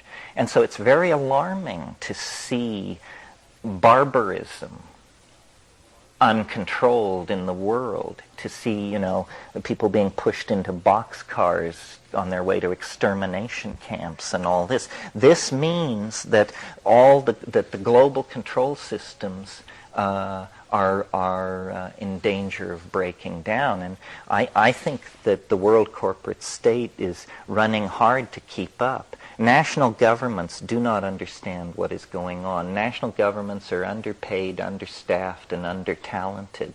World corporate divisions of various sorts do understand what is going on, but they are in the process of taking power from the national states as rapidly as possible in order to use that power to manage the planet in a somewhat less ideologically hysterical fashion. I mean, they want to make money, you know, but that's a different thing than wanting to convert everybody to Islam, Marxism, or National Socialism, or something like that. I'm fascinated by management because it's the large-scale understanding and integration of human systems. And that's the real challenge. I mean, it's all very fine to take these mathematical models and write and describe the behavior of the dripping faucet, as was done very creatively. But the purpose of all this modeling is to eventually take control of our own relationships to each other and to the world and to the future and to the future generations. It's somewhat paradoxical, though, because management would appear to be key, yet what we're talking about managing can't be managed. No, but what can be managed is our anxiety about it. In other words, I think of it as though what we're in is an aircraft, a cultural airfoil moving through history. And the challenge is change your Sopwith Camel into an F-18 in flight, because we're going faster and faster and faster, and Q forces, vibration, are beginning to build up on all the airfoils. And so what we have to do is transform the cultural engine, or the forward acceleration into the temporal medium will burn the wings off and rip the airfoil apart. What you're talking about is metamorphosis. Would you comment on examples of metamorphosis in nature to what's going on there? Well, the perfect example is, of course, insect metamorphosis, which if you read my book, the True Hallucinations, and I think it's mentioned in The Invisible Landscape, there was a great deal of talk about insect metamorphosis at La Chorrera. I've always, and I've never received a satisfactory answer to the question put to evolutionary biologists, how do you account for the metamorphosis of insects, where, like in the case of butterflies, hundreds, if not thousands of genes have to be coordinated perfectly to take a caterpillar, dissolve all its body tissue, and have it completely reconstruct itself as another kind of organism. I'm trying to imagine an evolutionary scenario of gradual mutation that would give you that. I can't do it. It must have happened largely instantaneously in a single massive rearrangement of hundreds and hundreds of genes. And we don't see that much in animal life. We see large-scale polyploidy in plants. So maybe this happened in animal tissue only once or twice in the life of the planet. But it gave this insect adaptation, which is astonishing, And in a way, what we're doing is repeating that metamorphosis on a metaphorical as well as physical plane. I mean, we are rather like worms, and we have built a society that is somewhat, might ungenerously be described as a carrion pile. But there is apparently in us the capacity to evolve to this other form. And there is, as long as we're roving through exotic biological metaphors here, there is a phenomenon in biology called neoteny. Neoteny is the preservation of juvenile characteristics into adulthood. And we, as a primate species, exhibit advanced forms of neoteny. This is why we are hairless to adulthood. This is why our skull-to-body ratio remains infantile compared to other primates throughout life. It's why we require such a long period of physical upbringing. Well, there are certain animals that will remain in the juvenile stage their entire lifetime unless certain environmental parameters shift. And what I mean by that is, say you have a kind of salamander. Well, it exists as a kind of a tadpole its entire life, and for generations it can do this, living as a tadpole. But if the pool dries up, the organisms in the pool at that time suddenly discover that they have the capacity to develop lungs and crawl out onto the land. And they do, even though perhaps this hasn't been done in that neighborhood for generations. And I think we are sort of in that position. We have a capacity inside ourselves that we have not yet unfolded. and we may not for a while.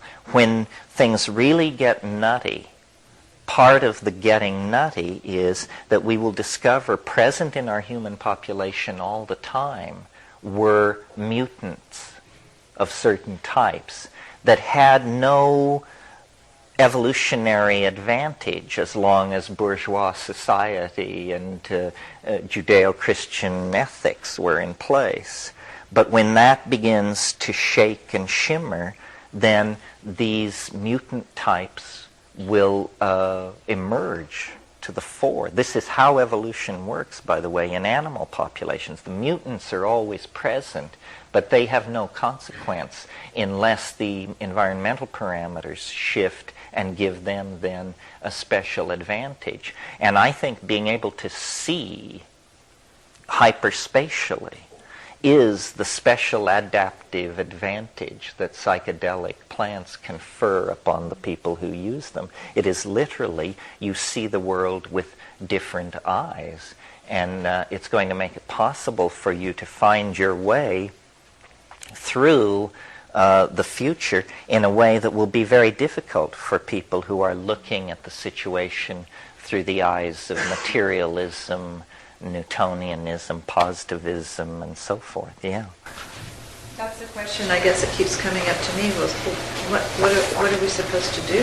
Yeah, I keep thinking that too. Well, I keep saying, de-emphasize anxiety. Reassure people. You meet people who say, I'm really scared. I'm scared about my job. I'm scared about my relay. I'm scared. The answer is, don't worry. You don't know enough to worry. That's God's truth. Who do you think you are that you should worry, for crying out loud? It's a total waste of time. It presupposes such a knowledge of the situation that it is in fact a form of hubris. No, what you do is just pay your bills and, pack heat if you need to, and don't worry. That's all. Yes. Someone just a few days ago told me, don't worry, don't take it so seriously because none of us are going to get out of it alive. Well, no, that's a more dismal conclusion. Worry is praying to the devil. That's great. Worry is betting against yourself. Wi Po Yang, a great Chinese Taoist who wrote many, many commentaries on the I Ching, he was asked at the end of his life what was his conclusion of a life of studying the I Ching. And he said, worry is preposterous. That was it. If we are serious about who we are and not ashamed of our dreams, then we have to build on the scale of solar systems. We have the imaginative power to be a galactarian civilization. It's just that we have a pissant control of energy at the moment. But if there's somebody out there who needs consulting, somebody who does have hyperlight drive and time travel but just doesn't know what to do with it, ask us. We are very creative. And I've tracked this very closely in the literature, and up until about 5 years ago, time travel definitely, if you were writing about that, you were a squirrel. Nobody was talking about that. And since then, Scientific American has devoted an entire issue to it. Nick Herbert, who I do not consider a squirrel, wrote an excellent book about it. There have been articles in Physical Review, and it's gone from it's completely impossible, don't even think of it, to, well, certain thought experiments can be imagined which do seem to imply. Well, that's how relativity got started, talking about trains passing each other at the speed of light and what would happen if. It's so hard to make people understand because we're in this new age environment of fishy thinking. But the entities inside the DMT trance are real entities. I mean, they're as real as you and I are. You would have trouble proving your own ontological validity if pressed by a skilled philosopher. So they're as real as we are. Well, this then has to be taken seriously. Questions like, where are they? Who are they? What do they know? Because they're intelligent. And we're intelligent, and we've been yapping about space people and all this malarkey. You know, they are here. If flying saucers landed on the south lawn of the White House tomorrow, it wouldn't be as weird as what happens to you when you smoke DMT. It would just be a news story, something for NASA to take over. Chomsky would explain it to us, the linguistic side, I mean. But you personally can meet the alien anytime you want, and the culture can meet the alien anytime they want. Well, are these things here for no reason? Are we just sort of there on their trip and we're on our trip? Or have they come for us? Is there a message? Is there a purpose? And why does this seem so drenched in super technologies and intimations of time travel? I mean, are these things dead souls? Are they a future state of humanity that's come back 100 million years to the dawn ages of intelligence to observe, the discovery of starflight? Or what is happening? It needs to be looked at. And, I went into this very deeply with shamanism, but shamanism is a set of culturally sanctioned explanations for people who didn't know how to ask the kinds of questions we ask. And so you can only go so far with that. And eventually you realize, Jung won't help you, or Mircea Eliade, or no. You have to make sense of this on your own terms. It's very unexpected that this would happen. I always assumed I would be a aeronautical engineer or something like that. I never thought that the culture would turn 90 degrees and discover in, the biology of the planet an alien intelligence. I mean, that's what the 20th century will probably be remembered for, and very few of us can even articulate it to ourselves. In the way that the 15th century discovered the New World, the 20th century discovered the parallel continuum. It begins with Freud and noticing something about the fantasies of these Viennese housewives, and then Jung splicing in the myths, and then the surrealists and Iliad, and then the drug people come along, and Huxley, and so forth, until finally people say, as that wonderful line in Rosemary's Baby, "My God, this is really happening." Yes, what did you think? Over here. I have a question. Lecture, from what I understand, and I'm not a mathematician, but they're using formulas based on double pyramids and tetrahedric. Yeah. Well, I think, that these kinds of occult calculations, this is a legitimate way to proceed. This is how Kepler modeled the solar system, was by putting the Greek perfect mathematical forms inside each other. But I am really aware, from having worked 20 years on the time wave, how woolly it gets out there in the numbers as when you're looking for correlations, and there are a whole bunch of these things. There are the people in New Zealand with the world grid system. There's the whole Jose Arguelles cosmology. There's Ouspensky was an early one, In Search of the Miraculous. Yeats' book of Vision is a complex mathematical thing explaining the cosmos. And there seems to be something in us that we are systematizers. We produce systems, and these are integrated systems of means. And the only thing you can do is lay them before your fellow monkeys and see what goes on. And I usually am a reluctant participant. I'm not much fun when it comes to weird ideas because I just pour cold water on them.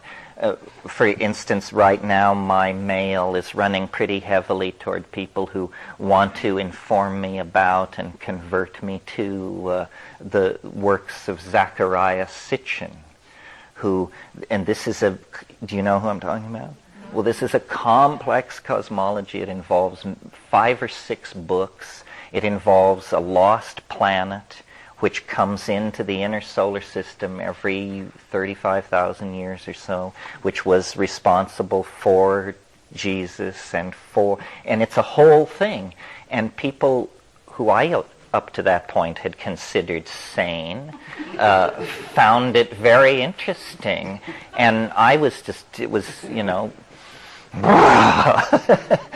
so I think the only thing you can, I am in this same position. I mean, someone could certainly react phobically to my thing. So I think what you have to say about these ideas is they just have to be dropped out of the nest, and you see what can fly and what can't. However, then here's a piece of advice which you may not need or want to hear, but this has worked for me, and it's not an orthodox piece of advice. But if you hear a claim that fascinates you or interests you, like a claim, well, just as an example, the face on Mars or the time wave or Zecharia Sitchin's thing, yes, you should read the person's book and you should think about it on that level. But what you should also do is try to find out as much about this person as possible. It's very hard for people to hide their pasts. And if it turns out that your particular revelator did some time in Tennessee for auto theft, or was last seen fleeing Germany with a valise of cash, then you know. And this was very effective for me with the crop circles. An investigation of the histories of the major personalities was a journey into, well, I can't even find words to describe it, but that's the thing to look at. Look at the people. Look at their lives, their credit histories, their bank accounts, and then judge their cosmogonic visions. Some people would probably say that's unfair, but in a sense it goes back to what I said a couple of days ago about aesthetics. You know, the revelation of the mystery, one thing is for sure, it will not be tacky. It won't be tasteless. You know, it won't be wearing sequins, for God's sake. It won't pass out 10% discount coupons. Sorry. Will it charge at all? Will it charge at all? Where I pulled out is I was at one of these expos, you know, that are around. And I toured the thing, and if you ever go to one of those things, they are horrendous. I mean, Moldavite suppositories and just the damnedest stuff.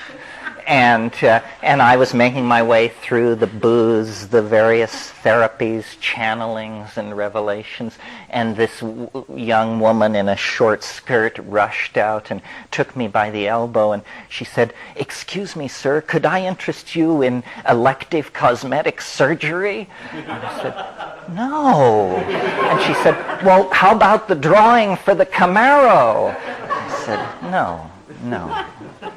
But that's all right. The marketplace has always been a noisy place. Yeah. This is just sort of to illustrate an example of this time stuff we're talking about. 2 years ago, I was driving a city bus. And when you drive a city bus, you have a computer printout that tells you exactly what minute to be where. Now, there's not many jobs like that. So you always have to be aware of time. I had driven this route for 3 months, and I left the terminus at the same time I'd always left. This is a trolley bus. It has a speed governor on it and goes on wires. You can't go more than 60 clicks. It always takes within 30 seconds to get to the next timing point. One day, I was meditating at work. My mother told me not to do this. And I left on time, and I got to the timing point 6 minutes early, and I picked up 10 people. Now, I don't know how that happened or what happened, but it seemed to me it was a slip in time. The next day, I'm sitting in the cafeteria. I have to go up to this bus, inspect it, and leave at a certain time. I'm eating a sandwich. I think, oh, I've got 15 minutes, and I look at the clock. It's 5 minutes after I'm supposed to leave. So I freak out, run out, get on the bus, leave 10 minutes later than I ever have, and get to where I'm going 10 minutes earlier than Now, at the same time, I thought this was peculiar, so I started asking everybody I knew, and I found 4 people who had a routine such that they knew what time things happened. Wow. One guy always took an hour and 20 minutes to get to work, for example. He left one morning, and he got there 45 minutes early. And I just offer this as an example of the fact that this idea of physics being constant has to do whether you believe it or not and pay attention to it. And if you change your own relationship to time and space, well, I took a whole busload of people with me.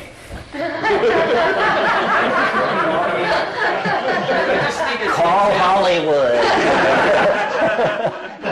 It's an example that something is slipping. No, there are, as people's minds open up. I think there are roving discontinuities called cosmic giggles that are definitely there. Yeah. Same thing happened to me twice. I gained once 20 minutes that I couldn't have possibly gained, and another time an hour and 15 minutes.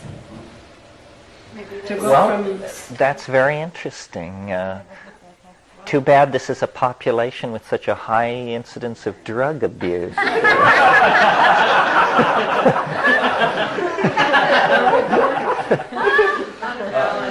Terence, is there a parallel to the concept of the Eastern concept of the big mind and the network system? There seems to me to be one. Well, yeah, one of the things I think that's happening, Something going on there that may be relative to all this?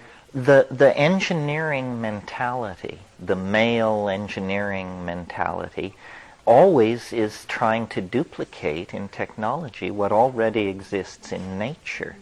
So, you know, back 15,000 years ago, when the partnership society was in place and everybody was rigged out with psilocybin, they were participating in what I call the Gaian mind, the flow of energy and information between the human population and the rest of the animal and plant and natural world. Well, then we fell away from that into the existential condition of history, but it's always stuck with us. And our desire, you know, to string wires, to talk to each other over distances and send pictures and be integrated in our faith that data is somehow important, is all part of this effort to mirror in our technology the Gaian mind. It's sort of like, you know, they say men always seek in their mates the image of their mother.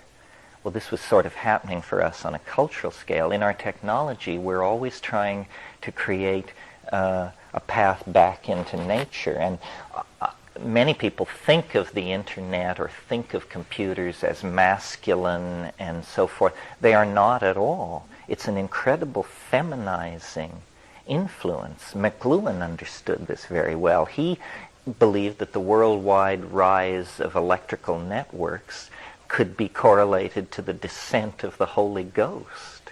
He thought we were living in the age of the Holy Spirit, that electricity is the Holy Spirit. And that's abstract when you're talking about telegraphs and that sort of thing. But when you're talking about the internet, you realize, you know, we really are mental creatures. And And so we are apparently creating a shamanic dimension that is culturally sanctioned because we say we don't have to take a drug because we're so phobic of drugs. But the smart people know, the pharmacologists and the nanotechnological engineers know that the difference between a drug and a computer is that you can swallow one and you can't swallow the other one. And that's the only difference. And they're working to correct that problem. The drugs of the future will be computers. The computers of the future will be drugs, They'll be patches that you paste on your forehead or the back of your thumbnail. So really, and the other thing is that keeps us calm is that we can see the electronic infrastructure. We can see the phone lines, we can see the boxes and the keyboards, but that's all about to disappear. A very active frontier now is mind-machine interfacing, where, basically by wrinkling your brow and squinting and squirming, you run your software. And the boxes can disappear and will disappear.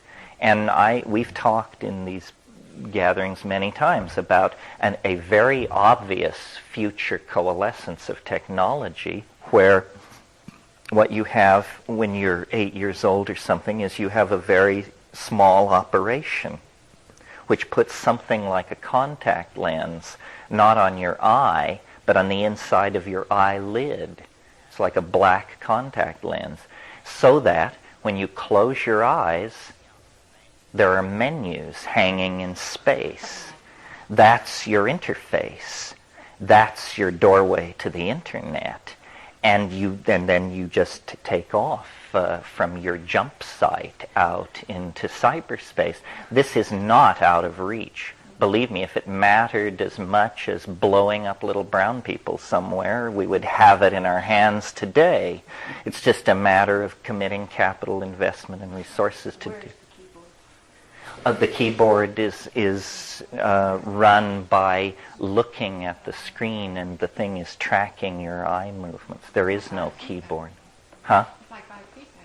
Yeah, it's a biofeedback control of machines, but not little PCs, but world-spanning data networks that are in 3 dimensions and with graphically rendered environments that are extremely high-density data that cannot, in fact, be told from reality, except that it's been put through such an outlandish design process that you could never mistake it for reality unless you were raised in international airport arrival concourses. The advertising world has equipment in place that they can monitor where you look at certain products on a screen.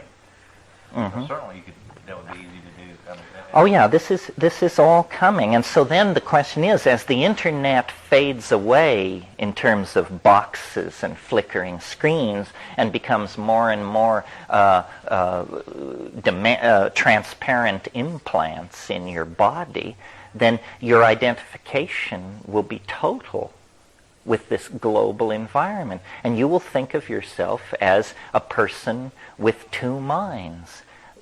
The individual mind and the collective mind, previously called the unconscious, and previously inaccessible except through psychotherapy, dreams, or drug use, but suddenly put online as a 24-hour-a-day utility for those who need to use it. Bizarre, yes, but what isn't? I just wanted to mention that if anyone wants to get further into these ideas, there's William Gibson's novels are a good place to begin. Neuromancer, for example. Yeah, and I noticed there's a new virtual reality novel out called Rim that I haven't read, but it's published by my publisher, Harper, so I'll plug it anyway. But yeah, and so what I see really is that there was a bifurcation, almost a gender-based bifurcation, and this male dominant thing which is all about controlling matter and energy and mathematically formal descriptions of nature and so forth, what it's going to do is it's going to deliver us back to the high Paleolithic. But it will be a totally established and hardwired technology. And so then you see history will be revealed to have been, of all things, a Viconian recirculation, a return back to our origins. That's why I say Western man, the parable for Western civilization is the parable of the prodigal son. That's who we are. We left the family fold, the flocks, and the filial obligations, and we descended into matter and made a long, long journey of understanding, which is meaningless unless we return to our origins. And then, it can be used to enrich and broaden the human experience. Something so extraordinary is happening on this planet. I mean, for hundreds of millions of years, biology flowed across the surface and species advanced and retreated and sensory organs were refined and redefined and so forth and so on. But about 35, 50,000 years ago, language broke loose. And language is the sheer will of information itself to transform itself. I mean, our medium is meat, but we are made of information, and that information could be fed into a computer, crystallized into a virus. What we are is a long message that is being typed out in proteins by thousands of ribosomes, coordinated over time. We are sort of like a phonograph record. And when you're young, certain enzyme systems, certain genes are turned on. And then you pass into midlife, other genes are turned on, certain genes are turned off. It's like a melody, theme and variation being brought back, the theme being enriched and worked, and then finally the whole thing builds to a crescendo, and then one by one the genes are turned off and the audience tugs on its overcoats and cabs are hailed and people go home for the evening. But that's what you are. You're a story, a piece of code being run in the great computer of the world. And like the self-transforming machine elves in the DMT trance who can make things with language, so too we can make things with language. We can coax ideas into matter and make engines and dynamos and transmitters and oscillators and all these things, Would you relate, you haven't mentioned at all about relating all this in terms of health, of medicine. I mean, because there's so much of that going on now with Chopra's work and so much, and I don't know if that's, you consider that hoochie-coochie. No, that's different. But, you know what I'm saying? There's so much now going into the holistic, or not just, I'm not talking about systems. I'm talking about the cell, like Chopra talks about the cell and its ability to hear. Well, I think there's a general spreading awareness of awareness in biology. And the old ideas of a system of integrated organs has given way to, a holistic model. And so much can just be done with information in terms of, like, if you eat right, if you behave right, if you monitor yourself, if you exercise, we can know a great deal more about ourselves than we ever could before. The whole thrust of novelty is toward a kind of Platonic perfection, and it means perfection of the body as well. How this will look, I'm not sure. Maybe the body can become superconducting. That's a claim I would have to see before I believed. I'm sure we'll have people coming down the pike who claim they're superconducting. Essentially, breatharians claim that, but then they were cornered down at Baskin-Robbins. And well, that's also how long that the human body can live. I mean, they're talking about in Chopra's view that their age is limitless. There should be no real death. Well, I think that that's quite within reach, but I'm puzzled by the ethics of it. That's what I'm saying. I think that if you don't die, you miss the point. So, we can live for a long time. Yeah, I mean, well, that's true. Tongue in cheek when you hear him talk. He says that, but well, but there certainly are immortalists running around, people who have wild hopes. To me, that's an incredibly egomaniacal wish, because death is nature's way of getting rid of worn out. I mean, part of what's wrong with our society is that people aren't retiring and moving on. We're becoming a society ruled by octogenarians and older, because medicine has made that possible.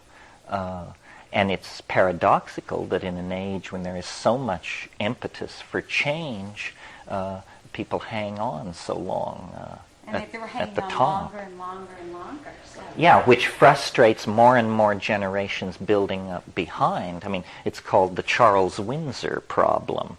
Some of the immortalists that I've talked to plan on ascending the body in 2012. Or thereabouts, as opposed to dying. Yes, one thing that's going to happen that my theory predicts, but that doesn't make my job any easier, is that as we get closer and closer to 2012, hysteria will build and claims will multiply, and it's just going to become a circus. I've already in my life realized that apparently I've become involved with or set in motion something that will probably outlast me, and I'm looking for high ground. I am very happy to be a cultural commentator from the side of my volcano in Hawaii, but I don't want to move among the seething masses preaching the approaching apocalypse and, anointing bishops and that sort of thing. I think that's absolutely nuts. For me, I want to treat it as a kind of event in the world of physics, sort of to say, well, the Earth is on a collision course. Not with an asteroid, not with a black hole, but with a very large question mark. And this will impact in December 2012. But I can tell that probably my ideas and these kinds of ideas are in fact going to get more than a fair hearing. They're probably going to become the kernels of obsession for many delicately balanced people. And that's why I stress, the scientific approach, evidence, what can you show me? Everybody stay calm, no wild claims. And then if it turns out to be all malarkey, nevertheless, we will have navigated one of the most narrow necks in the history of consciousness, and perhaps these faiths are like crutches. Once you are able to hobble forward without their use, you can fling them away and think no more about it. But, even the most rational among us can hardly fail to notice that we have backed ourselves into one hell of a position. And how are we going to get through this and maintain our human dignity? I mean, are we going to allow millions, billions of people to slip into starvation and disease? Are we going to practice triage on entire sectors of the planet and withdraw resources so that the white industrial democracies can ride through the waves of chaos. I mean, it's very important that we not only preserve the human genome, it's important that we preserve human values through all of this. And I think realizing that we are caught in a process of metamorphosis and transformation, not of our responsibility, is the basis for the attitudes of confidence and anticipation that will be necessary and that will allow us to be exemplars for the society. And then, at the core of all of this is, of course, the evidence, which lies, to my mind, in the psychedelic experience.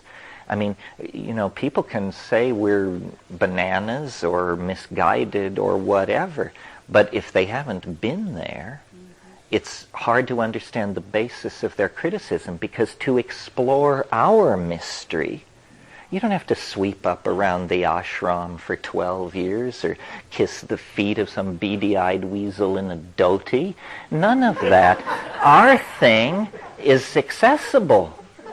You make the decision, you take it, you shut your mouth, and it happens. And anybody who criticizes that without having the experience is in a curiously unbalanced position, I think. This is a dependable mystery. This is what I sought my entire life. I mean, this was not in the church. This was not in India. This was not to be found until I was willing to submit myself to the experience of eating something which grows in dung. And then it was there. That's the humbling that has to take place. And the huge emphasis in the New Age on doing it on the natch, is a form of spiritual materialism. I mean, what is the central... Yeah, what do you mean? Naturally. Say, I don't need to take drugs, I do. Well, this is a form of spiritual materialism, because what is the central faith of the New Age? There is no inside and no outside. Well, until you mention drugs, and then suddenly this distinction has the dovecote all in a flutter. This state's not possible to reach through a meditation process, breathing process. I don't think so. If I were able to reach it by any other means than pharmacology, I would check myself in somewhere. You do not want these states to be... We're not talking about...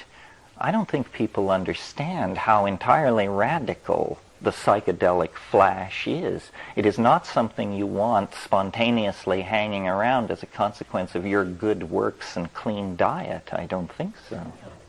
What about the age-old, the problem? We always come down. We get high, we have that great experience, and then we come back to reality. Well, sex is like that. Youth is like that. Going to Venice is like that. The law of unfolding seems to be, good times, bad times, ebb and flow. Nothing lasts.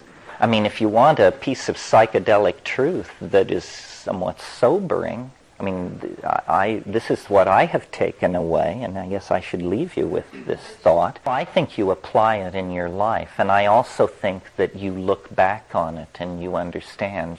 Proust said nothing is understood until it is remembered, and that's certainly true of psychedelic experiences. But nothing lasts. Not your friends, not your enemies, nothing lasts. And we deny this. And yet that's the great psychedelic truth. And if you can face it in every moment and live it, you will have a very, very complete experience of existence. You will ride the Tao toward the concrescence and be able to live in the light of its anticipation. And this, I believe, makes for a healthy life full of lots of laughs, and that's basically what we're striving for here.